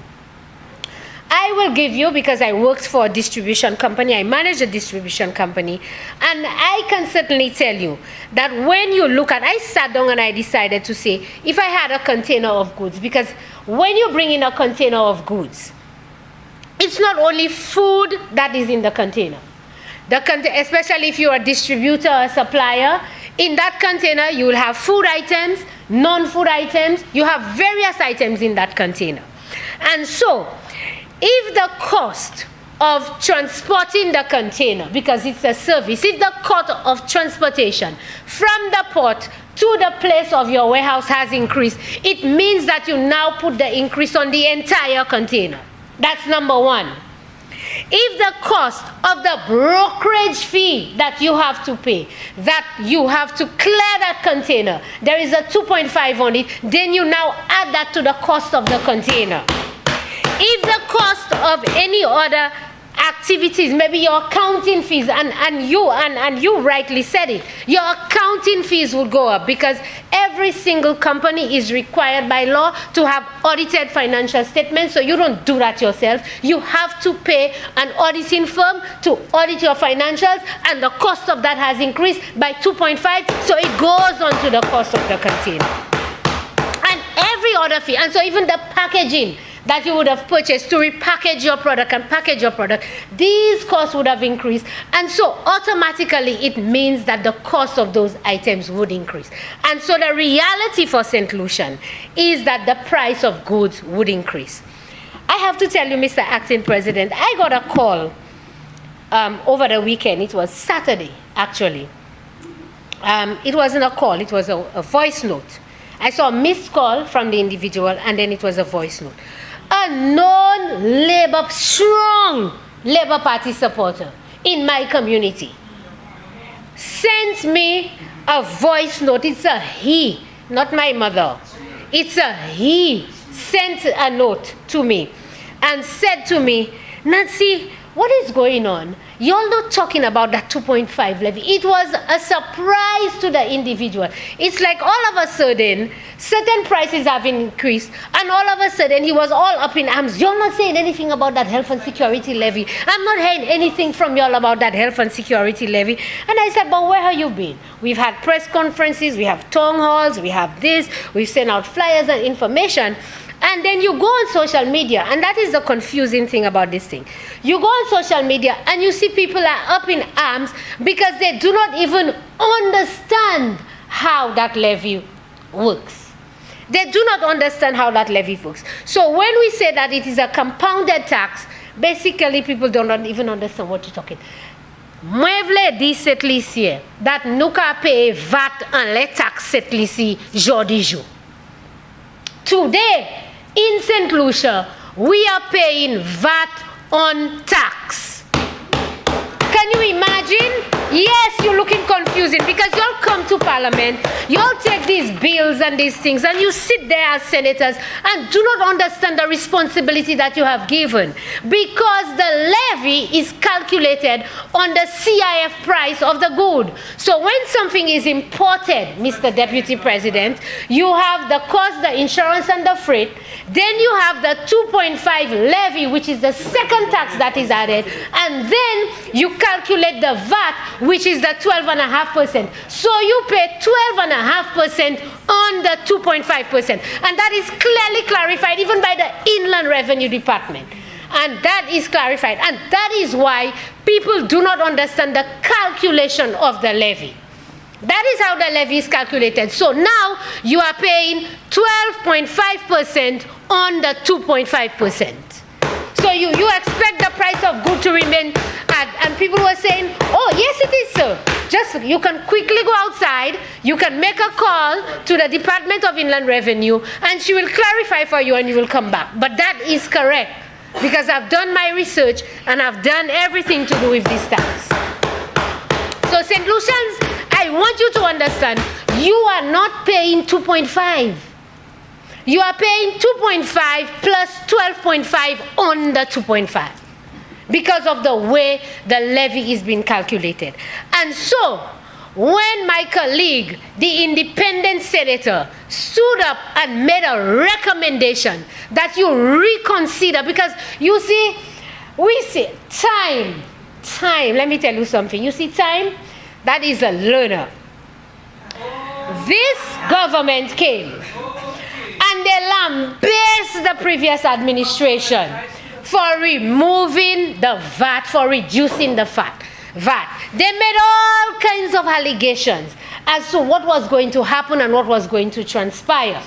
So they came into office and they had this huge budget of $122 million for consultants alone, an increase of $44 million, and they need to finance it. So the plan was to increase the VAT, increase VAT to back to the 15% that Alan Chasney had reduced it. But the politics always have a role to play. Politically, that would be suicide, because it would look that Alan Chasney has removed the VAT and reduced it, and we have come and we have increased the VAT. And so they had a big budget and everything, but when they look at it, and I'm telling you, this is the truth, you know. Why? Because they were not prepared for it. They were prepared for VAT.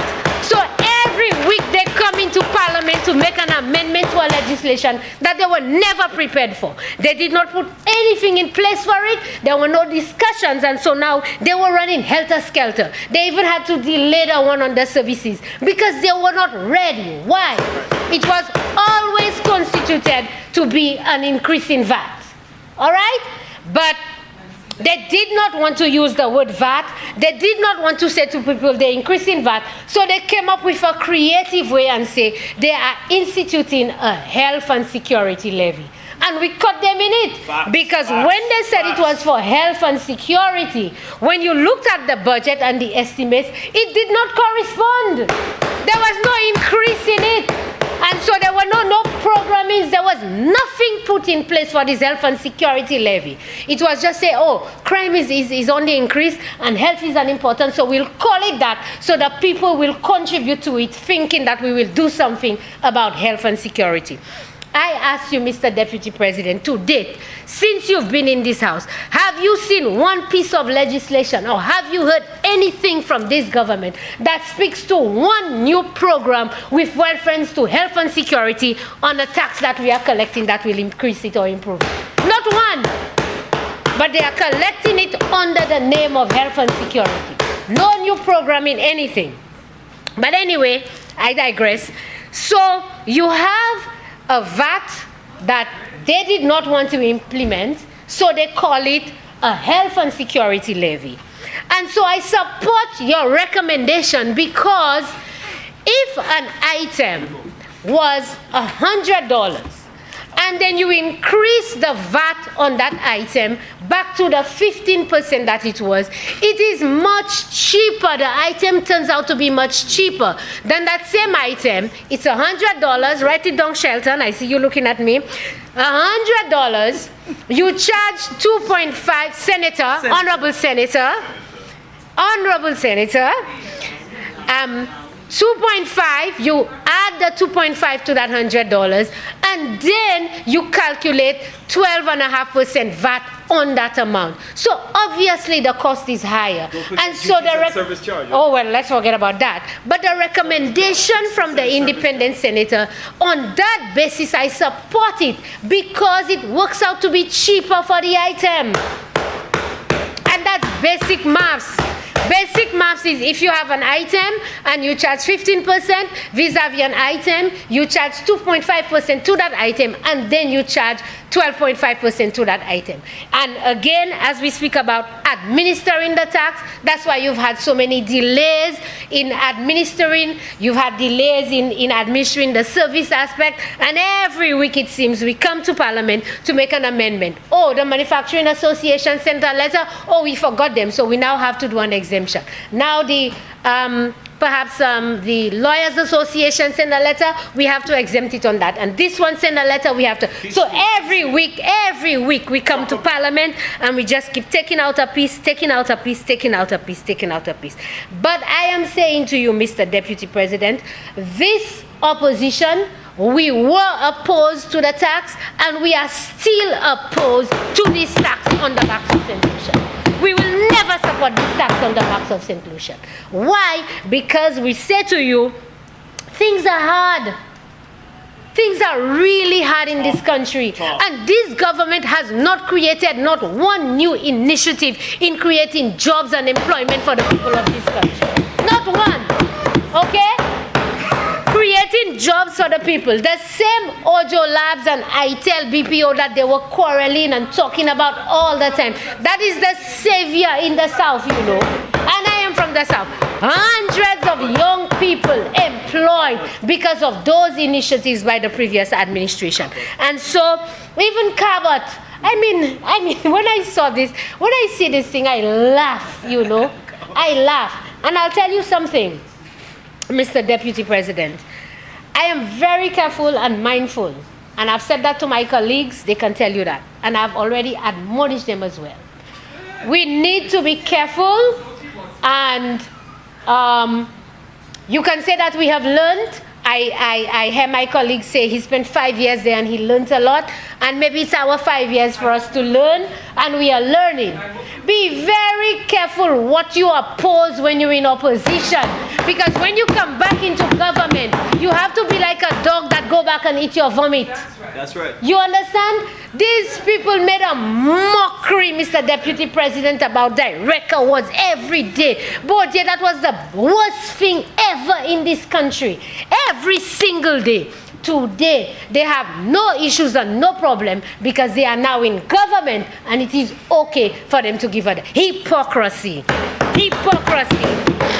Mr. Deputy President, so I am saying to you, of order. Even Senator Shalry?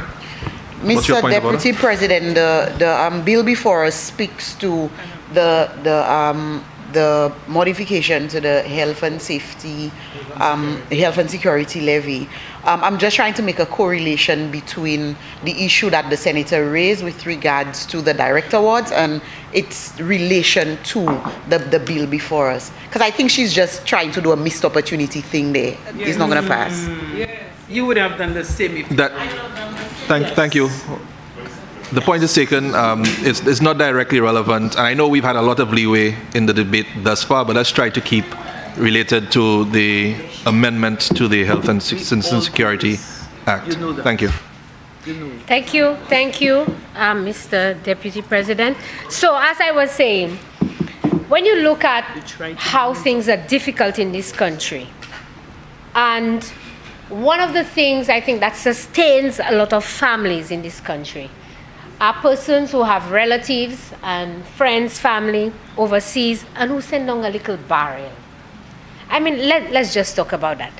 I saw again, and I don't know if it's a coincidence, But again, and that one is a relative of mine as well, known strong supporter of the opposition. You're not talking about a barrel that was sent down with school supplies and school books and whatever, posted on social media, of course.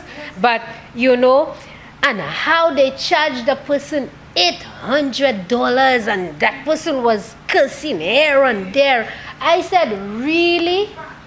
Only now? But a little barrel that sometimes you would have brought down with a little grocery item, a little food item, some school shoes, etc., and so forth. And now, with that new levy, you now have to pay an increase. So if you're paying a little $50, Mr. Deputy President, I rise on a point of order. Sorry, Senator Shah, what's your point of order? The member is bringing in information that is not verifiable and not factual. We all know, Mr. Deputy President, that duties paid are related to the cost of the item. And so I don't see how it can be presented that someone paid $800 without knowing the cost of the contents of that barrel. And therefore, it is misleading to the House, and I ask that the member withdraw this scenario that is being presented. We have to speak correctly, Mr. Deputy President. If someone is saying that they paid $800 in duties or whatever, it cannot just be related to the health and security levy if you do not know the cost of the items that were brought, because it's a function of the cost. I'm not sure that she said that the $800 was the result of the that's the what levy. She said. But if that's what you were saying, please. Thank you, Senator Shah. Yes, thank you. But, thank you, Senator Shah. Mr. Deputy President. Thank you, Senator Shah. If she is relating to $800, we need to Senator see Shah. how it relates to the cost of the item. Senator Shah, and the thank effect you. of I the understand what levy. you're saying. I'm going to address it. Thank you.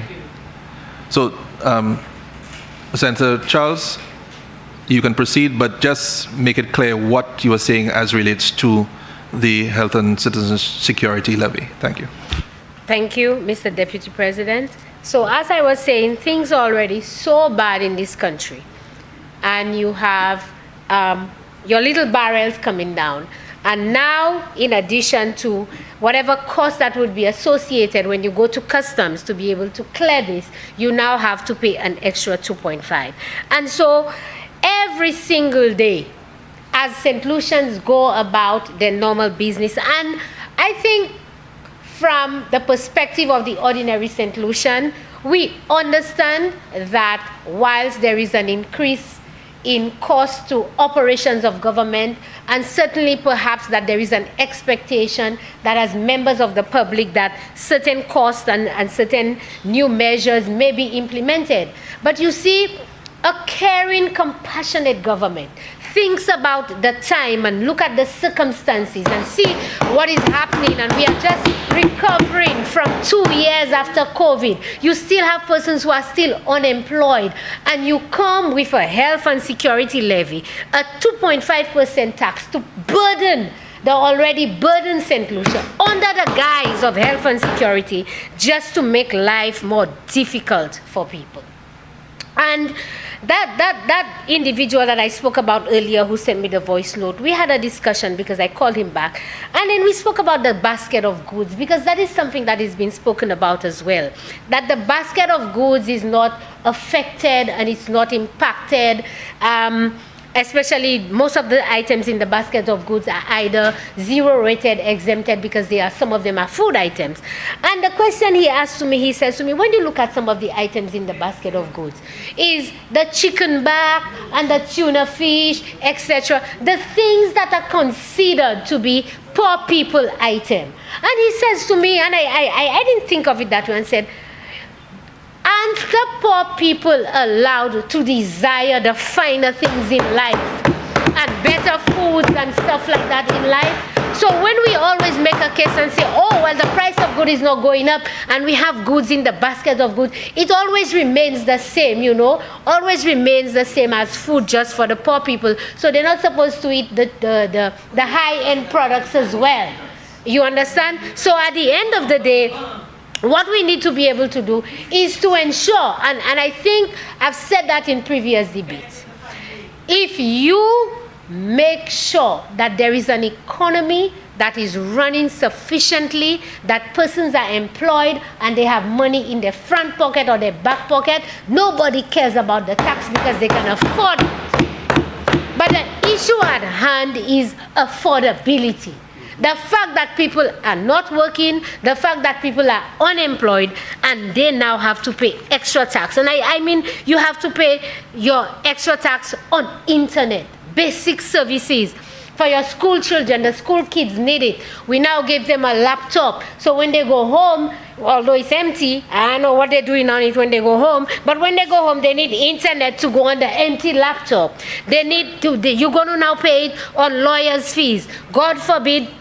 And I mean, when I look at lawyers' fees, people may think it's because you only find yourself in a jam. But there are many services that you need to go to a lawyer for outside of committing an illegal act. There are lots of services. And so all these services are now taxed with an additional 2.5 fees. Even your rent is taxed with an additional. And advertising, as the member said, basic things that small businesses and small companies that you would now have to get an advertising rate, etc., you now have a tax on it.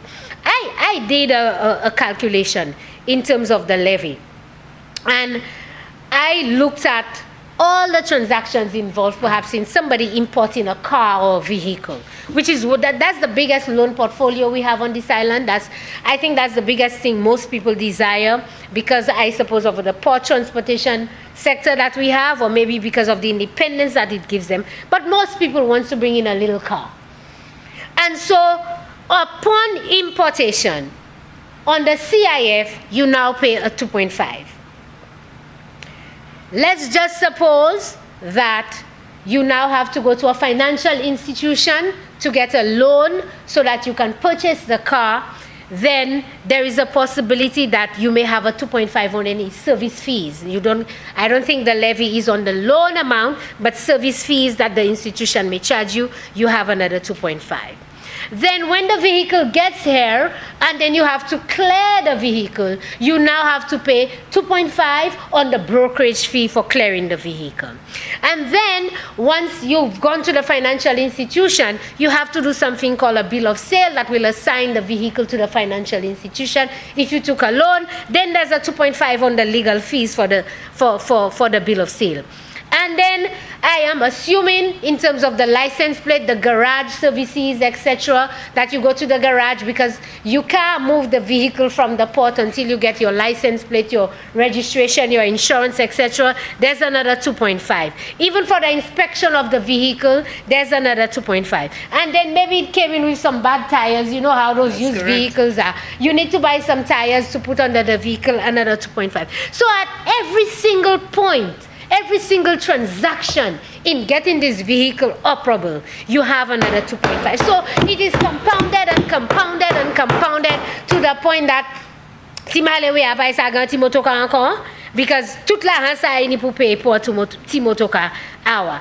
But I am saying that this opposition, we would never ever put a so-called 2.5 levy on the backs of St. Lucian when we see things were already hard, even at this time. You know what we did, Mr. Deputy President? We reduced the VAT. We reduced it. We reduced it. And I can guarantee you that if we were the ones in their place, we would not have put a 2.5 levy. We would have continued to find creative ways of financing our budget as we have done before. We would ensure that we did not increase our consultancy fees by $44 million. $44 million to pay their boys, their girls, their friends, their families, boyfriends, girlfriends, everybody is a consultant. Everybody is being paid. And then you say you're doing this for St. Lucians. So I am saying that it's a welcome removal. I don't know. I may need to get some item, and that may read down to me getting stamp duties and an exemption on the same stamp duties. But it just goes to say that, Mr. Deputy President, every week we will be coming to this house because this government was unprepared. This government was trying to pull the wool over the eyes of the population. They wanted to increase VAT, mais yo te pay. Yo di si nou di nou kay me VAT, moun lan kay di yo baka vote ban nou encore. So they call it a levy, and now it is creating more harm than good. All right? More harm than good. They don't know how to administer it. They're looking for all kinds of ways. Every week is a change, a this, a that, etc. And so I am saying that we do not support the levy, and we will never support the levy. Thank you, Mr. President. Senator Daniel. Thank you very much, Mr. Deputy President. Mr. Deputy President, last time I was in this chamber, I sought to comment on what I felt was a bizarre new concept of foreign direct investment. I didn't get far with it. You know, the bizarre concept of inviting people to set up shop here and then paying for their setup, paying the wages of their workers, and generally paying for their keep instead of letting them earn it in a free market that we have always been told separates the men from the boys. No sooner had I begun that sentence than the leader of opposition business sprang up on an ostensible point of order. And his exact words, I think, at the time was that I was not being relevant to what was under consideration. His words were that I was going all the way to Alaska and back. But as I listened to him today, if I went all the way to Alaska and back, it seems that instead of focusing on what is before us today, he has gone all the way to Antarctica and he has been unable to find his way back. It seems like he's gotten lost down there because, I mean, I'm hearing a lot of, you know, he challenged me on the issue of relevance. The president, Madam President, admonished me, and I relented, even though at the time I was already at the end of my presentation. But one of the things that the leader of opposition business seems to be making every time we come here, at least when I am present, and this matter of the 2.5% health and citizen security levy comes up, is that he seems to want to relitigate what is already a fait accompli. What is before us today is not about the justification or whether the 2.5% levy, that ship has already sailed. And he has to stop trying to drag us into the water to swim after what is already fait accompli. The levy is a fait accompli. It has already been debated and assented to by both houses of our parliament. It is law. What is happening as today is a matter of an amendment. It is a new tax. Its implementation is proving to be a lot more involved and complex. And the responsiveness which the government often talks about is that you have to tweak it, you have to adjust it, you have to take account of things that you had not foreseen, of what the social partners and what the economic partners and the stakeholders are telling you. That is what Parliament is about, you know. You can't get, you know, Parliament is a place you can't become weary in well-doing, you know. You can't become a place where you're tired of every time you have to come and you have to go through lines and correct them. That is the business of legislators. They have to go through lines and read through a lot of things and come back and tweak it. It happens in the mighty United States all the time, that sometimes you have to go and to look over things and to do them. You're not proud of it, but that is the reality of it that you have to deal with. And I found both Senator Fede and Senator Charles doing the same thing, going into all kinds of things to make a point that this levy is unjustified, this levy is cruel, this levy is killing people, it is raising the cost of living, it is doing so much wrong to the country. Anyway, let me just say this. Let me just say this. I hear you. Madam on the other side, I hear you. There is always a cost to government and to governing. That's it. There is a very cost to existing and being a person and being a citizen and living. There is a cost to running a country. We can't get away from that. And most times, that cost seems to be going up all the time rather than coming down. There is a cost. You know, when you're working, before you tell people about the cost of this, they say, but man, you're working, you have a salary. And there is a cost to being in a job. There is a cost to going to work. It's not about the salary, you know. Based upon what work you do, you have to worry about your clothes. You have to worry about transport. You have to worry about your vehicle. You have to worry about it. There is a cost to life itself. And no matter how much we wish there were no cost, we have to face it. One of the costs that we have to face is the cost of taxation. Throughout history, people have pushed back against it. They have resented it. They have rebelled against it. They have done so many things. But taxation is a reality of life. We have to face it all the time in our lives. What we agree and we try, and that is why we have those debates, is to ensure that taxation is not unnecessarily and unduly onerous. But then even among the most well-intentioned and the most intelligent and reasoned people, they never agree on what constitutes onerous taxation or overbearing taxation. The decision to raise the price of bread, which I hear the leader of opposition business seeming to link to the health, and you're free to rise up, but I heard the leader of opposition business referencing the price of bread as if the price of bread has something to do with the 2.5% health and security levy. It does not.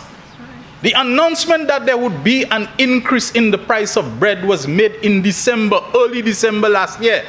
And the reasons for it were plainly stated about the rise in inputs and the rise of cost and the rise of all things. And it also stated that the government had been in discussion with the bakers in this country since November of 2021, for a full year that they were in discussions. And it was a case like no matter what we do, we cannot escape raising the price of bread. We have kept it down by government subsidy, by price control. We have done everything, but there comes a time where you can't do no more about it. This is sounding like when you label a man as a glutton. You label a man as a glutton, so you follow him around everywhere, and then you see him eating a roti and you secretly take pictures of him and you go and you post it, you know. You look at him, he's eating, he's a glutton, as if gluttons invariably don't need to eat. Even people who fit and who well controlled in the diet, they need to eat at some point. Stop using every instance of a man eating on something to show that he's a glutton.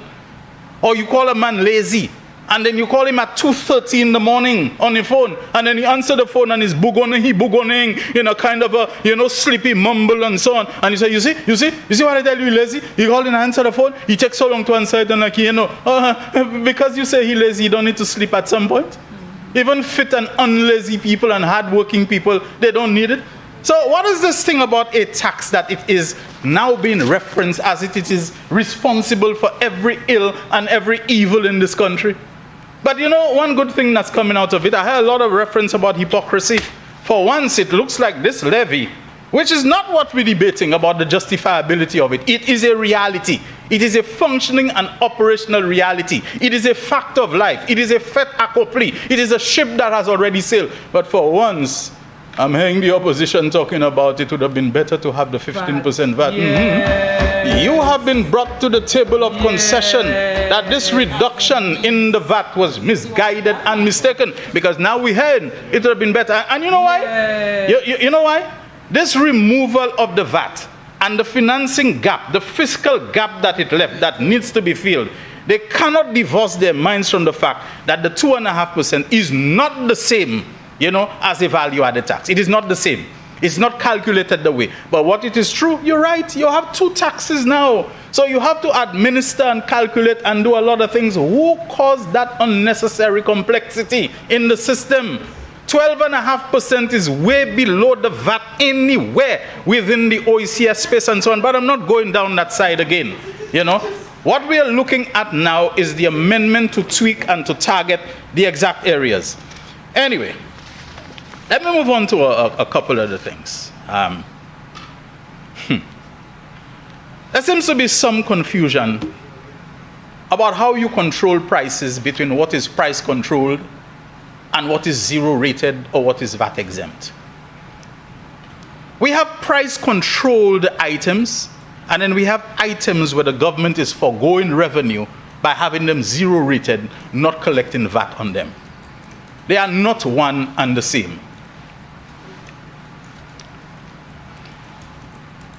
You have price control items. Let's say the three that we're most familiar with are rice, sugar, and flour. They are price controlled, especially what comes through the government warehouse, and the government has the local standard to decide to say you can't sell the rice for more than $1 a pound. You can't sell the sugar more than 80 cents a pound. You can't sell the flour more than 60 cents a pound. You can do this kind of thing. The moment somebody takes the sugar, even I decide I have a lot of limes on the farm that I grew up in Monrepo and so on, I'm going to go and make lime squash and sell. You can't price control the lime squash at that point. Yes, price control sugar has gone into it, but you can't come and tell me that I must sell a pint of lime squash for whatever price. It's not price control, because right now it has become processed. Right now it has become something that has entered into the value-added thing that I have. And so when I hear KFC being referenced to show the impact of the 2.5% levy. Chicken may be zero-rated for VAT. KFC is not, because KFC, even if it involves chicken, and they import all their chicken. I got that from the gym. They don't source their chicken. KFC, the moment it goes into that fry and it goes into that secret mix of ingredients that makes it finger-licking good, you can't control the price. You can't dictate to them.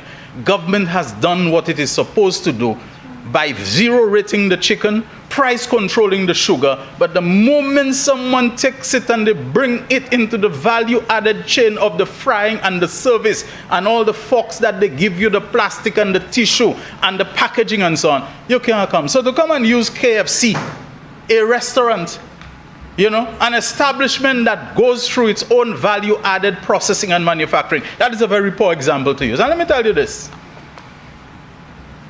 I think you know, Mr. Deputy President, that in my ordinary life, I am a media worker. I don't even call myself a journalist anymore, because the days when I used to do strictly journalistic work, chasing after stories and so on, I'm a talk show host. I'm very opinionated, but I still have the skills and the techniques of a journalist, in which my teeth were cut and where I was blooded. I call a senior executive of KFC, and I even invited them to come on my talk show. And they explained to me, they said, look, we are more than just chicken, even though we import the chicken, but we are also about packaging. We also about tissue. We also about straws. We also about so many things that we bring in that are subject to the levy. So the determination of our prices is not only the chicken. And plus we provide a service. We have to pay people. We have to maintain premises that are air-conditioned, that we pay rent for. So that is why the levy had an impact. But it isn't like everything we sell is going to go up by 2.5%. You will find some things, there'll be a 5 cents on them. You will find something. Same way with someone at Digicel. They explain that, look, there's always been a tax, for example, on if you buy top-up and so on. So naturally, the services that we provide and so on, the levy is going to become applicable to them. Some businesses may decide to tell people that. Some may just raise the prices and don't explain to people why it is. Some businesses may decide that based on their level of profit that they can absorb the 2.5% without passing it on to people or telling them that they're passing it on to you. Some may make it a competitive thing and put out a notice. If I had the profit margin, I could well put out something and say, hey, never mind the 2.5% levy, committed to serving you, we are going to keep it at that price, and people will flock to them. Sometimes we know that they don't tell the truth. We know people who have made a great skill in this country of coming to sell things and telling you, this, my friend, it cost them $20, but just because you're my very special friend, I give it to you for $10. We know they've made a lot of great success and a lot of great profit on that. It's all gamesmanship of salesmanship. We have all those things happening. So we have to stop. I hear about the politics, and they want politics. I think Prime Minister Philip J. Pierre, our finance minister as well, explained last year why he was not going to return the VAT to 15%. He did not believe it was the right time and that the economy could bear it and just come in through the COVID-19 pandemic, etc., etc., etc. He explained it. I don't need to go back into that, whether we agree or not, but it was explained. That the levy is not as pervasive it is not as all-encompassing as the VAT would be. Yes, the levy is going to touch certain things, but the levy is coming where it is said that anything that did not attract VAT to begin with, you're not going to put the levy on it. So many things about the levy I find that have been explained, they are like being relitigated all over again as if in fact they are something new. And the levy is coming at a time when the very same government, Mr. Deputy President, has foregone revenue of 12.5% on such a wide range of materials, including building materials which are in such high demand. When you are not taking 12.5% on it, tell me how 2.5% can compensate for 12.5%. Tell me how it can. Tell me how it can. And you mentioned messages. The Senator Charles mentioned messages. You should see the flood of messages I am getting from people, if I name just the name of the person and the stature and the position that they hold, where they're saying Senator Charles is wrong on this matter of the levy compounding the VAT and the VAT on the levy and like there's a compounding effect. I've gotten messages from people, including people who hold positions in customs, including people who hold positions and so on. They're saying she's completely off target. So when we try to reference, which is what I think Senator Jean was trying to tell you, when you try to reference Hesse, when you try to reference anecdotal things that this person told me and that person told you, that is not a very empirical, that is not a very objective, that is not a very scientific way of referencing things. If you can get us figures, bring it to us. It's Hesse. We can do that outside, not in this august chamber of the parliament. We are called to something higher that we can give to the people that they can chew on and that they basically can take and run with it. Now, I've already said this, but I just wish that when we come to this chamber, that we deal more with what is before us. I know we're all itching inside. We have things in our craw and we're longing to go after something that we already want to go for. But it would serve us and the people that we always talk about we want to serve to deal with the things that are before us. To stop trying to relitigate things that have already been settled. You know, there's a phrase in law. And you being a lawyer, Mr. Deputy President, I think you can relate to it. It's called stare decisis, I think you know it. It may not really apply, but stare decisis. The matter is settled. This matter of the 2.5% levy being in law, it is a settled matter. It doesn't mean it's a matter that cannot be discussed. It doesn't mean it is a matter that cannot be revisited. It doesn't mean it is a matter that cannot be tweaked, that cannot be modified, that cannot be corrected. And I think when you're on your feet, you pointed out that, yes, you have seen some sensitivity, some responsiveness to the comments, to the suggestions, to the criticism that they're happening. So we are open to that and we can do it. But I wish every time it would stop being a platform to come and to say over and over again how you vehemently oppose to it.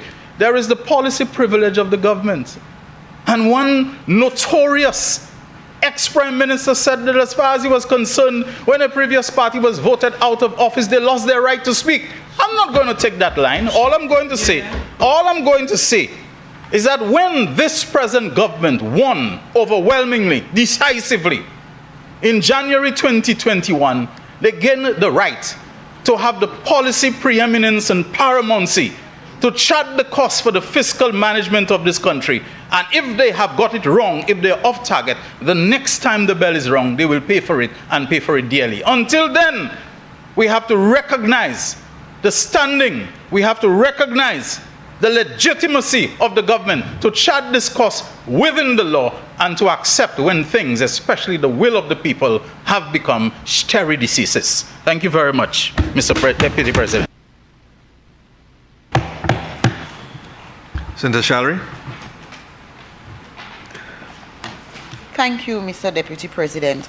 I just want to make a very short intervention. First to say that I am in support of the amendment, and it has been touted many times around here, but I have not in my lifetime, and maybe because it has been a short space of time, and maybe those who have spent more time on the earth probably have a different experience.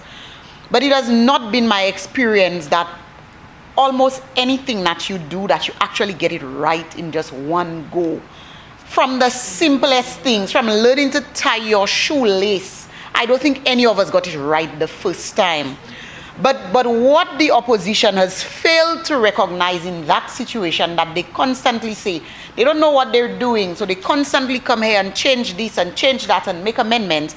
The one thing that they fail to recognize in that situation is that this government is a government who listens to the people, not a government who says, let them bray. Or not a prime minister in the person of Philip Joseph Pierre who says, I don't care if people's opinion or they can say it as they please, I will not budge. That is not the case, and I think that is noteworthy.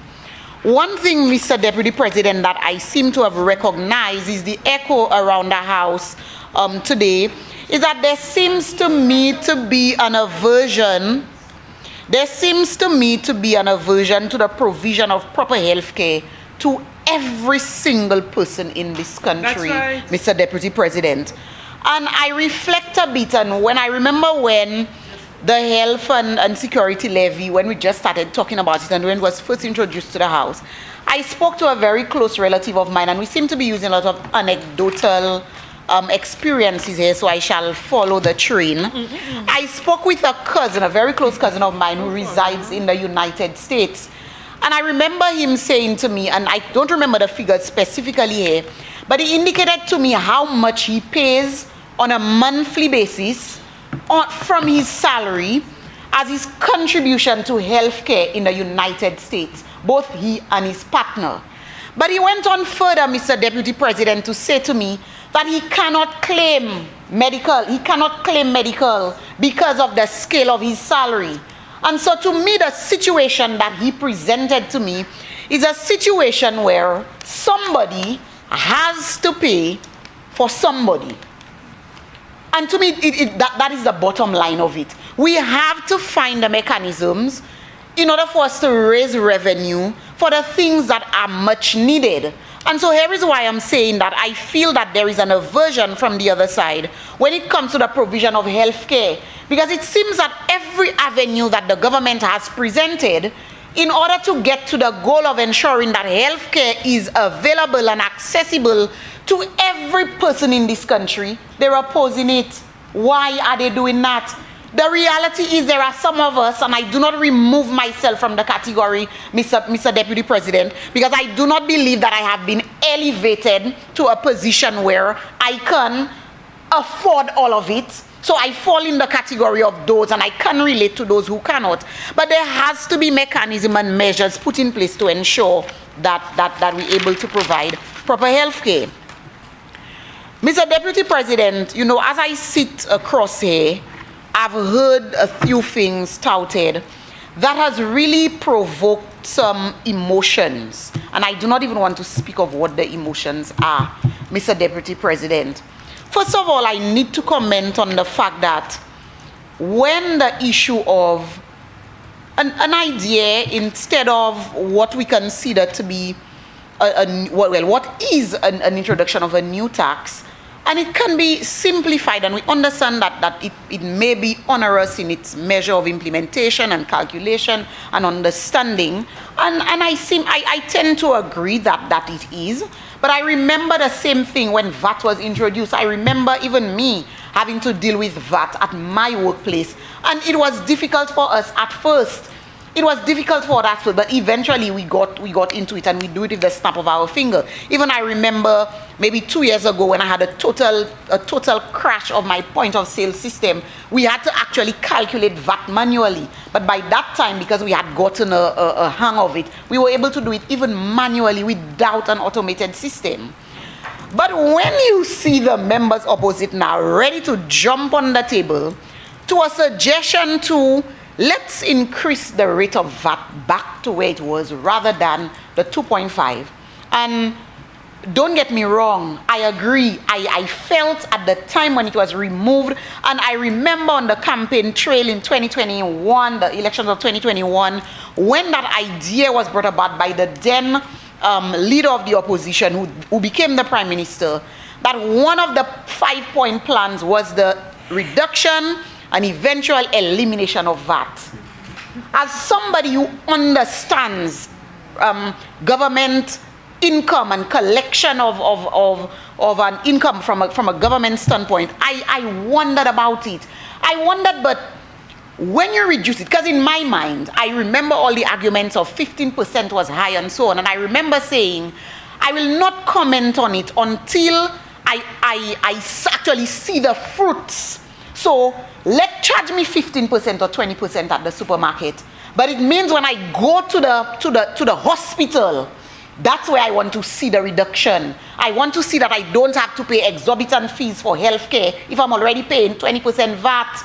I want to know that my children can go to school and it costs me less to send them to school because I have spread the cost of that over the $20 grocery at the supermarket on Monday, the $50 on Wednesday, the $200 at the end of the month. I've paid it a little at a time, whether it's at 20% or 15%, but at the end of the day, I will see the benefits of it with regards to education, with regards to healthcare and so many other services, and that is really the reason why government is supposed to collect revenue and so on. But the senator opposite sat in a government with a prominent position in the government, a position of influence, and I did not hear her cry and realize that we were reducing income, government income, when we reduced it from 12.5, from 15 to 12.5. But here is the addition, Mr. President. Mr. President, can I stand on a point of order? Senator Charles, what's your point of order? The honorable member is misleading the House when she says that we were reducing government income. I'm sure if the honorable member takes some time to review all the social and economic review, you would realize, and it has been established, that once the VAT was reduced, that government income, because of consumption, there was not a reduction, but government income remained steady and in most cases increased. So that is misleading the House. Okay, thank you, Senator Daniel. Continue, please, Senator Shallery. Mr. Deputy President, my other point was going to be that because of the reduction, the Prime Minister then announced that because of the reduction, that there were other measures that had to be implemented. And if the senator opposite remembers clearly, I remember having that conversation with her then in another life as to, but when it's reduced, what are we going to do? And I remember her saying that they were going to introduce other avenues because they were going to put other revenue streams. That's the answer. I'm pretty sure she remembers very, very clearly. So what happened? $1.50 excise tax was imposed on fuel to make up for the shortfall. A $35 US tax was imposed on airline tickets in May 2021 to make up for the shortfall. The airport development tax was reintroduced to make up for the shortfall. Have we forgotten?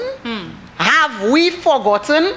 When we sit on the other side and we say, well, they tell us they're moving 12.5%, and I will do the gestures, eh? They tell us they're removing 12.5% on building material, but they add 2.5% and it's going to be parallels. Have we forgotten? Mr. Deputy President, I am all for being objective and I am all for expressing your opinion. If you feel strongly that it is wrong, it's okay. We have freedom of speech. We are here to represent the people. We are here to ensure that our policies and our programs benefit the people, and so we can raise objections. But the idea of pretending and the idea of misleading people into believing that you're now standing up for the rights of the people who cannot speak, when you were given the best opportunity to do that, you allowed the people of this country to be squeezed morally. And this is the same individual who said on another matter that the then opposition had lost their moral authority to speak on things. But I will not say that. We all have a right to speak up about the things, Mr. Deputy President. But to apologize too. And so, Mr. Deputy President, like I indicated, I support the change, the amendment, and I will support this government anytime it comes in here, recognizing that we can make it better. We can make it we can improve it. And like I said when I started, there are many things in our everyday existence that we start it one way. You start with a particular car, and a few years later you realize, you know what, I'm in a position where I can get a different car, better car. You start with a house color, you paint a wall, and the next few years you realize, let me change the paint color. So these things are very fluid. And so when we recognize that you have perhaps erred or you have perhaps done it wrong, I think it's the grown-up thing to take recognition and ownership for that, and come back to the people and say, look here, we did it like that. In its implementation, we've recognized that there are fundamental issues about it, and we are bold enough as a government to come back to the people who elected us. That's right. To make the necessary changes. That has to be applauded. And Mr. Deputy President, the question is why? Why a health and safety levy?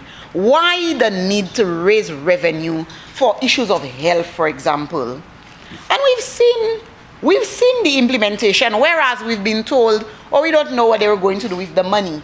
But the government of the day has never stopped in its quest to improve healthcare in this country. It has been 2 years of continuous improvement to our healthcare sector, Madam Mr. Deputy President. We've seen the improvement to the wellness centers, where some of them have now been determined as centers of excellence. We've seen UHC being implemented in a very tangible manner, Mr. Deputy President, not like the health insurance that the white paper could not be found, Mr. Deputy President. We've seen tangible things, the very tangible things that they've continued to criticize. 80+ program, how many people are 80 years? My great-grandmother is 103. And the leader of government businesses, his grandmother is closely, fighting to meet up with my great-grandmother. We have good genes, Mr. Deputy President. So we know that these people can benefit from these things. And then we say UHC, we look at maternal and child health care, and they're up in arms about it. But it's tangible. It's not a pie in the sky idea like the health insurance that we heard about over and over again for more than 5 years, but we cannot speak to it. And then we hear that the documents are somewhere, so somebody should produce it, but somebody have it on their personal laptop or their personal thumb drive, and they can produce it to government. Okay?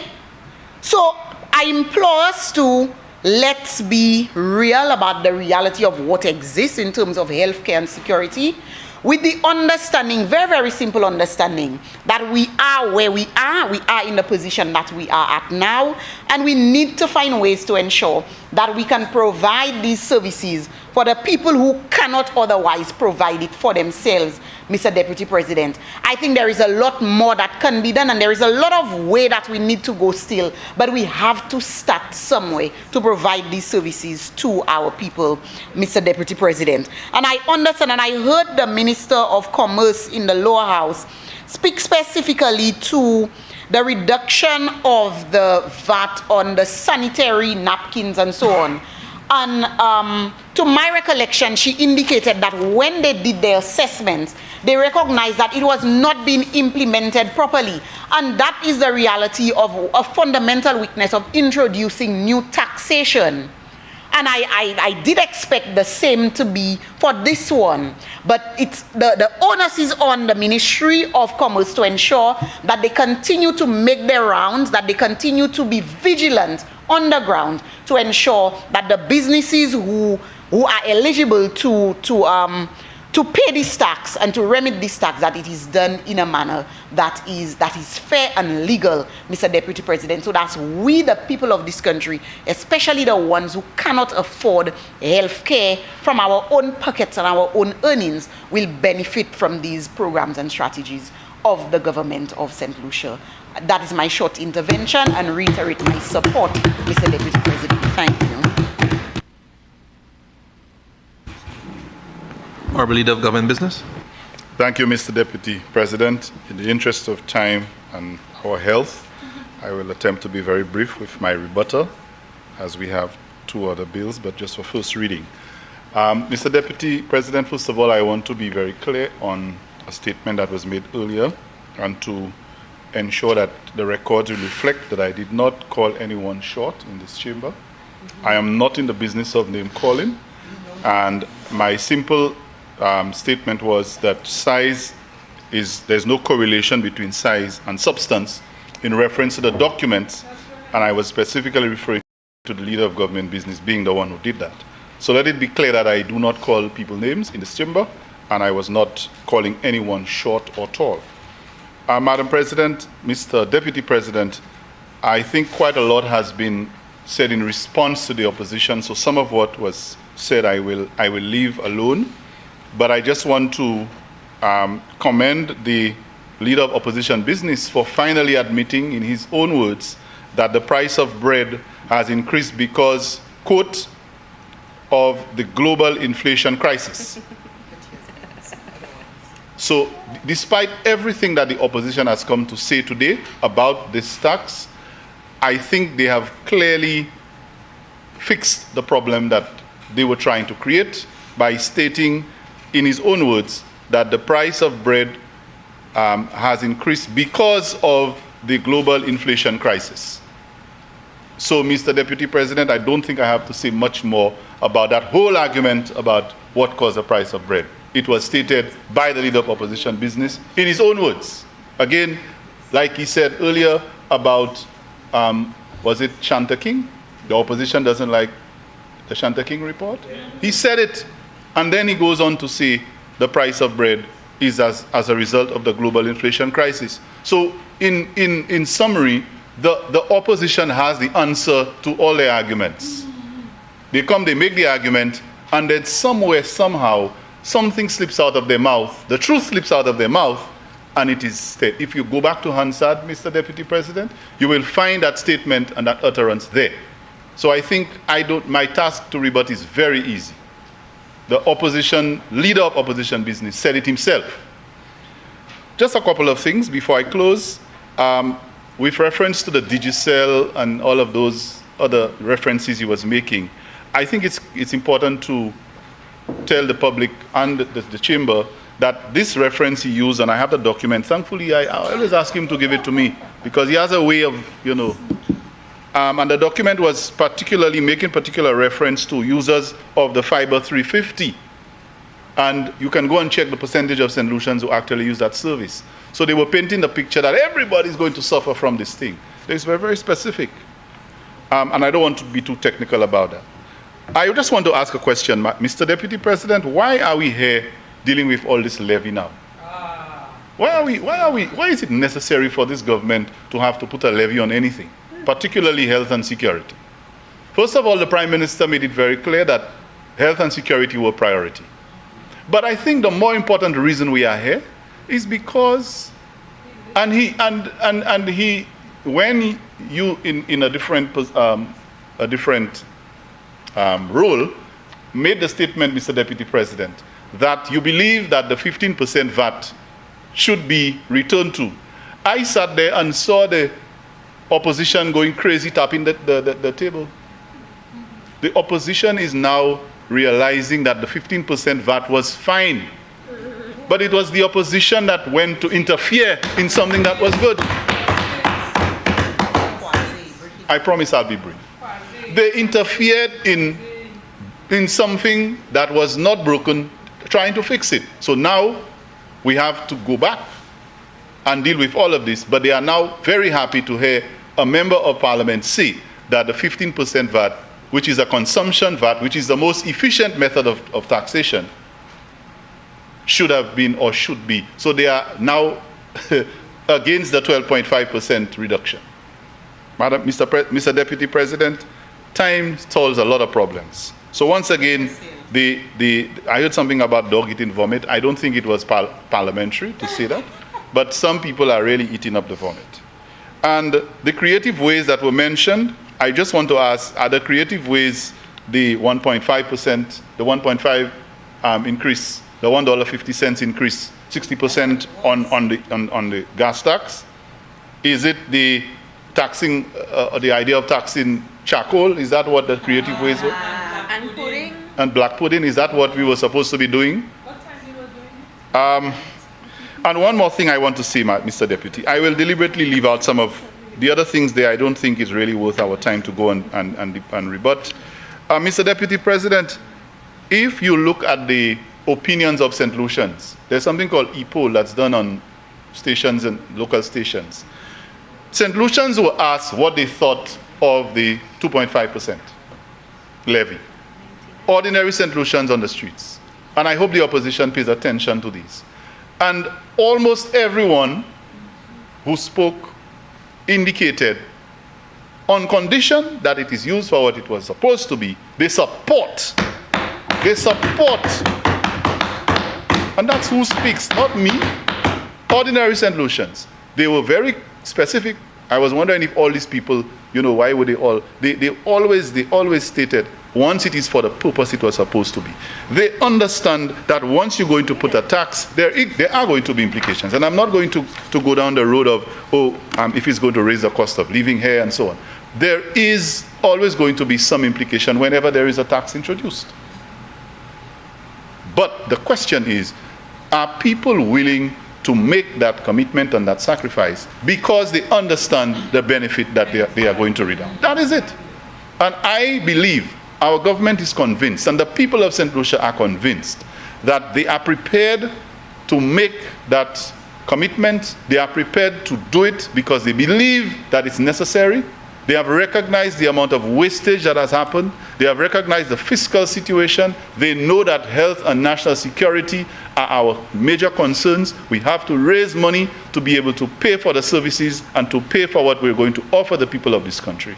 And they are ready, together with this government, to make that contribution so that we can finance those things. So I'm not going to come here and try to defend whether it is going to increase the cost of this or the cost of that. That argument has been laid to rest. But I am convinced that this levy is achieving the objective that St. Lucians know is necessary. And that is why they support it. So having heard several other arguments, Mr. Deputy, I wish to end now in the interest of time and say that this is a justified amendment, and we look forward to working with St. Lucians to continue, if there is any other issue, that we can continue to fix with our taxation methods. I thank you, Mr. Deputy. Honourable Senators, the question is that the Health and Citizen Security Levy Amendment Bill be read a second time. I now put the question. As many as have that opinion say aye. Aye. As many as have a contrary opinion say no. I think the ayes have it. The ayes have it. An act to amend the Health and Citizen Security Levy Act number 16 of 2023.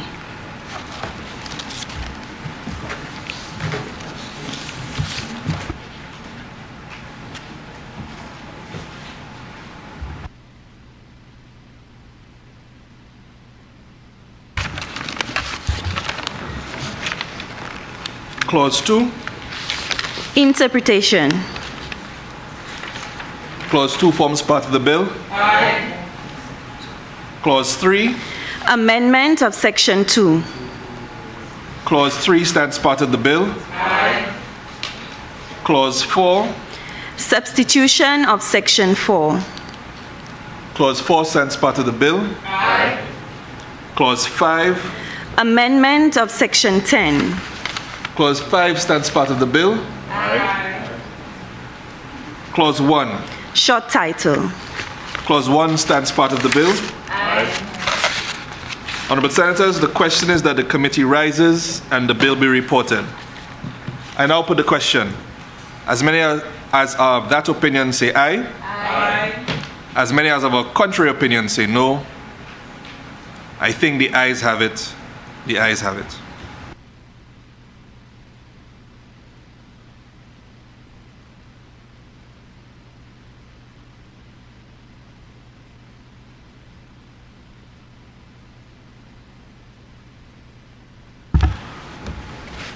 Honourable Senators, I beg to report that the Health and Citizen Security Levy Amendment Bill went through committee stages with no amendments, without amendment.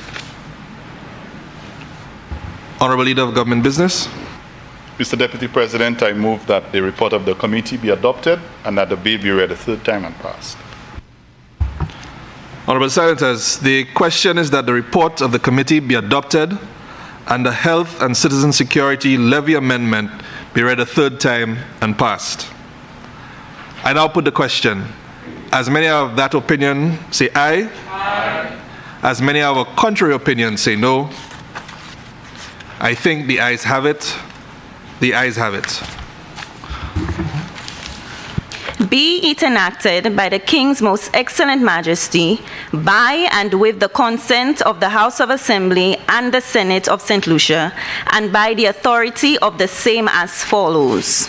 This act may be cited as the Health and Citizen Security Amendment Act 2023. Honorable Leader of Government Business. Mr. Deputy President, I beg to move for first reading a bill shortly entitled Public Debt Management. Public Debt Management. Honorable Leader of Government Business. Mr. Deputy President, I move that this bill be presented for second reading at the next or subsequent sitting of this Senate. Honorable Leader of Government Business. Mr. Deputy President, I beg for the first reading of a bill shortly entitled Cooperative Societies. Cooperative Societies. Honorable Leader of Government Business. Mr. Deputy President, I move that this bill be presented for second reading at the next or subsequent sitting of the Senate. Honorable Leader of Government Business. Mr. Deputy President, I move that the Senate do stand adjourned, sine die.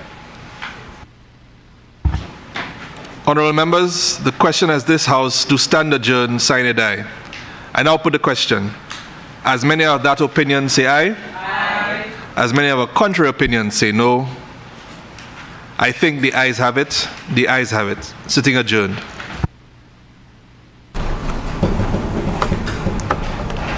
Eh bien, nous venons au bout de session Sénat là aujourd'hui. Ça c'est session pour aujourd'hui. Côté c'est Sénat là. Toutes ces membres Sénat là pendant tes session. Sénat ça qui était pas présent ici aujourd'hui. Nous avons le sénateur Harold Stanislas à sous façade de l'opposition qui n'est pas présent et aussi le sénateur Pauline Antoine Prosper qui n'est pas présent et aussi le sénateur indépendant, ça c'est Norani Aziz qui n'est pas présent. Mais en discussion aujourd'hui, il est discuté en motion par premier gouvernement pour prêter l'argent au pays Saudi Arabia en valeur 75 millions de dollars américains pour finir bâtir l'hôpital.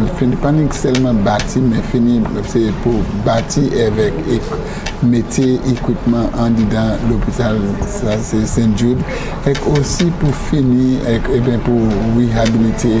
Ça nous a dit, ça c'est stade là, ça c'est stade là, côté qui a servi à présent stadium en pied fort.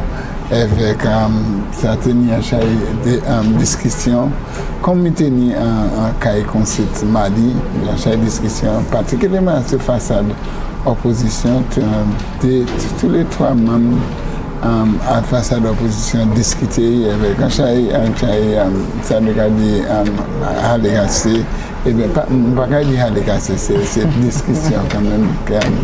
Façade en manière avec l'opposition.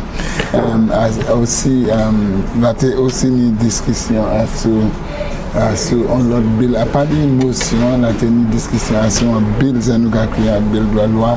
Côté gouvernement qui a fait faire un petit changement à ce bill pour ça nous a créé santé et sécurité qui était passé plus bonne l'année par le gouvernement avec cela il a fait un changement ça il a créé duty un petit changement mais comme qui était parlé les lois ça l'a passé il y a toujours un petit changement comme ça mais face à l'opposition, tu as discuté, tu as parlé à ce manière, il n'y a pas nécessaire pour passer loi ça là, enfin, vieux discuter pour loi ça là entier. Virgil, où tu es là, écoutez, moi, où tu as écouté plus tard, c'est moi-même. Qu'est-ce qu'on est pour dire? Well, I think the Senate is always somehow more exciting than the meeting of the lower house. You know, we see a lot more animated discussion. And interestingly, the bill which you just referenced, the Health and Citizen Security Levy, surprisingly, it generated more discussion and more debate than happened in the lower house, but also more debate than the motion to borrow money from the consolidated fund for the loan agreement for St. Jude's. There was just some debate, but it was the Health and Citizen Security Levy amendment. And basically, what this bill sought to do was to amend the original bill to remove some taxes which the Prime Minister in the lower house had said was it was brought to the attention of the government that there was a double taxation and that the public who were procuring certain services were being and using stamp duty were again being taxed with the Health and Citizen Security Levy. As the members on the government side said, you know, once it was brought to their attention, they are always open to listening and making the amendments, and this was the amendment, and this was the reason for this bill being presented here this morning. The members on the opposite, they said they had flatly rejected the Health and Citizen Security Levy, stating it was a compounding tax, to which again it was refuted by members on the governing side. And one of the senators, Mr. Daniel, he said, you know, the bill was already passed, and that 2 points he made was that the bill was already passed, and the arguments of the opposition members, they were seeking reason to sort of discredit the bill that had already been passed rather than speaking to the amendment. And he did say that the government held the policy privilege to move as it saw fit to govern this country. I just want to briefly mention Senator Lee. He had some contribution again on that amendment, which really generated animated discussion, as I said, and he spoke to both sides of the thing. He did, and he keeps calling for this. Even in a previous session, he spoke about the need for a comprehensive tax review. He also had some issues with the 2.5% levy. He felt it would have been a better thing, or it would be better if a 15% VAT tax would be imposed as opposed to the 12.5% and the 2.5% levy. And his reasons were that it complicates the process of taxation, and it is not as cost effective because it requires different operations and different managements to supervise or oversee the VAT tax and to do it again for the 2.5% levy. So he felt it would be more beneficial if there was a 15% VAT tax, and in that way it would have been more cost effective. But overall, interesting debate. The two other bills were just done for first reading, the Public Debt Management and the Cooperative Societies Bill. D'accord. Eh bien, c'est comme ça nous allons venir au bout de session aujourd'hui, mais avant de aller, nous allons prendre l'occasion pour nous souhaiter, ça c'est Jordana John qui a célébré l'anniversaire aujourd'hui. Jordana John, c'est lui qui a conduit toutes les affaires en studio à présent. C'est lui qui a créé Master Control. So nous allons souhaiter Jordana John un bon anniversaire naissance. Happy birthday Jordana, et puis un nom, Naomi Fulgence, Wayne Centros, Vibert Rameau, qui est technicien ici à Jordan, avec Petula Olibot, qui a fait médias social, et puis directeur, nous, c'est des directeurs, nous, on est, ça c'est... Venette Saint-Thomas Fontenelle, et puis... Davina Lee. Davina is not there. Et puis... Did you call Naomi? Naomi? Non, Did you call Naomi? Mais right. ça veut bon nom la supervisor. Geraldine? Geraldine, exactement. Geraldine Bissett-Joseph. Nous avons dit merci un pile et puis nous avons vu des vidéos pour studier nous. He won our house. Merci un pile et nous avons souhaité tout ça qui est bon. Do have a good afternoon.